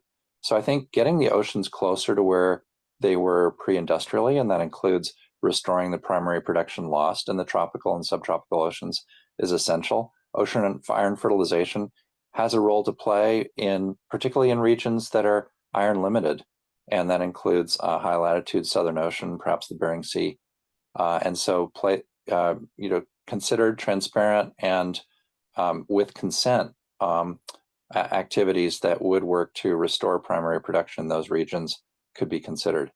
I think there's a place for it. It should be discussed, but I think we need to identify approaches where consent can be built, local and regional consent, earlier, and ocean iron fertilization in some cases may take longer than some other approaches. Thank you very much. Oh, thank you so much, Brian. Let's go to the next question. There's a question for Jyoti. What data sets do you need to improve your crop soil models? Are you relying mostly on global data, or are you acquiring local data sets that capture microclimates? Well, when we start improving a particular process, you definitely need experimental data. For example, if I'm trying to improve how crop responds under flooding conditions, I will need experimental data where I know what kind of crop cultivar is there, how many days is the flooding, how are you measuring the various aspects of the plant, for example, the leaf area index, the root length, and etc. So first thing we definitely use experimental data set, because that's how we translate the knowledge into the crop models. But then definitely if we have the most important aspects that definitely change the experimental data set is the management practices and the soil types. And these do impact everything that crop model does. So the management practices in global south is very diverse. The crop sizes are very small. So it depends that from where we are using the data and for what scale we are developing the models. So I understand the question is like, yes, local field data is very important, and that's what we're trying to do. We're trying to have the experimental data from all around the world so that all the regions are, represented well. Still, it's not enough because, again, the management practices, which are very diverse in Global South, makes it very difficult to, model the improvements in the crop model data. But the more and more data, the better it is. And so, yes, we do use both global data sets and local and experimental data. Okay, thank you. Thank you so much, Jyoti. There's a question for Ron. Is Ron on the call? Please briefly explain why afforestation and reforestation, and I assume carbon credit offsets, have no or only minor impact on global cooling. What is the science or evidence for this assertion? The problem with the carbon removal, as Andy Parker and many other people, in fact, all of the climate models that I'm familiar with have shown, is that it just takes a really long time. I mean, it's absolutely essential. We have to do it because we also have an ecological crisis, not just a climate crisis, and reforestation and natural regeneration is essential. So the basic problem is that it just takes too long. It's something we have to do. It's essential. We want to regenerate nature. We have to draw down. We have to go to zero and draw down many tons of greenhouse gas, carbon dioxide mostly. But the reforestation is not going to be able to do that in the next 10 or 20 or 30 years, which is the urgent period in which we need to immediately cool to avoid the great risk, the calamitous risk that we are facing at breakneck speed of climate change, tipping points and other massive disruption to or harm to humans and other species. So that's the answer basically. Oh, thank you so much. There's a question over here which Brian is typing an answer to, but maybe Hugh could speak into it as well if he'd like to. I think there was a question about carbon reporting, monitoring, reporting, and verification, and to what extent LiDAR and drones and other technologies may be important to doing the large-scale interventions that are likely to be needed in the oceans. One thing we can say is that our commercial scale for marine permaculture is just 1 hectare. We're at a quarter hectare right now, and we have raised funds to build a full hectare next year, and we're looking forward to reporting on that, and are presently raising funds to operate that hectare for 3 years and demonstrate the economic sustainability. But what's very significant is we just recently got a small grant from the Bezos Earth Fund to actually develop drone monitoring that can match our underwater monitoring and actually monitor the daily growth rate and the daily fall-off rate of seaweed from these platforms. And actually, we're going to be setting up a machine learning benchmark that will correlate the drone images that we can obtain daily as a training set for measuring and estimating the daily growth and daily fall-off of seaweed from the platform. And so what that would enable are drone flights that could lower by an order of magnitude the cost of monitoring, reporting, and verification in the sea. And drones are your friend. I did an analysis once where, crop dusting, which has been used for decades, costs about $10 per hectare to apply to terrestrial crops. But if you use a drone to do the same kind of crop dusting, if you will, it can be as low as $1 per hectare. So if we apply that to the kind of monitoring, reporting, and verification that might be needed in coastal and offshore regions, that kind of drone technology has the potential to lower the cost of this kind of monitoring, reporting, and verification by at least an order of magnitude. And that makes practical and affordable a lot of these approaches that otherwise would be prohibitively expensive. And the daily monitoring like this is so important because we find that wave and wind and storm events erase a lot of the growth that otherwise would be resolved. If you're not monitoring daily, you'll miss some of that growth and miss some of that fall off. And that's why it's so important to be able to measure this on a daily basis. So we're looking forward to reporting on those results and ultimately working with the whole industry to build normative methodologies for carbon removal as well as climate repair in the future. And I do want to take just a moment to mention that these algae are critically important in producing biogenic aerosols that can contribute to marine cloud condensation nuclei. And thus, the role of algae, both macro and micro, is actually, I think, should be considered in climate repair strategies because they produce natural compounds such as isoprene, mercaptan, and dimethyl sulfide that play a critical role in the formation of cloud condensation nuclei that produce healthy clouds and rebrighten our coastlines in hundreds of kilometers inland. And thus, let's look to those lost ecosystem services. We've lost over 90% of the kelp forest from the coast of California to the tip of Tasmania to Western Australia, just to mention 2 countries where over 3,000 kilometers of seaweed forests have been lost. And this represents an opportunity to regenerate our sea forests, if you will, at the same time that we are working to reduce emissions through agricultural seaweed products, contribute to carbon removal by measuring the quarter of seaweed that falls off these platforms during growth, and ultimately measure the natural biogenic aerosols that can play a pivotal role with nature-based solutions to rebrightening our planet. Thank you. Thank you so much, Brian. I'm going to direct the next question to Hugh. Ray asks, what direct effect will marine cloud brightening have on ocean water temperature due to the evaporative cooling effect caused by spraying a mist of ocean water into the air? Well, that's a great question, and it's a complicated question. We need to do the modeling and want to make sure that, clouds have a blanketing effect, and clouds have a reflective effect. Well, look, I don't know the answer to that, and it's the general desire, of course, is to cause a cooling, and the timings, what time of year and what time of day. It's all very important. So I wish I had an answer to that question. More work is required. And thank you so much, Hugh. So if we're all feeling good and happy and mushy inside, then I think we can end the session. Are there any last-minute questions? I think a few of the questions fall into the answered category.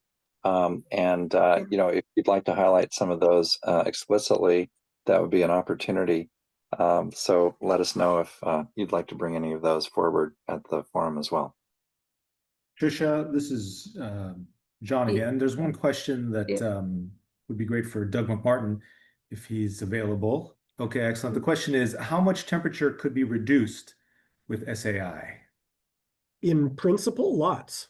I don't think there is undoubtedly some ultimate physical limit from the fact that if you put more and more aerosols into the stratosphere, they eventually clump up and get bigger. But I think that's a really long way away. So if you wanted to cool the planet all the way back to pre-industrial physically, you could. I don't think it's a good idea necessarily. There's a question here which Doug has answered, but maybe Wake could also speak into if he'd like to. The question is, what would be the opportunity costs for putting aerosols in the air? And indeed, do we know what side effect there would be? And would putting just water in the air possibly with a calcium adhesive? I guess I'm not sure I understand the question. What would be the opportunity cost? What do we imagine SAI? That seems to imply that doing SAI would crowd out something else, and I'm not sure what that something else would be. Doug's answer reads, I actually think there's not much downside on the physical climate side to doing a little of SAI and learning as we go, but there would today be massive pushback. Water vapor is roughly always in equilibrium with temperature, so you can't change that. And besides, it is a greenhouse gas. There are other aerosols that would work. They just aren't understood as well. There are certainly an active area of SAI research is alternative aerosols. Sulfur-based aerosols are what Mother Nature uses, via volcanoes and other earth outgassing. So it's a devil we know, but it is a devil. It causes, respiratory illness and acid rain and so on. So while the unintended consequences of utilizing sulfur for SAI are better understood than other things. There's certainly a lot of research about the prospect of finding aerosols that may be better at reflecting sunlight, but in all events may be safer and have fewer downside risks. I think there's another question that you're quite well placed to answer, I think. Enormous amounts of aerosols would be required, and the use of many planes would also be a warming factor. How would they be produced and lofted without causing other unwanted effects?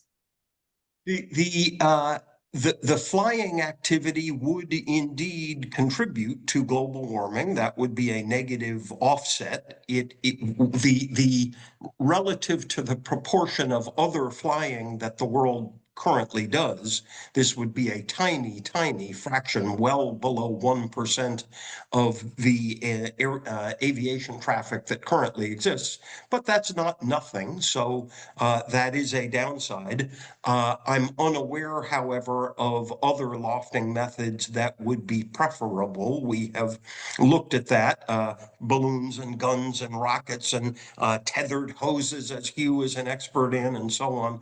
None of those seem competitive with aircraft as lofting methods in the next couple of decades, in the foreseeable future. Someday somebody will invent some better platform.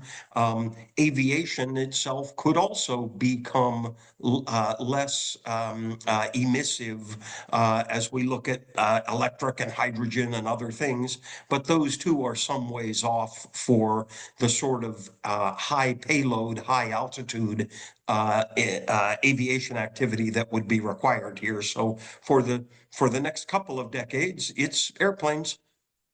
Right.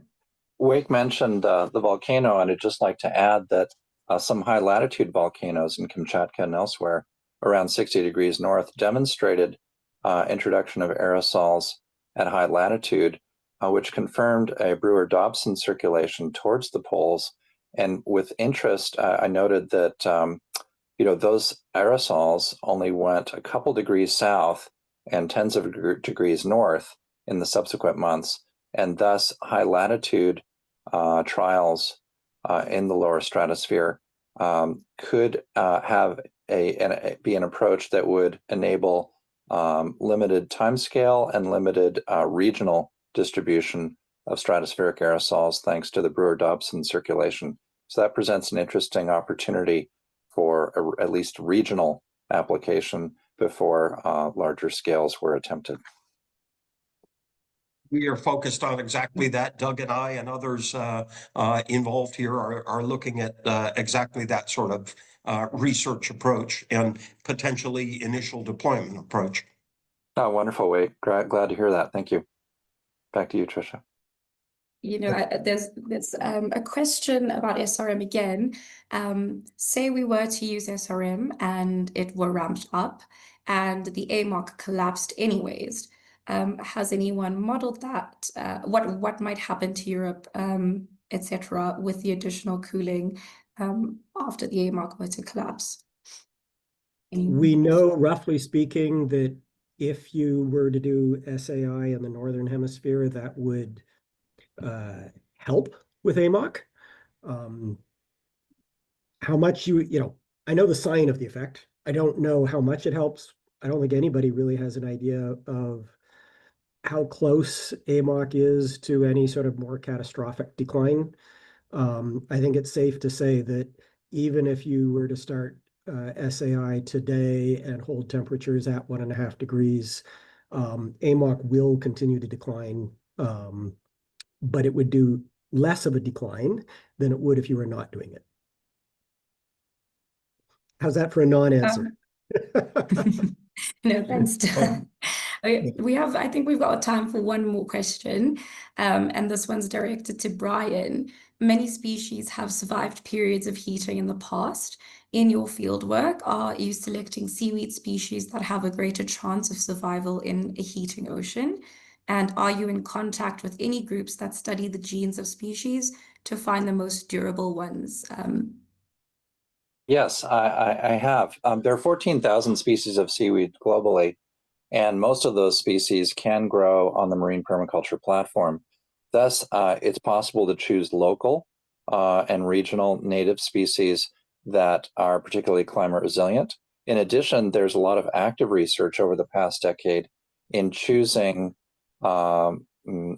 individuals within a species, such as giant kelp, Macrocystis, that are more thermally resilient and more thermally tolerant. What's interesting is that we've found that by restoring the level of nutrients to some of these thermally tolerant and other seaweeds, it's possible to get up to 4 degrees of extra resilience for survival of these kelp forests than with baseline trials. So there is a great opportunity for individual variation and selective breeding that would ultimately enable more resilience in the future. But I think the more critical gap is to ensure that as the ocean warms, we can still have the levels of nutrients reaching the surface that'll be needed. We've seen this before. If you go back to the Permian mass extinction, a carbon pulse resulted in enormous warming of the surface ocean that ultimately resulted in reduced primary productivity, reduced oxygen levels, stratification of the ocean, and a subsequent loss of 96% of all marine species just 251 million years ago. Our challenge and our opportunity is to, now that the carbon pulse has already been emitted, to actually sustain the levels of primary production in the ocean by ensuring those nutrient supply chains can be continued with the availability of deep nutrients and surface carbon. Seaweed and other algae can continue to grow and supply food and habitat for thousands, if not millions, of marine species to keep our oceans alive. And I think it's only by keeping life in the ocean and life in the soils alive that we can keep our civilizations alive and continuing to function. Thank you. Thank you so much, Brian. I think it's time to say goodbye now. So I'd like to thank our audience for such thoughtful questions. And thank you so much to our wonderful panelists, Brian, Jyoti, and Andy, for sharing your insights so openly. I think the exchange during this session has been meaningful and eye-opening in that keeping warming below 2 degrees Celsius is about technological choices just as much as it is about people, decisions, and how we bring it all together. And I thank you all for being part of it.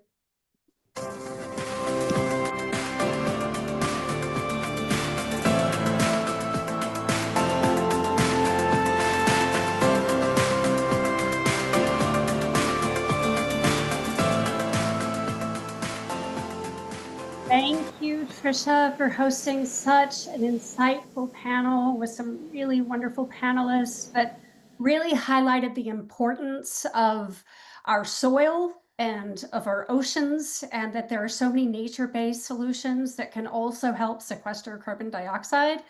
And really starting there, I think, is really is where we need to start with so many of these solutions when it comes to sequestration. But we absolutely cannot compromise our bottom line. So we have to be able to really include everything that's necessary to get the job done. Now, there are so many solutions that we need to be implementing at such a larger capacity, I think, is really the bottom line of this conversation. And the more that we focus on the solutions to these problems, the more I think we'll be able to really engage the public to have them support the cause as well.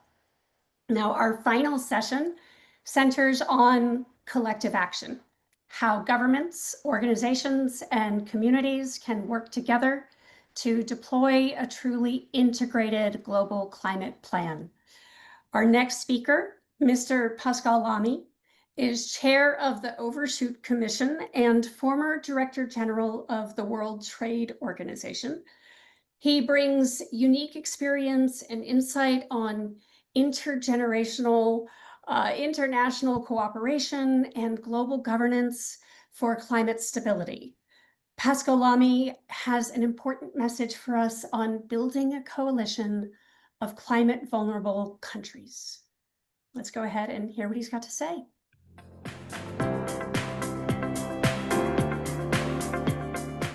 The following video is the remarks given by Pascal Lamy last May 2025 in Cape Town during the Degrees Global Forum 2025.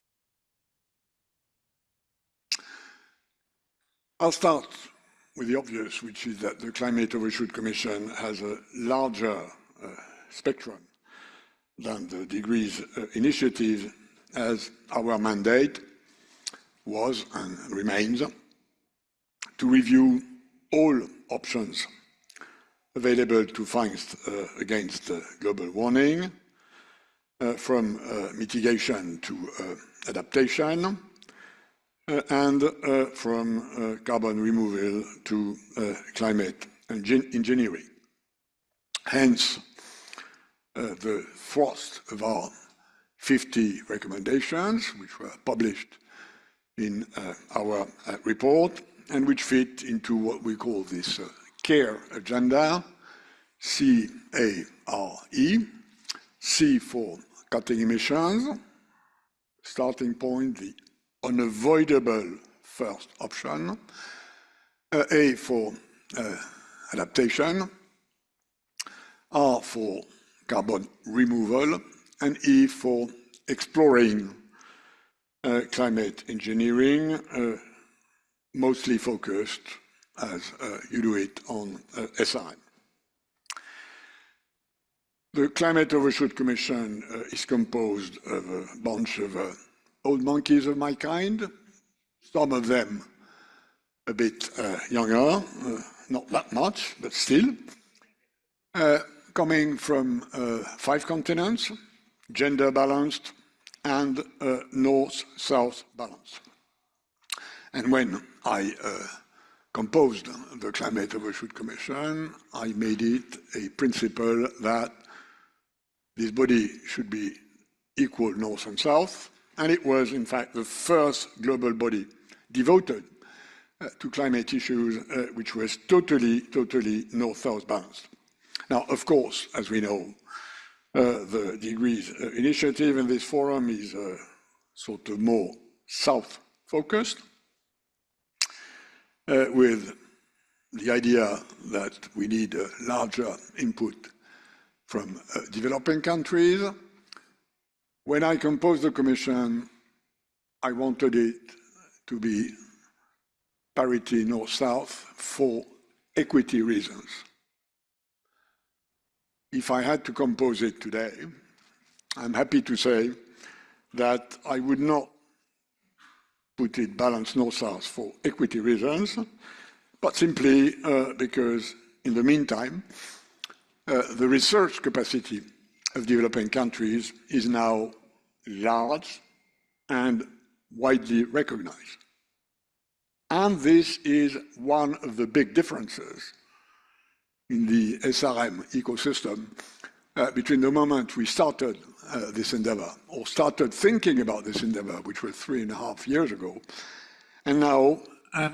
I think this is something I really want to acknowledge and recognize today. The other thing we have in common, of course, is that our work and your work is about fostering open exchanges on topics which were previously considered as, in many ways, too challenging politically, morally, ethically, economically, to be discussed, including SRM.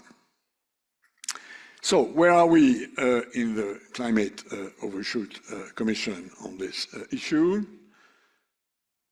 As could be expected, our discussion on SRM were long, complex, sometimes nearly heated, because the members of the Commission started from very different viewpoints. After a 1.5 years of deliberations on this issue as well as on the other ones, but mitigation, adaptation, even carbon removal were understandably less controversial. Yet, after this 18 months, we landed in a consensus, which represents a sort of a diplomatic center of gravity meant to offer a starting point for broader international discussions. What are the core tenets of this consensus? For the sake of brevity, I will only mention 4 of them. And you might recognize some sort of parentality with your own principles. Number 1, it would be imprudent, risky, not to investigate SRM, as it could complement existing approaches to reduce climate harm, help delay very severe impacts, or even counteract feedback loops. Number 2, that being said, we need to reiterate at each step that SRM is not a substitute for urgent emission reductions adaptation and should never be considered as such. Thelma, you will recognize very much of our discussions. Number 3, the current lack of scientific understanding and governance around SRM increases risks of premature or ill-considered deployment. Conversely, outright premature rejection could deny vulnerable nations a potential complementary instruments to manage overshoot risks. And finally, we need to fix as much as possible, but this is a necessity, the absence of any solid international legal or governance framework for SRM research and deployment. So that's roughly the corridor of principles within which we've landed the SRM discussion, and this leads to three more operational consequences. One, we need to know more, and we call for significantly strengthened international research efforts in a transparent, inclusive, non-commercial, and independently evaluated research. Very much an echo to what you are doing. In the meantime, we propose the adoption of a moratorium on the deployment of SRM technologies and of large-scale outdoor experiments insofar as they pose significant transboundary harm risk. This moratorium is designed not to hamper necessary research, but to ensure it proceeds responsibly. And third and last, in terms of operational conclusions, we need to launch international dialogues to explore governance frameworks for research and potential future deployment. So, our core proposal is to catalyze SRM governance with this moratorium by mobilizing a sort of a first mover coalition, 5-6 different sovereign nation states from different geographies or political bloc. These first small group would take a unilaterally balanced public stance on SRM, benefiting from the exploratory work we have done and the overall balance we have found, which is detailed in the COSC report. The rationale for this approach is rather simple. An immediate universal agreement would be totally unrealistic. Any sort of negotiation in a very open space would be doomed to fail, and we've heard that this afternoon, again, so to say. And we should rather anchor discussions in a balanced position, supported by a diverse group, which would help discouraging extreme stances, either pro or con. So what we are advising is a sort of small coalition of the willing strategy. The idea being that if we succeed in this, then the question for other sovereigns, and as you know, there's quite a lot of that in the UN system, would be, what's your stance? So the political reasoning is you put something on the table that creates a debate in conditions which takes place on the platform you have created. So you frame what you believe is a reasonable position, and then people have to react to that. So this is where we are going. Of course, there is an obvious connection with the degrees initiatives and your forum mission in building capacity for SRM research in the Global South.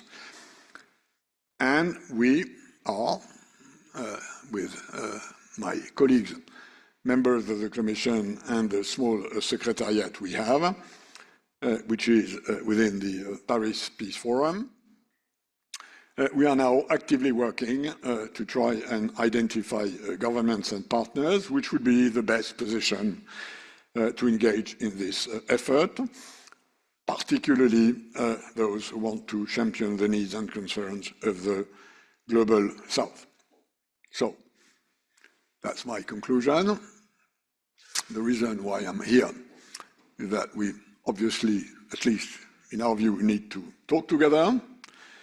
And let me sort of very much welcome the opportunity to connect with this very large group, which I take as a much larger sample than a few years ago of people, stakeholders, representatives of institutions who share our objectives in pioneering a diplomatic effort to these complex issues and doing it in a scientific and responsible way. This is why I'm expecting from our conversations today a bit more in our bag of possible modalities for this proposed moratorium. Many thanks for your attention.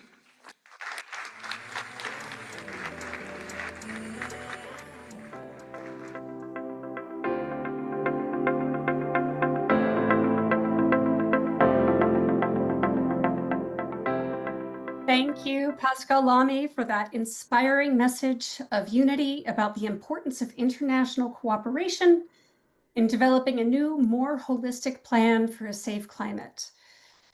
Too many communities are suffering right now because we need a global climate emergency strategy to help stabilize temperatures before we pass the point of no return. I also want to add that it's going to be extremely important for us to get buy-in from the public. We're going to need to get their help to ultimately change our systems and support the policies necessary to solve the problem. But we need to find more accessible ways to reach them and deepen their understanding. And on that note, I want to share that there is absolutely work being done in this area as well to help elevate climate issues in the media. There are people starting to integrate more of these issues into TV and film who are being supported by organizations and events like the Hollywood Climate Summit, which meets yearly in LA.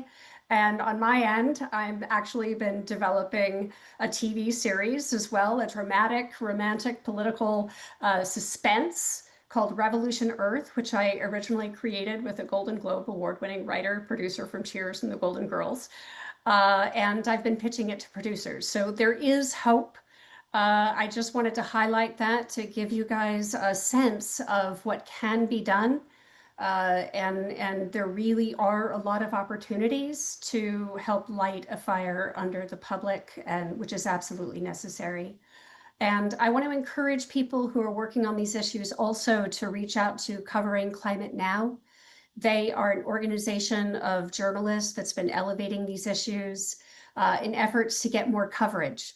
And there's also a lot of independent YouTubers and journalists focusing on climate issues who could also use a lot more support.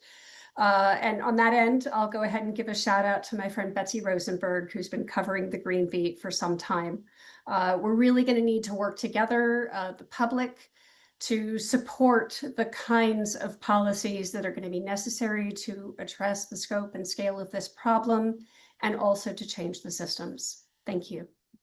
Now, I want to go ahead and welcome the Chief Scientist for Climate Change Programs at the Climate Institute, Dr. Mike McCracken.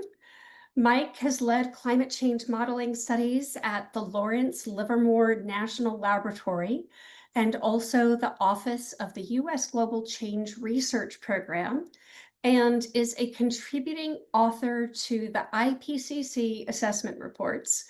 He's also a long-standing and very valued HPAC member. Let's go ahead and hear what Mike's got to say. Thank you.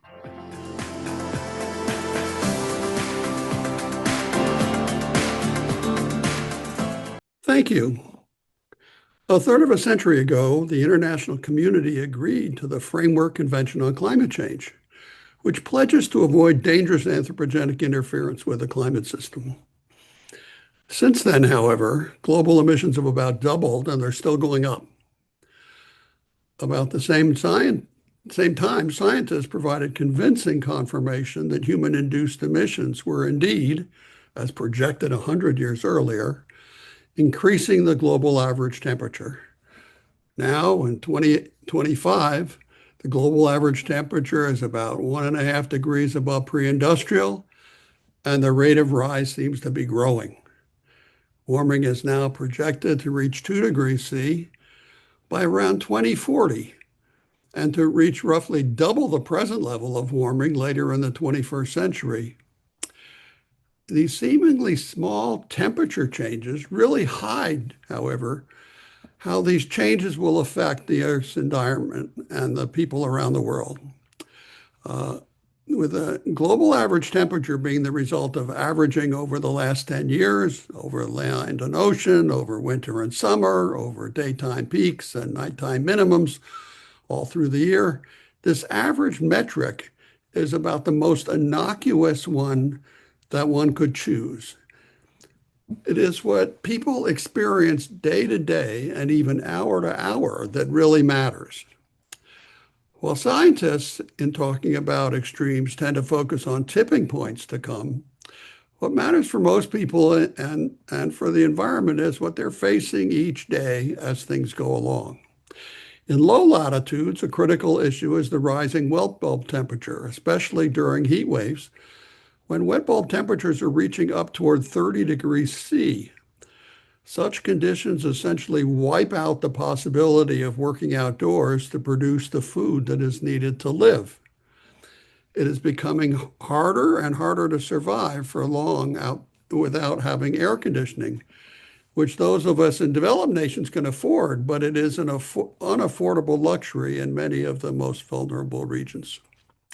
In low latitudes, where the annual average temperature increase can seem modest, most of the trapped energy is going into evaporation from the oceans.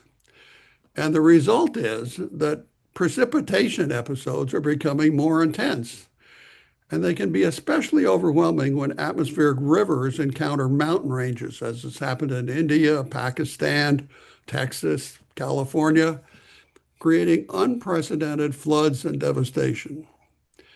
Taken together, impacts in low latitudes are likely to lead to hundreds of millions of environmental refugees over coming decades, far outstripping the numbers today that are creating international tensions as these people head to mid-latitudes.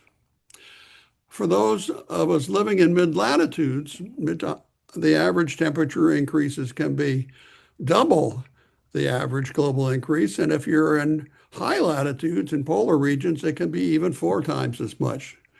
These higher temperatures are reducing sea ice and the snowpack, thawing permafrost, intensifying soil moisture loss, and creating ideal conditions for invasive plants, pests, and ultimately wildfires. Precipitation and water sources are also being critically impacted. There are longer, more intense periods of heat and drying, then these are broken up by periods of drenching rains that cause flooding.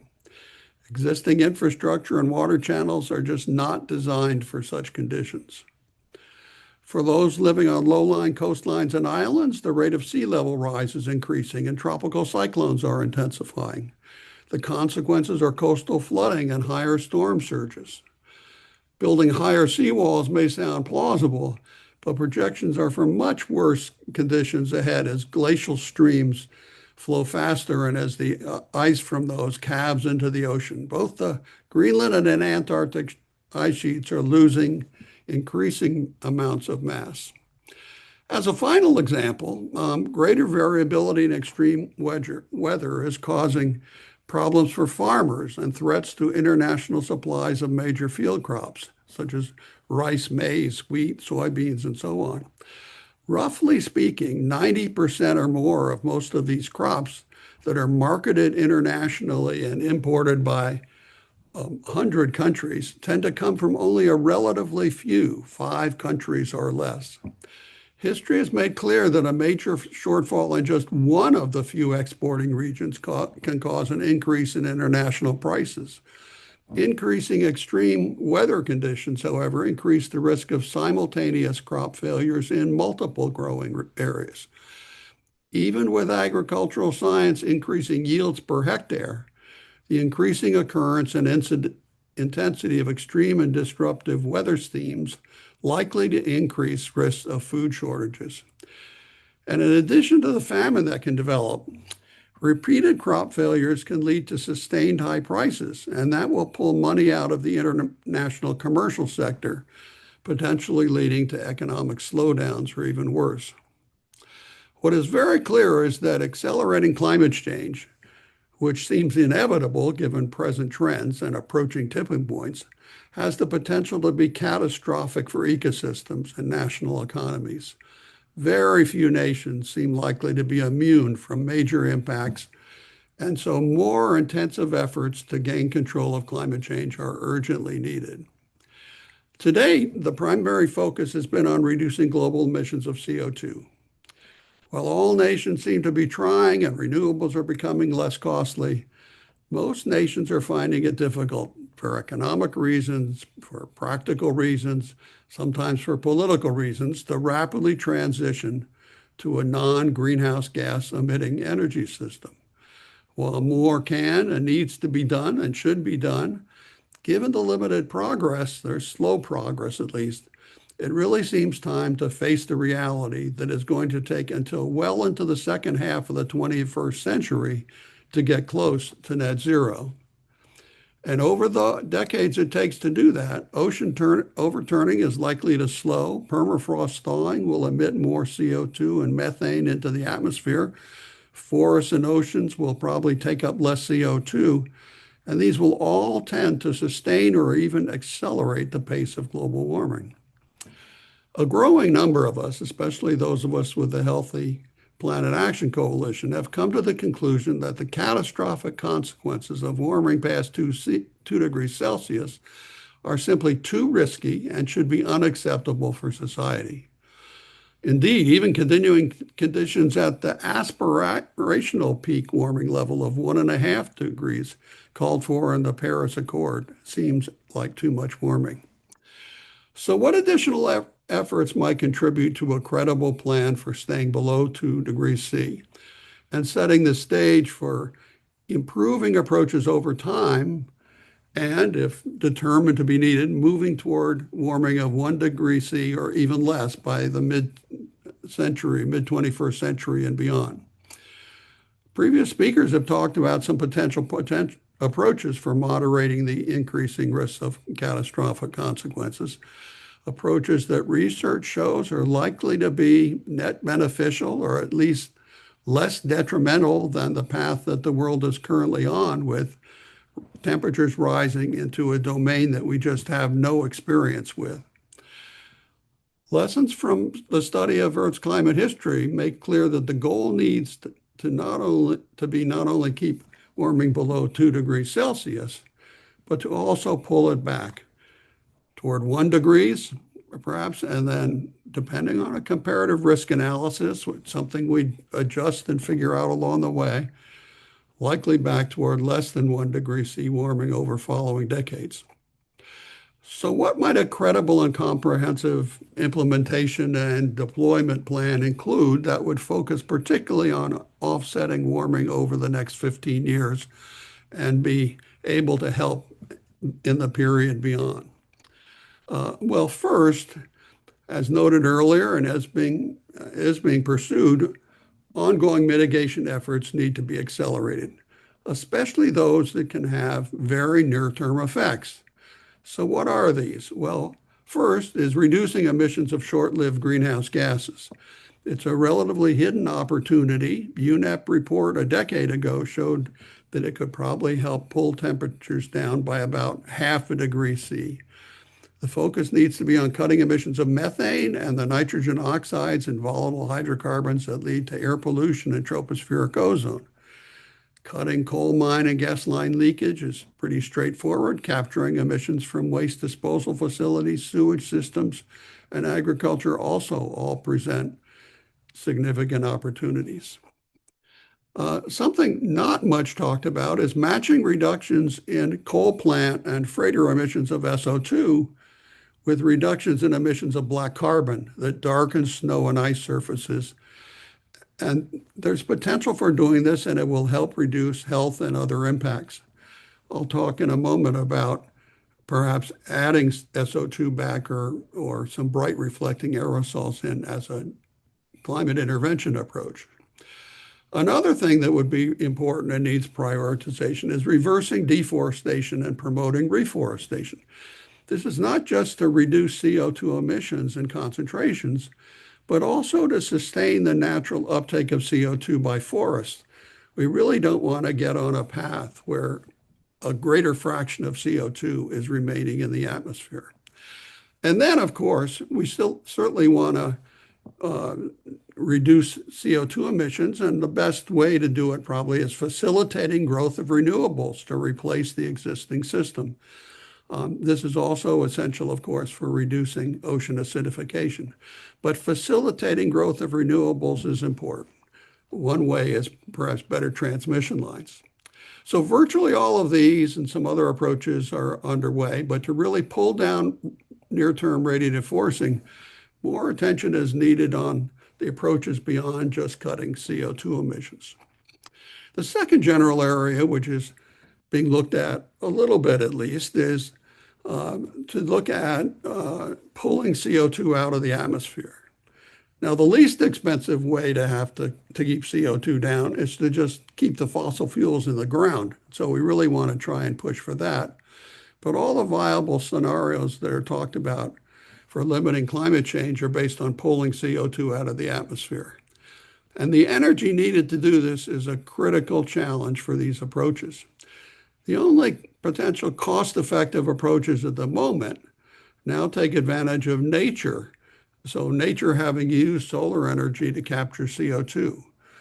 It may have captured it in forests, and so you can use forest and agricultural waste products.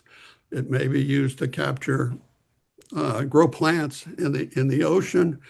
And then what is done is to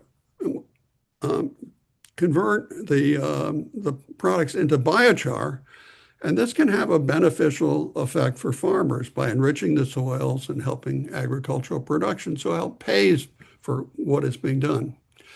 Another potential area that needs some intensified research is whether ocean fertilization can actually pull up CO2 out of the atmosphere and sequester it in the oceans, in the deep ocean preferably, for centuries.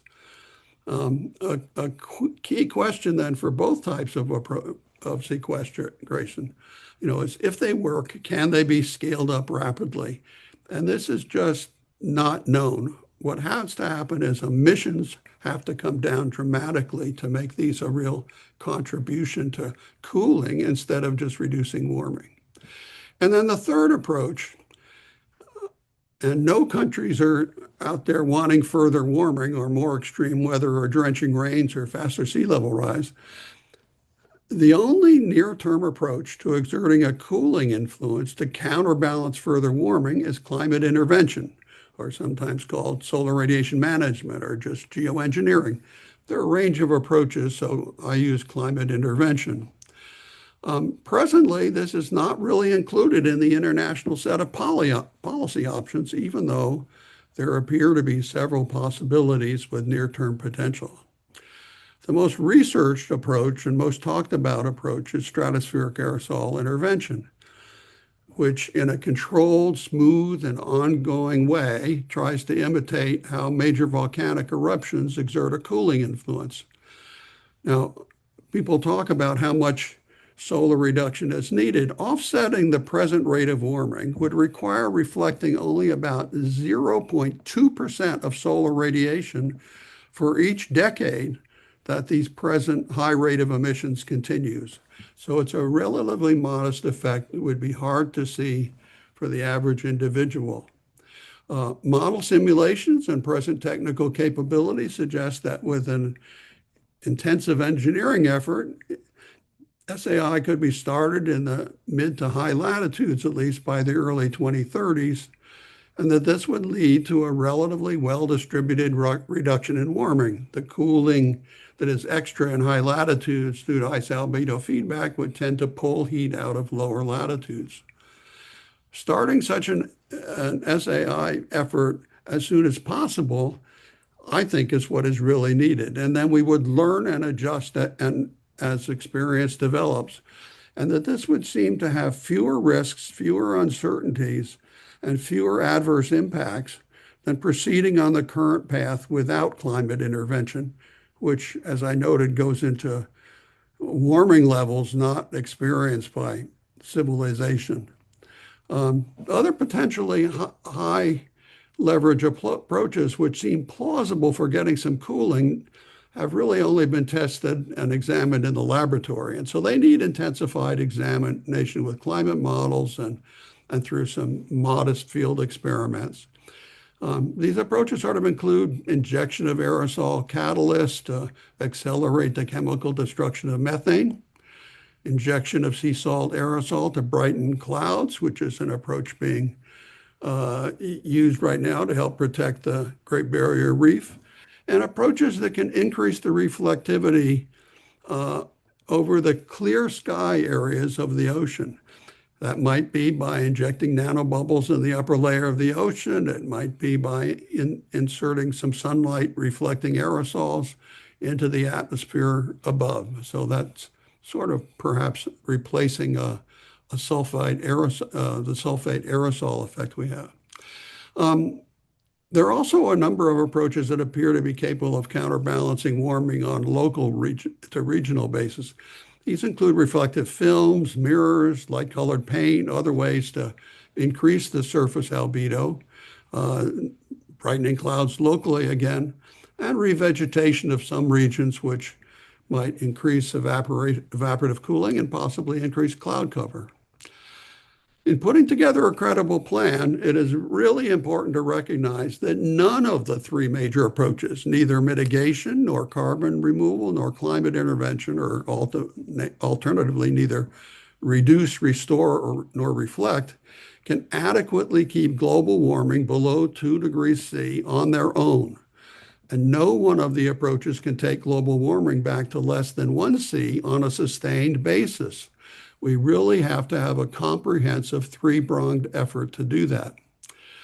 In the talk just before mine, Pascal Lamy, chair of the Climate Overshoot Commission, proposed an approach for getting the reflection component of the effort started as a complement to other efforts. He suggested beginning with a coalition of vulnerable nations and peoples, especially those in low and very high latitudes that are facing extreme warming that is disrupting their communities and their health in some cases.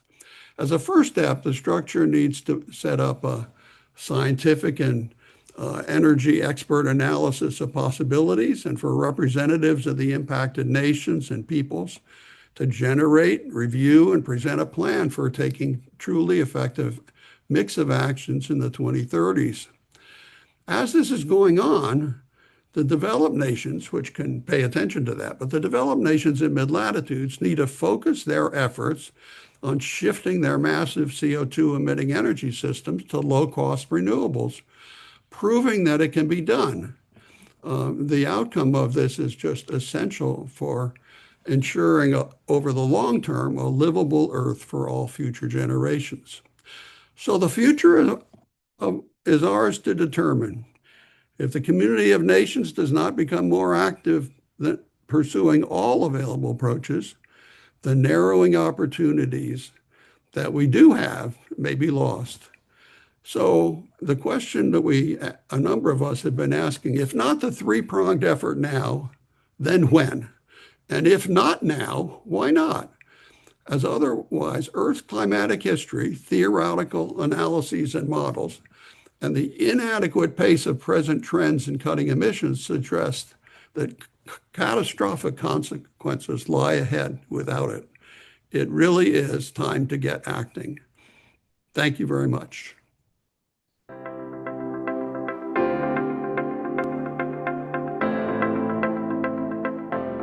Thank you, Mike, for your really important insights on what would be needed in a new climate plan, and for the importance of sticking with a holistic approach. Now, let's turn our discussions about how we may go about building a coalition for a safe climate plan in response to the exponential warming we're currently dealing with Here with us live is Joshua Elliott, a theoretical physicist doing computational climate economics and energy systems modeling from the University of Chicago and Argonne National Lab. Please welcome Joshua Elliott from the Climate Emergencies Forum and Renaissance Philanthropies. Welcome, Joshua.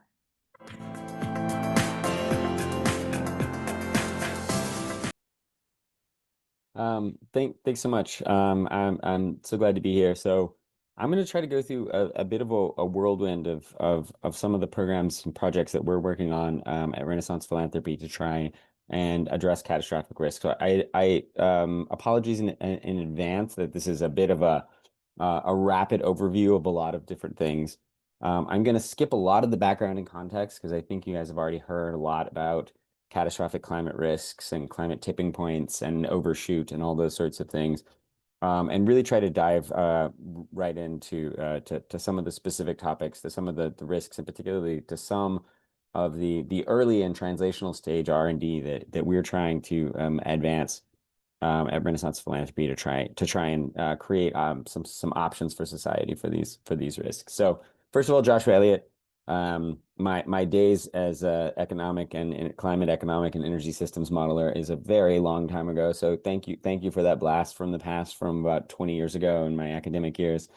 These days I'm the chief scientist of Renaissance Philanthropy and in particular direct two of our critical programs, which is our Advanced Research for Climate Emergencies program and our Climate Emergencies Forum. So just the briefest of background. So at Renaissance, really our approach to the climate space is first and foremost rooted in the acknowledgement that we are not even close to being on track. Not on track for 1.5, and we're not even on track for 2. 1.5 is literally physically impossible at this point, particularly when we consider that the sulfur from our fossil fuels is actually masking 0.5 degree of warming that will be realized as we decarbonize. And even 2 degrees at this point is, I think, highly implausible. The smart money out there is actually now betting on a 3-degree C world or worse.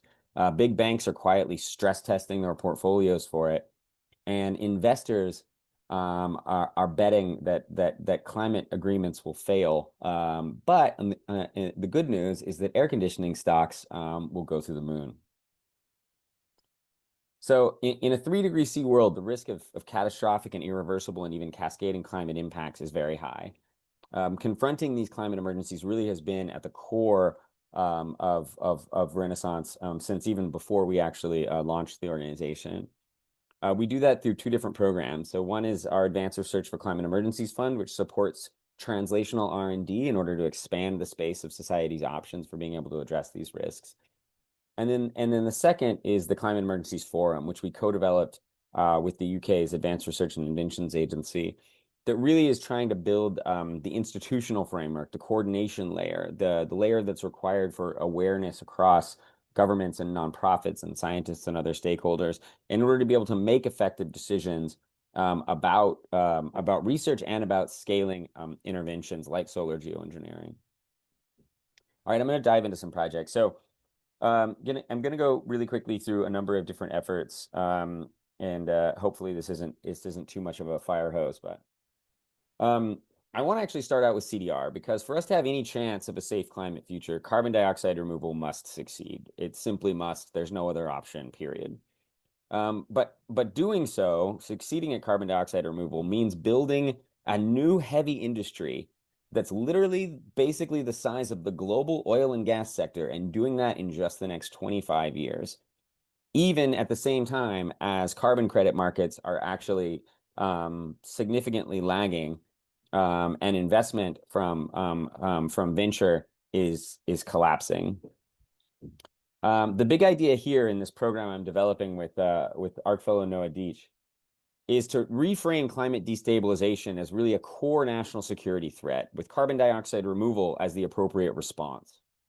If NATO nations dedicate even a small share of their rising defense budgets to CDR, it could unlock tens of billions of dollars annually. It can signal investors and move entire markets. And interestingly, it's about the right order of magnitude to be able to largely offset NATO's military emissions. So it's a twofer, and there's plenty of good reasons to do it. We think this is ambitious based on the folks that we've talked to, but at this stage, really every viable option for saving the CDR sector is ambitious, and we have no choice. I actually spoke about this last week at the NATO Climate Change Conference, and I got mixed results, some very positive, some very skeptical results. But the idea for this actually goes back to my days as a program manager at DARPA in the US government, where I saw really firsthand how national security institutions can rapidly mobilize resources once they identify a strategic threat, whether it's the failure of our critical mineral sector to supply a resilient domestic supply of critical minerals, or it's the failure of our CDR sector to give us the opportunity for a safe and stable climate future. However, even if carbon removal does scale, we're nowhere near safe. We already live in a near 2-degree world. We are going to cross 2 degrees imminently within the next 5 to 10 years. But we are masking about over a quarter of that warming through an accidental form of solar geoengineering that's caused by sulfur pollution. Burning fossil fuels emits sulfur that forms aerosols. Some of that dry deposits to the surface, where it kills an estimated 7 million people a year annually, as PM 2.5. The rest of it floats up where it brightens clouds and cools the planet, staying up in the troposphere for usually about a couple of weeks. Reductions in sulfur since the 1970s actually explain roughly half or maybe even more of the regional warming that we've seen in Western Europe and the northeastern United States. And most of you are probably familiar with the 2020 low sulfur shipping rule that created by the International Maritime Organization that has been estimated to alone have caused enough warming equivalent to about an additional 3 years of global CO2 emissions. And by the way, is estimated to have saved approximately 4,000 lives a year from reduced pollution. Global sunlight reflection, you've probably heard a lot about, so I won't go into it in depth. It really may soon be necessary in order to buy time for decarbonizing the atmosphere and potentially to replace the cooling that was once provided by that dirty sulfur pollution as we decarbonize. The science for this, especially for stratospheric aerosol injection, is fairly mature, and there's actually already multiple startups that are working on this space. At least one of which is actually extremely well funded and promising a deployable technology could be on the market in just the next few years. The scaling of solar radiation management is a massive infrastructure challenge, so I don't want to say that we're going to be, doing global SRM at scale in the next 3 years. There's still a huge amount of infrastructure that needs to be built out. But more importantly than that, it's a huge global commons and thus a huge international governance challenge.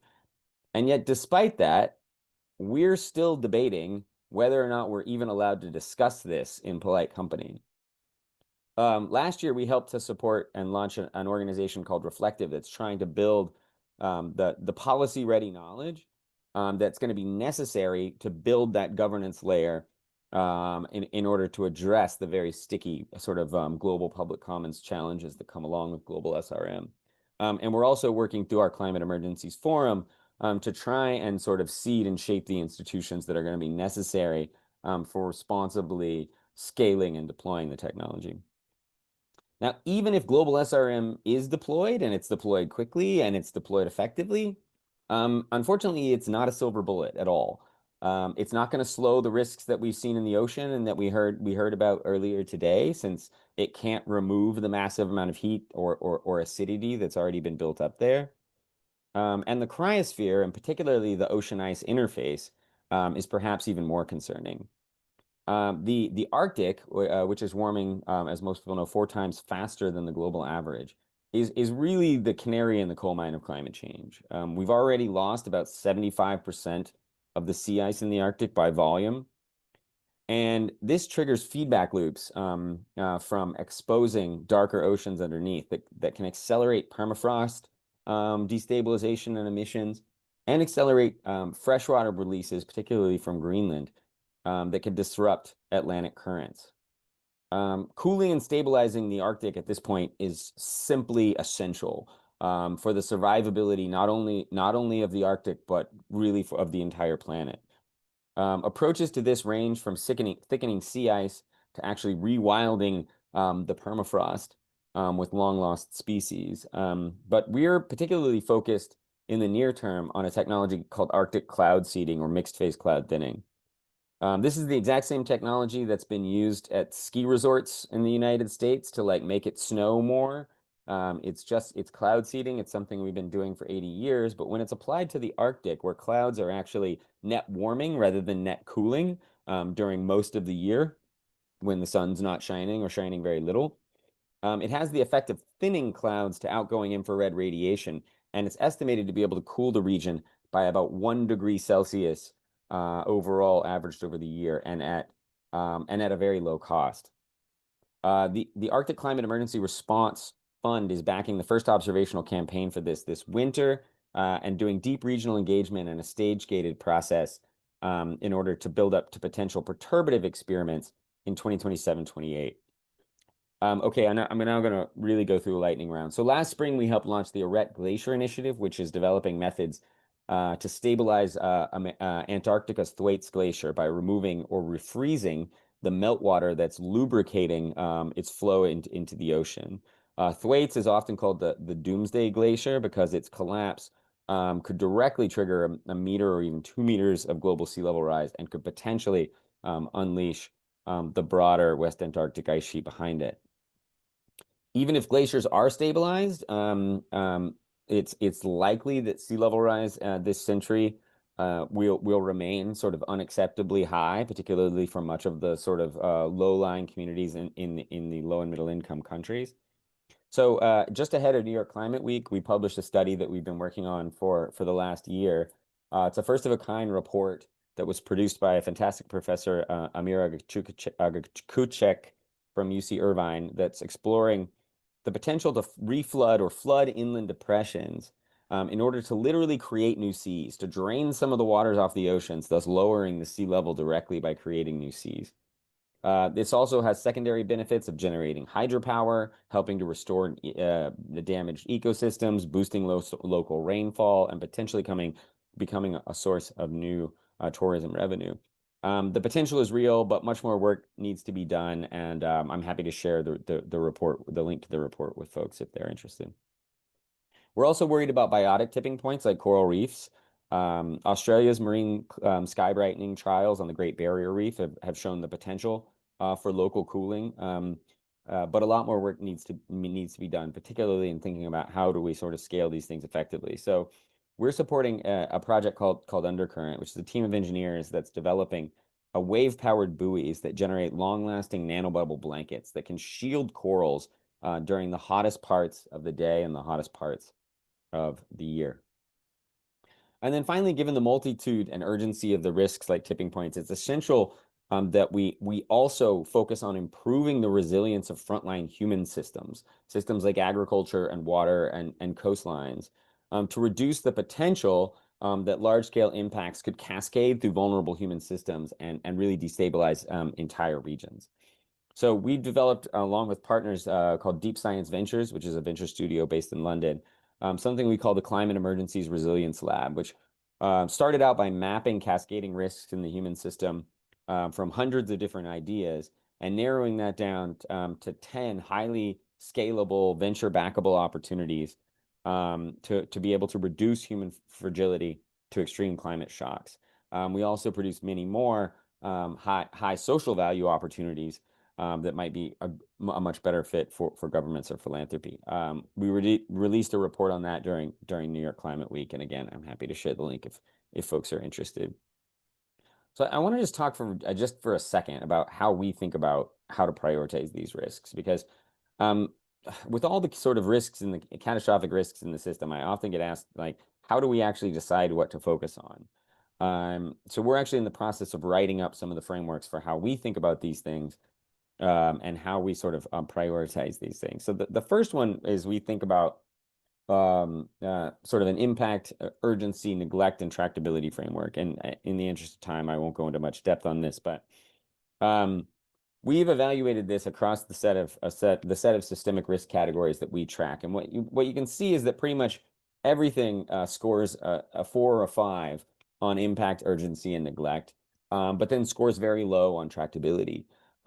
Largely because these things have been neglected for so long in terms of funding and awareness, and so very, very, very few people are working on them.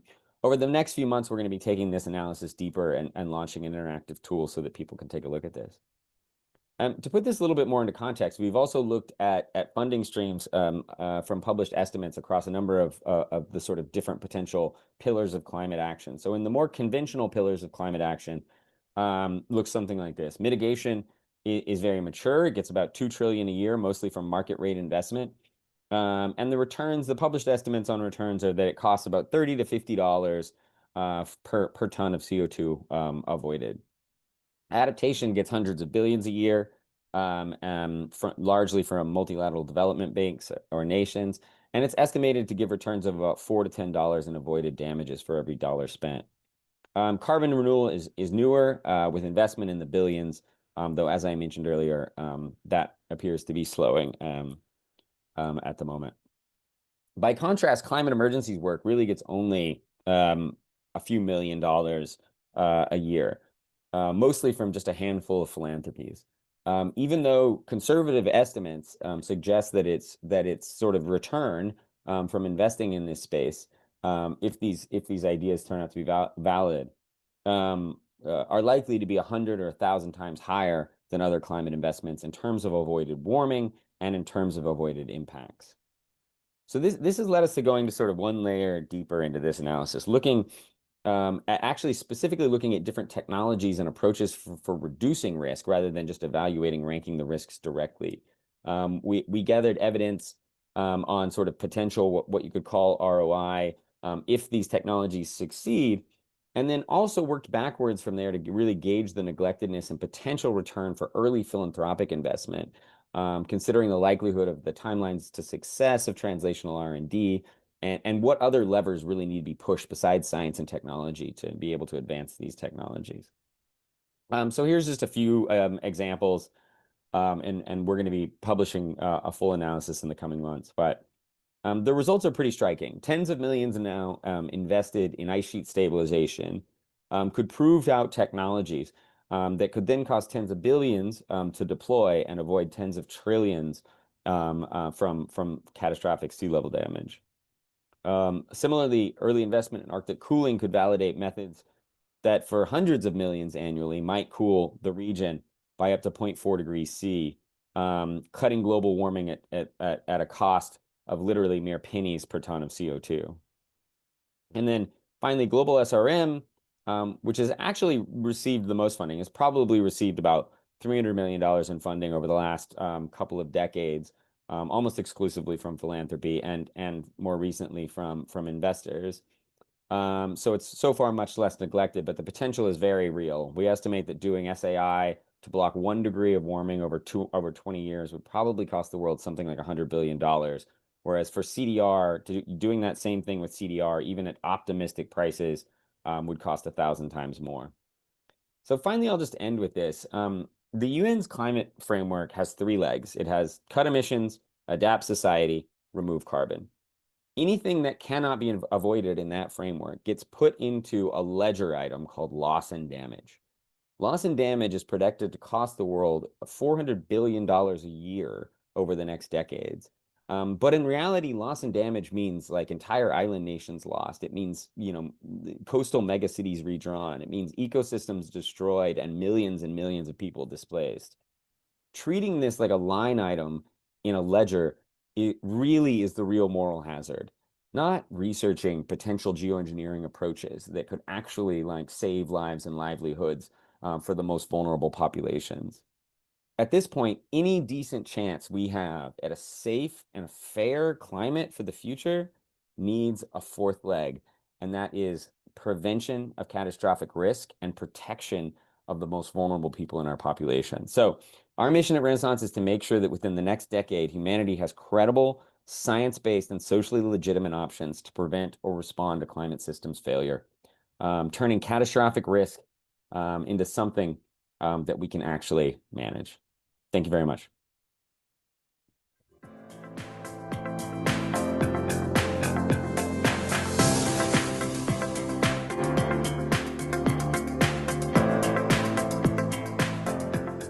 Thank you, Joshua, for these really important insights, especially in regards to how crucial the situation is in the poles and in our oceans. It's so important that we understand where we can have the most impact. This work is paving a path for the kind of coalition building that we need to properly respond to the nonlinear nature of our current climate crisis. Now it's time for another panel hosted by Dennis Garrity. And for more responses to the comments in the Q&A section, Dennis, go ahead and take it away. Well, thank you, Aria. And what a delight to have this kind of a discussion going on as we close the conference. So let me welcome our panelists for some deeper discussions on developing and deploying new and more comprehensive climate approaches. We have with us today as panelists, first, Sasha Post. Sasha directs Outlier Projects, which is a climate philanthropy that accelerates frontier research to predict and prevent catastrophic climate risks. So his work has a lot of relation to what Joshua has been talking about just now. And second, we have Paul Gambill. Paul was the co-founder of Nori, which was the first carbon removal marketplace. Paul has been building financial infrastructure for scaling carbon removal, and he writes about lessons learned in carbon removal and on nearer term climate interventions. I know Sasha is limited in his time availability, so Sasha, let me get you started with a quick question. As a fellow leader, along with Joshua in the climate philanthropic world, can you give us your reactions to Joshua's remarks on how society can mobilize to plan for the growing threat of catastrophic climate system risks? Certainly, and thank you so much, Dennis, for the invitation to join you all here today. As Dennis said, I direct a philanthropy called Outlier Projects. Our mission is to accelerate research to predict and to prevent catastrophic climate risk. So very aligned with the work that Joshua and Renaissance Philanthropy is doing. We believe that there are lots of arguments to be had about questions of deployment. There are lots of uncertainties about when and if we will cross various thresholds to trigger various tipping points and so forth and so on. Lots of potential pros and cons to various approaches you might imagine taking to address these sorts of risks. But what seems to us inarguable is that it is a better future if we are able to make decisions about how to proceed with the benefit of knowledge about both what those baseline risks are and what sorts of responses are going to be available to us to safely manage those risks. And so better to make decisions in the face of knowledge rather than ignorance, right? That's basically the long and the short of it. Of course, how you go about trying to understand these difficult questions is hugely important.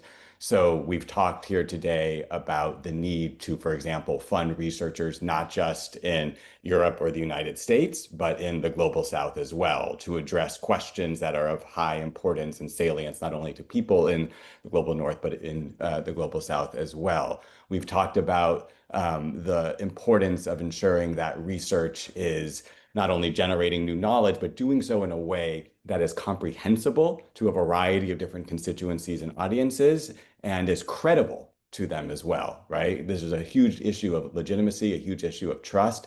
And so we need to be really attentive to that. Another thing, speaking as somebody who works on the philanthropic side of the aisle, another thing that I think that is really important is not to lose sight of the need for governments to also ultimately be leaders in driving and orchestrating and funding and moving this research forward. It can't just be wealthy individuals, foundations, philanthropies that are funding and supporting this work. It really needs to be democratically accountable governments that are helping to drive this as well. And so I think everybody here has a role to play in doing that, whether you're a scientist, whether you work for a government, whether you are somebody in philanthropy, whether you are somebody in civil society or in the policy realm, no matter where you come at this problem from, what angle and what expertise, I think we all have a role to play in helping to make that happen. And I'm hopeful that that is something that we can accomplish. And we've talked here today also about how in the past we have expanded the envelope of strategies that are considered to be part of the respectable conversation on climate. Once upon a time, adaptation was seen as extremely controversial. It was seen as capitulation, and it was seen as moral hazard. That changed. Once upon a time, carbon removal, CDR, was seen in the same way. Once upon a time, short-lived climate pollutants, super pollutants like methane, were seen as a distraction from the main event, from decarbonization. And so we've seen over time this steady evolution in what is considered to be necessarily on the table for us to have a serious climate conversation. And I think we're going through another one of those moments today. And I think that the key in all of these previous evolutions, and I think the key today as well, is going to be that we treat these new ideas not as substitutes for decarbonization and all the other things that we know are urgently essential, but as supplements to them, right? And I think as long as we are kind of operating with that humility and in that vein, I think we have a really good conversation in front of us. So I'm going to unfortunately have to depart now, but thank you so much, Dennis, for the invitation, and it was wonderful to join you all here today. Thank you. Thank you, Sasha. And sorry you have to leave early, but we'll have our conversation continue with Paul and the speakers. Fabulous. Thank you so much. So turning to you, Paul, after listening to the proposed approaches of Pascal Lamy and Mike McCracken, how do you see their recommendations striking you and in the context of your evolving ideas on this topic? Yeah. Well, I'll say a little bit of background, which is that I got involved in carbon removal in 2015 and founded NORI in 2017, which was a marketplace for carbon removal that we unfortunately had to wind down about a year ago. Due to exactly what Joshua was referring to with kind of pullback in the voluntary carbon market. But the idea was back then, I believed that we could solve these problems through carbon management alone. And I totally agree with what Sasha just said about we've gone through these transformations of first adaptation was kind of a new boogeyman, and then carbon removal was. And the same sorts of moral hazard arguments that we hear about SRM and sunlight reflection today are the exact same arguments that I heard 10 years ago with respect to carbon removal. People would say, oh, this is just cover for oil and gas. And so what I wanted to do back then was try to help create the financial incentives that would make it possible for large-scale carbon removal. And I used to think of geoengineering as this kind of like far out thing, maybe in the 2040s, 50s, or beyond, which to me, I was still in my 20s at the time. That just seemed like so far away. And after we wound NORI down, I started reflecting on like the state of the carbon removal market and really, frankly, looking at it like it's basically a cottage industry. We haven't really done much at all. And there are a variety of reasons for that I won't go into today. But kind of zooming out and looking back on it, Mike was referring to this and others were referring to this earlier this morning. We cannot possibly scale it fast enough to make any sort of real dent in temperature. And that was another shift for me, and something that I don't know if you're aware, Dennis, because I haven't told you this before, but in the carbon removal world, in that private sector, a lot of times, and the IPCC will talk about it this way too, we're talking about like carbon management. So, you know, the IPCC chart that has like emissions on the y-axis and then the pathways of negative emissions and then time on the x-axis. That's not the right way to think about this anymore. that the napkin diagram and showing like peak shaving is a much more useful framework for evaluating this. So it's about temperature, not about like atmospheric carbon ppm in the near term. In the long term, it is about atmospheric ppm, right?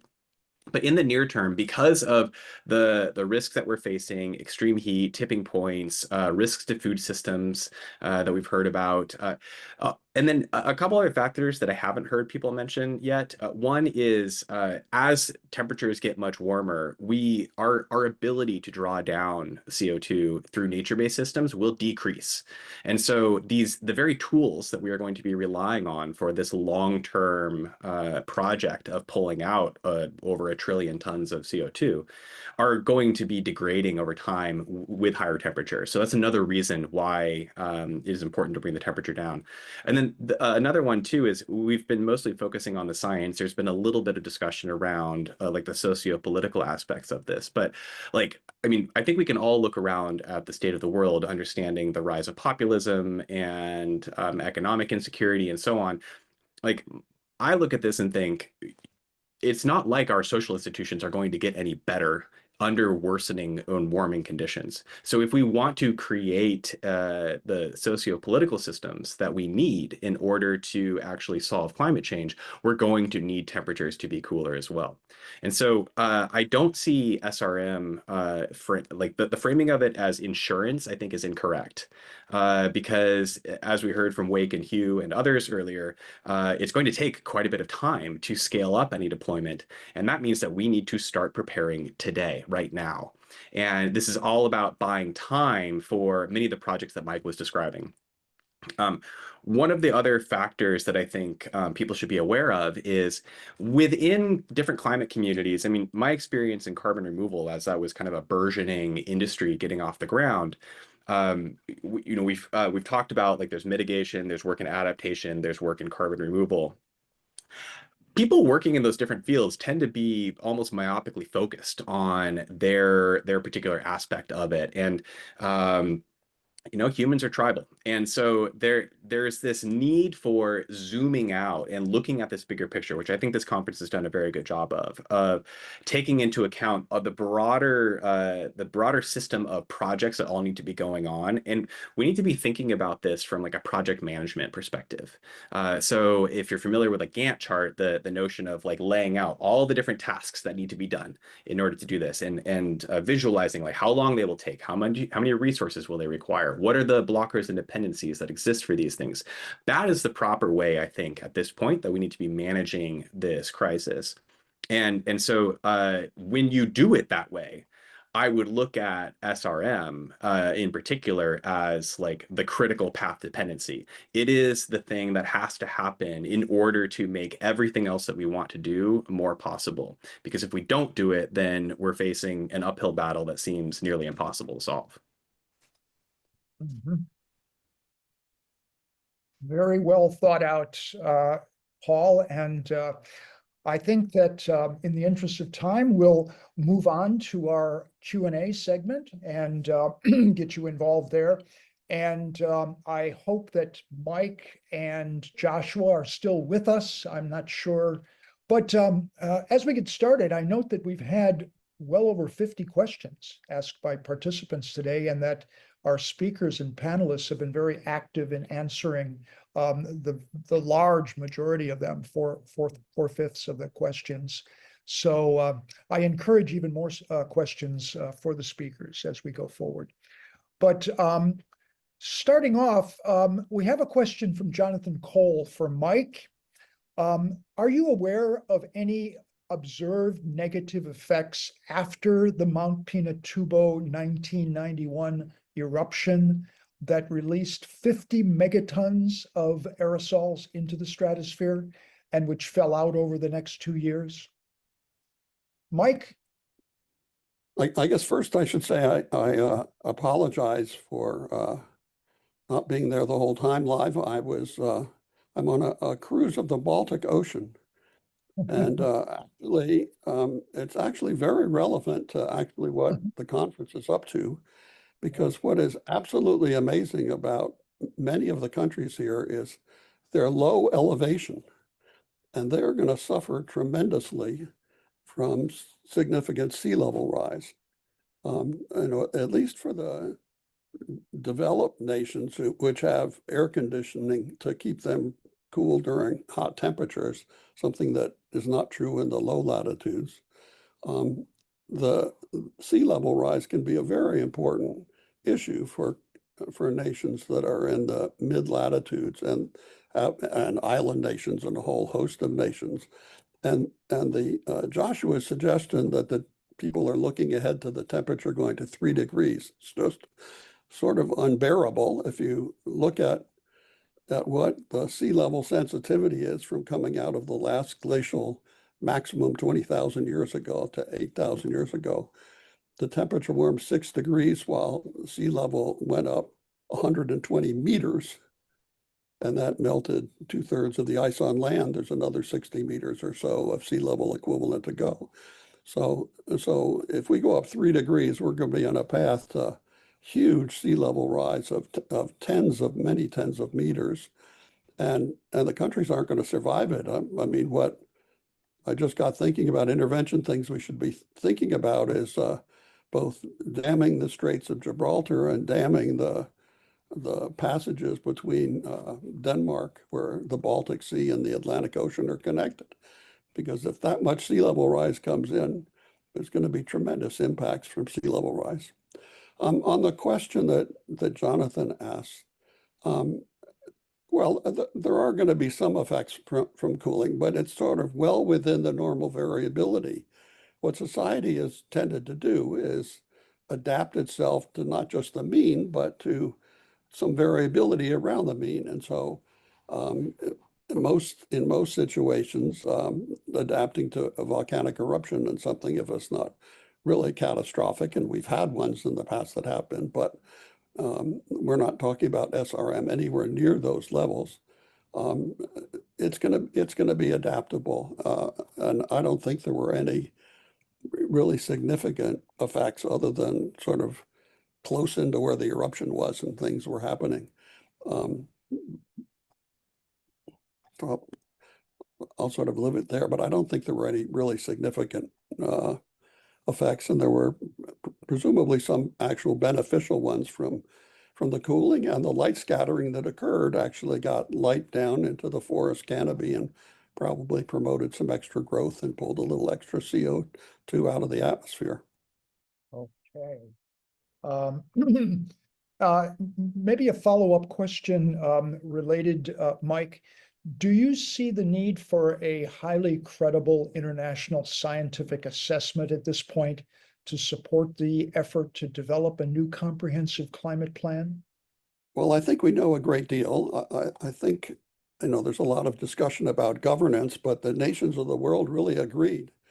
In the Paris Accord, they didn't want to go over 1.5. And so, we sort of have a sense from them of that. And if you were to start SRM and were to start it gradually, the goal would probably be to stay in the range of 1 to 1.5, which is what was starting to prompt impacts. And one might eventually, based on a more thorough analysis, decide if you want to go lower. You don't want to go back to pre-industrial. Society is pretty well adapted to conditions that are up to the mid-20th century, or perhaps so one probably wants to be in the range somewhere between 0.5 and 1.5. And if one starts in the polar regions, which seems feasible in the near term, that would help to pull heat out from not only that region, but pull heat from lower latitudes. And the critical, what's sort of missing, the key issue in the tropics, and why you really want to have some effects down there, is the absolute humidity keeps growing. And if you get the wet bulb temperature up as high as it's going, the heat waves are going to cause tremendous numbers of deaths or tremendous numbers of environmental refugees fleeing to the mid-latitudes. Okay, well, thank you very much, Mike. And let me turn to Paul with a question from John Dixon. He says you had a very good overview and mention of the silos of reduce, remove, and reflect. What are the main synergies between implementation of emissions reduction, carbon removal, and reflection? Yeah. Okay. So this is kind of going back to that project management approach that I was describing. And think of this like you're playing a strategy game. Like, what is the most important thing that you need to deal with in the moment right now first, so that you can buy more time for dealing with the other things later? Because we never have enough time, and we never have enough money or energy or other physical constraints to do everything that we want to do all at once. And so when it comes to this, like, I would be prioritizing reflection first and foremost for all the reasons that you've heard. It's going to take time to scale this up. There's a lot of experimentation to be done still. There's a lot of governance design and other sort of like justice concerns to be considered. And so that takes time. So we're looking at 5 to 10 years before we could actually like really start doing anything at like a global SAI type scale. Smaller, more local and regional implementations like marine cloud brightening could certainly get going faster. You do that while you're trying to scale up CDR. CDR has been going in kind of two different directions for a while now, which is sort of interesting. There's been, and it's kind of a schism inside the industry between nature-based solutions and more technological solutions. This is driven by the fact that as a voluntary carbon market, purchases are almost entirely made by large corporations as part of their marketing and sustainability efforts. When they're doing this, they are accounting for these are carbon offsets. So they're saying, we're creating emissions based off of fossil fuel burning. And so we want to buy carbon offsets that are going to negate the radiative impacts of the emissions that we created. Therefore, we only want to buy carbon removals that are going to be durably removed from the atmosphere for at least 1,000 years or more. I don't think that that's the correct approach from a scalability perspective, because we have nature-based solutions through soil carbon, through afforestation, through wetlands management, not to mention the less explored options like ocean iron fertilization, ocean alkalinity enhancement, and so on. So enhanced rock weathering, direct air capture, and biochar are the ones that end up getting purchased most often.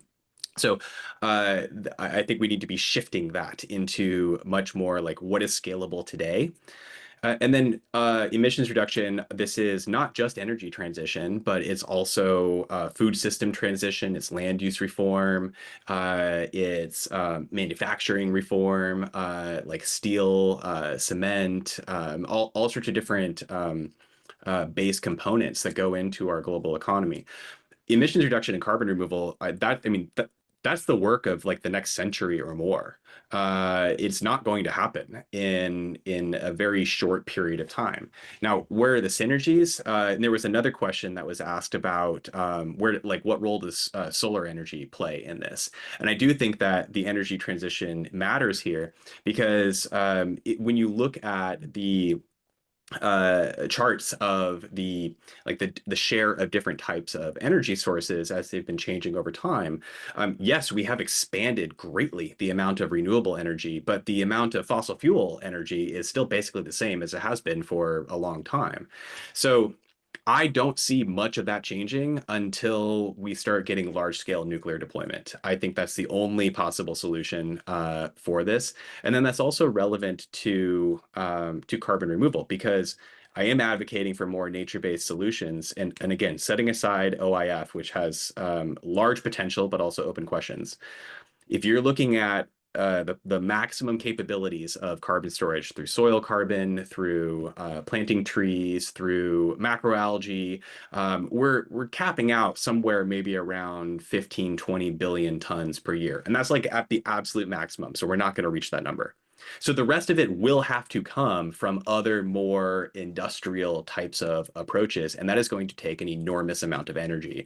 I've seen estimates that if you were to do this all with direct air capture, which I would not recommend, but if you were to, the amount of energy that would require is somewhere between 2 to 10x the total amount of global energy output today, just for direct air capture. Like, we don't have that.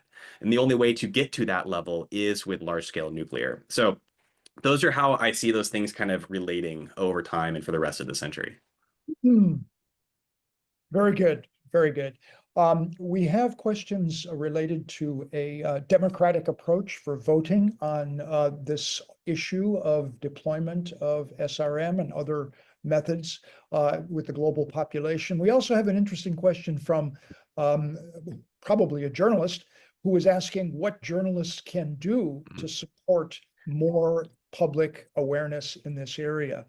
On this latter area issue, I know, Paul, you are very interested in the ways that public knowledge can be enhanced to understand and engage in dialogues and political action on new climate intervention approaches. Maybe you could make a comment about the journalist's question on that, and then we'll probably move to closure. Looks like Mike wants to say something too. Okay. Okay.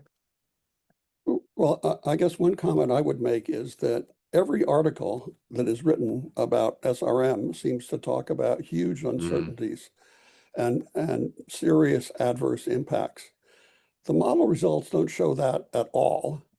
It's sort of something that's been added, and it's become sort of a mantra that has to be said in every article. There are actually, in my view, much greater uncertainties heading into the unknown without SRM than there are with it, because we have experience with volcanic eruptions, and our models have dealt with those, and so the models are fairly good, and we're also more in the domain of the weather and climate that we're used to and have experienced than into a domain that we haven't experienced. 3 degrees, it's going to go back, whatever, 5-10 million years or something like that, and for which we have really no experience with the weather. And the situation with respect to IPCC assessments has been that each succeeding assessment sees more and more problems than were anticipated as one gets warmer. And so I think this notion that the things are just totally uncertain and there's going to be all sorts of impacts just is getting repeated very idly by reporters without investigating. If you think about extreme events, just for a moment, Dennis, and what might happen with SRM, at first, what's going to happen is it's going to continue to be dominated by global warming. And so the extremes that are happening will be a result of what's happening right now. And all that we're hoping for with SRM is to start pulling those back. And so the question really is SRM going to create new exceptions and extremes beyond what we already have and make things worse, though that's where we're headed anyway, and stuff. And so it seems to me that a whole host of issues are overstated in virtually all articles. The nations of the world have sort of agreed what the temperature should, where it should be, less than 1.5, okay, maybe 1 to 1.5 as a sort of range to be, and we can start at it that way. The atmosphere tends to spread things out, so it's unlikely that this is going to really create sort of new extremes. Hopefully it will lessen them some. The model results show that the initial effect of SRM is generally to reduce the strength of the hydrologic cycle, because it's a lot of the energy that comes in from the sun goes to evaporating moisture and putting it in the atmosphere. And so if you reduce the amount of solar radiation coming in and are reflecting a little bit from the planet, you'll get a little bit less evaporation. So hopefully that will reduce some of the precipitation extremes. So I think there's been a great deal of overstatement, and it comes from what Joshua was sort of talking about, the sort of fear, and Paul was talking about it too. I mean, first there was the threat of we're not going to have any impacts. The first U.S. national assessment was criticized for thinking there were going to be impacts because everybody was going to get convinced mitigation would be fast enough that there wouldn't be any impacts. So why study impacts? And then they started studying impacts, and the same thing has sort of happened with respect to adaptation. It's going to be hard to do that too with all that's coming. And so we really do need to, as it's been stated, get to focusing on what is sort of the last option in the barrel, which is to go to climate intervention of various types. Excellent points, Mike. Paul? Yeah, I think that they're going back to the question from the journalist of like, how should journalists cover this? I think there are two different aspects to the story to tell. And one of them is about the risks. And not just like the extreme tipping points, although I think it's important for people to understand that, but where things are today, the very impacts of extreme heat. It is too hot in many parts of the world for people to be working outside, and that's increasingly happening more and more places. So that is a huge deal, and that's going to, no matter where you are and from whatever like air conditioned room you're sitting comfortably in, like that's going to come for you as well. And then the other side of that, so that's, I mean, people have talked about this for a long time. Like, do you talk about climate change from the fear motivation perspective, this like doomerism, and you don't want to go too far into that, but the risks are real, and we need to know about them and talk about them.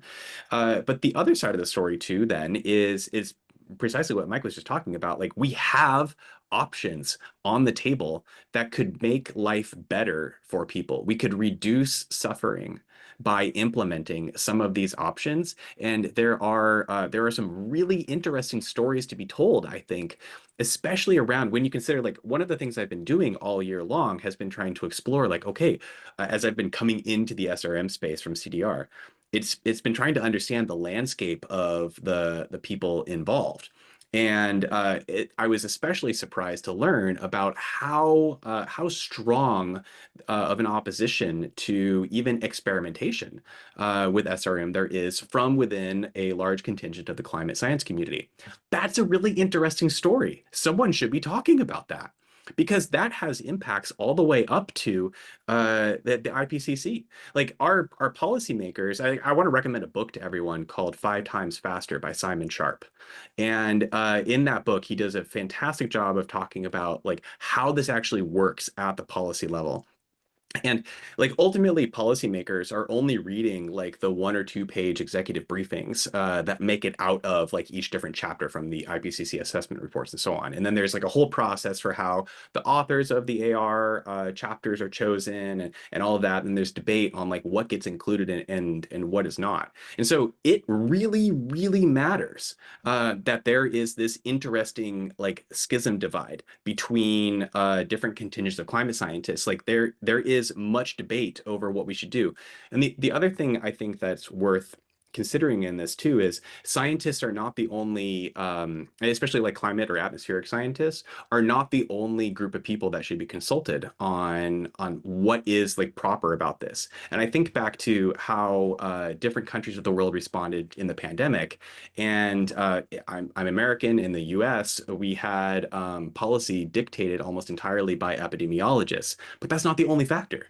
You need to be considering sociology and economics and other areas of policy, because there are other different types of impacts that go beyond just what happens in the Earth system, precisely what Mike was just talking about as well. So I think that there are some very interesting stories to be told around the way in which this conversation is evolving, who the different players are, and why, and like, let's examine their beliefs and put them out in the open. So it's not just science paper responding to science paper, because that only gets read by scientists. The common public does not know about this. Very interesting points, Paul. I really wish we could continue this conversation a lot longer, but we're out of time. So let me extend my thanks to you, to Mike, to the other speakers and panelists, and turn over the gavel back to Aria.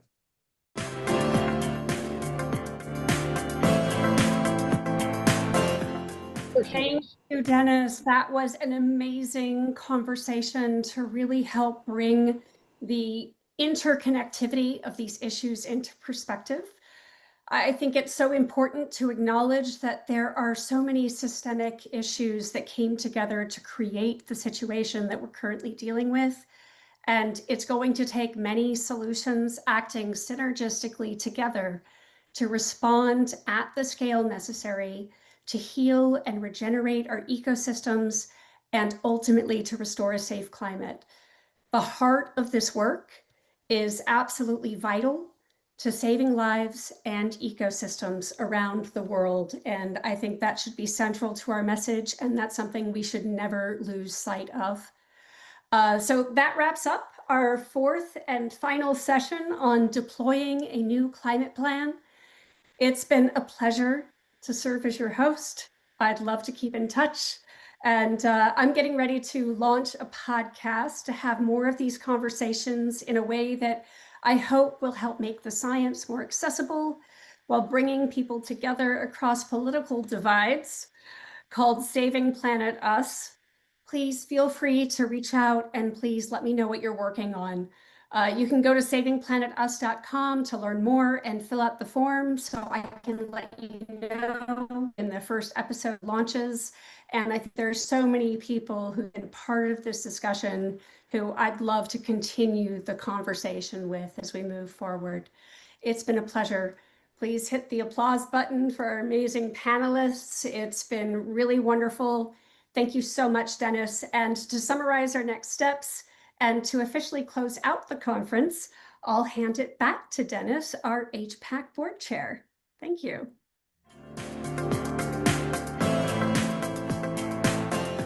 Hey, very good. Well, as we close this conference and these discussions, we wanted to leave with you on the table what are the components of the way forward.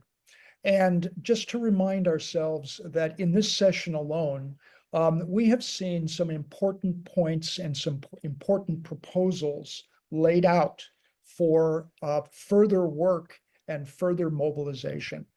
So first, as Monsieur Lamy has proposed, let us assemble a first mover coalition of climate vulnerable countries. Indeed, this is a concrete step that can be developed through dialogue with these countries that are most concerned about the global heating impacts that they are experiencing. And this is a diplomatic process that we in the Healthy Planet Action Coalition have been engaged in for some time now. And we are looking to collaborate on that high-level diplomacy. Second, Mike McCracken dwelt at length about the need to get started in developing a new comprehensive global climate plan that integrates reduce, remove, and reflect. This would involve an intensive effort involving scientists, policymakers, and many parts of civil society. And finally, Joshua Elliott, as well as a number of other speakers, emphasized the need to accelerate R&D on all of these solutions. And finally, as we move forward from now, we need to intensify the conversations and dialogues across the globe, especially with the countries and peoples of the global South. So these are the way forwards that we see as begging for the attention of governments, the scientific community, and civil society. Now, as we bring this conference and forum to a close, I want to make some heartfelt thank yous. First of all, thanks to all the speakers and panelists for sharing their valuable time and insights with us. Second, thanks to my colleagues at the Healthy Planet Action Coalition and affiliated organizations that helped to plan and execute this event. Third, a special thanks to our conference management team for their energy and flawless navigation of Zoom technology that made this event go so smoothly. That's Greca Sarmiento, Althea Abesamis, and John Garrity.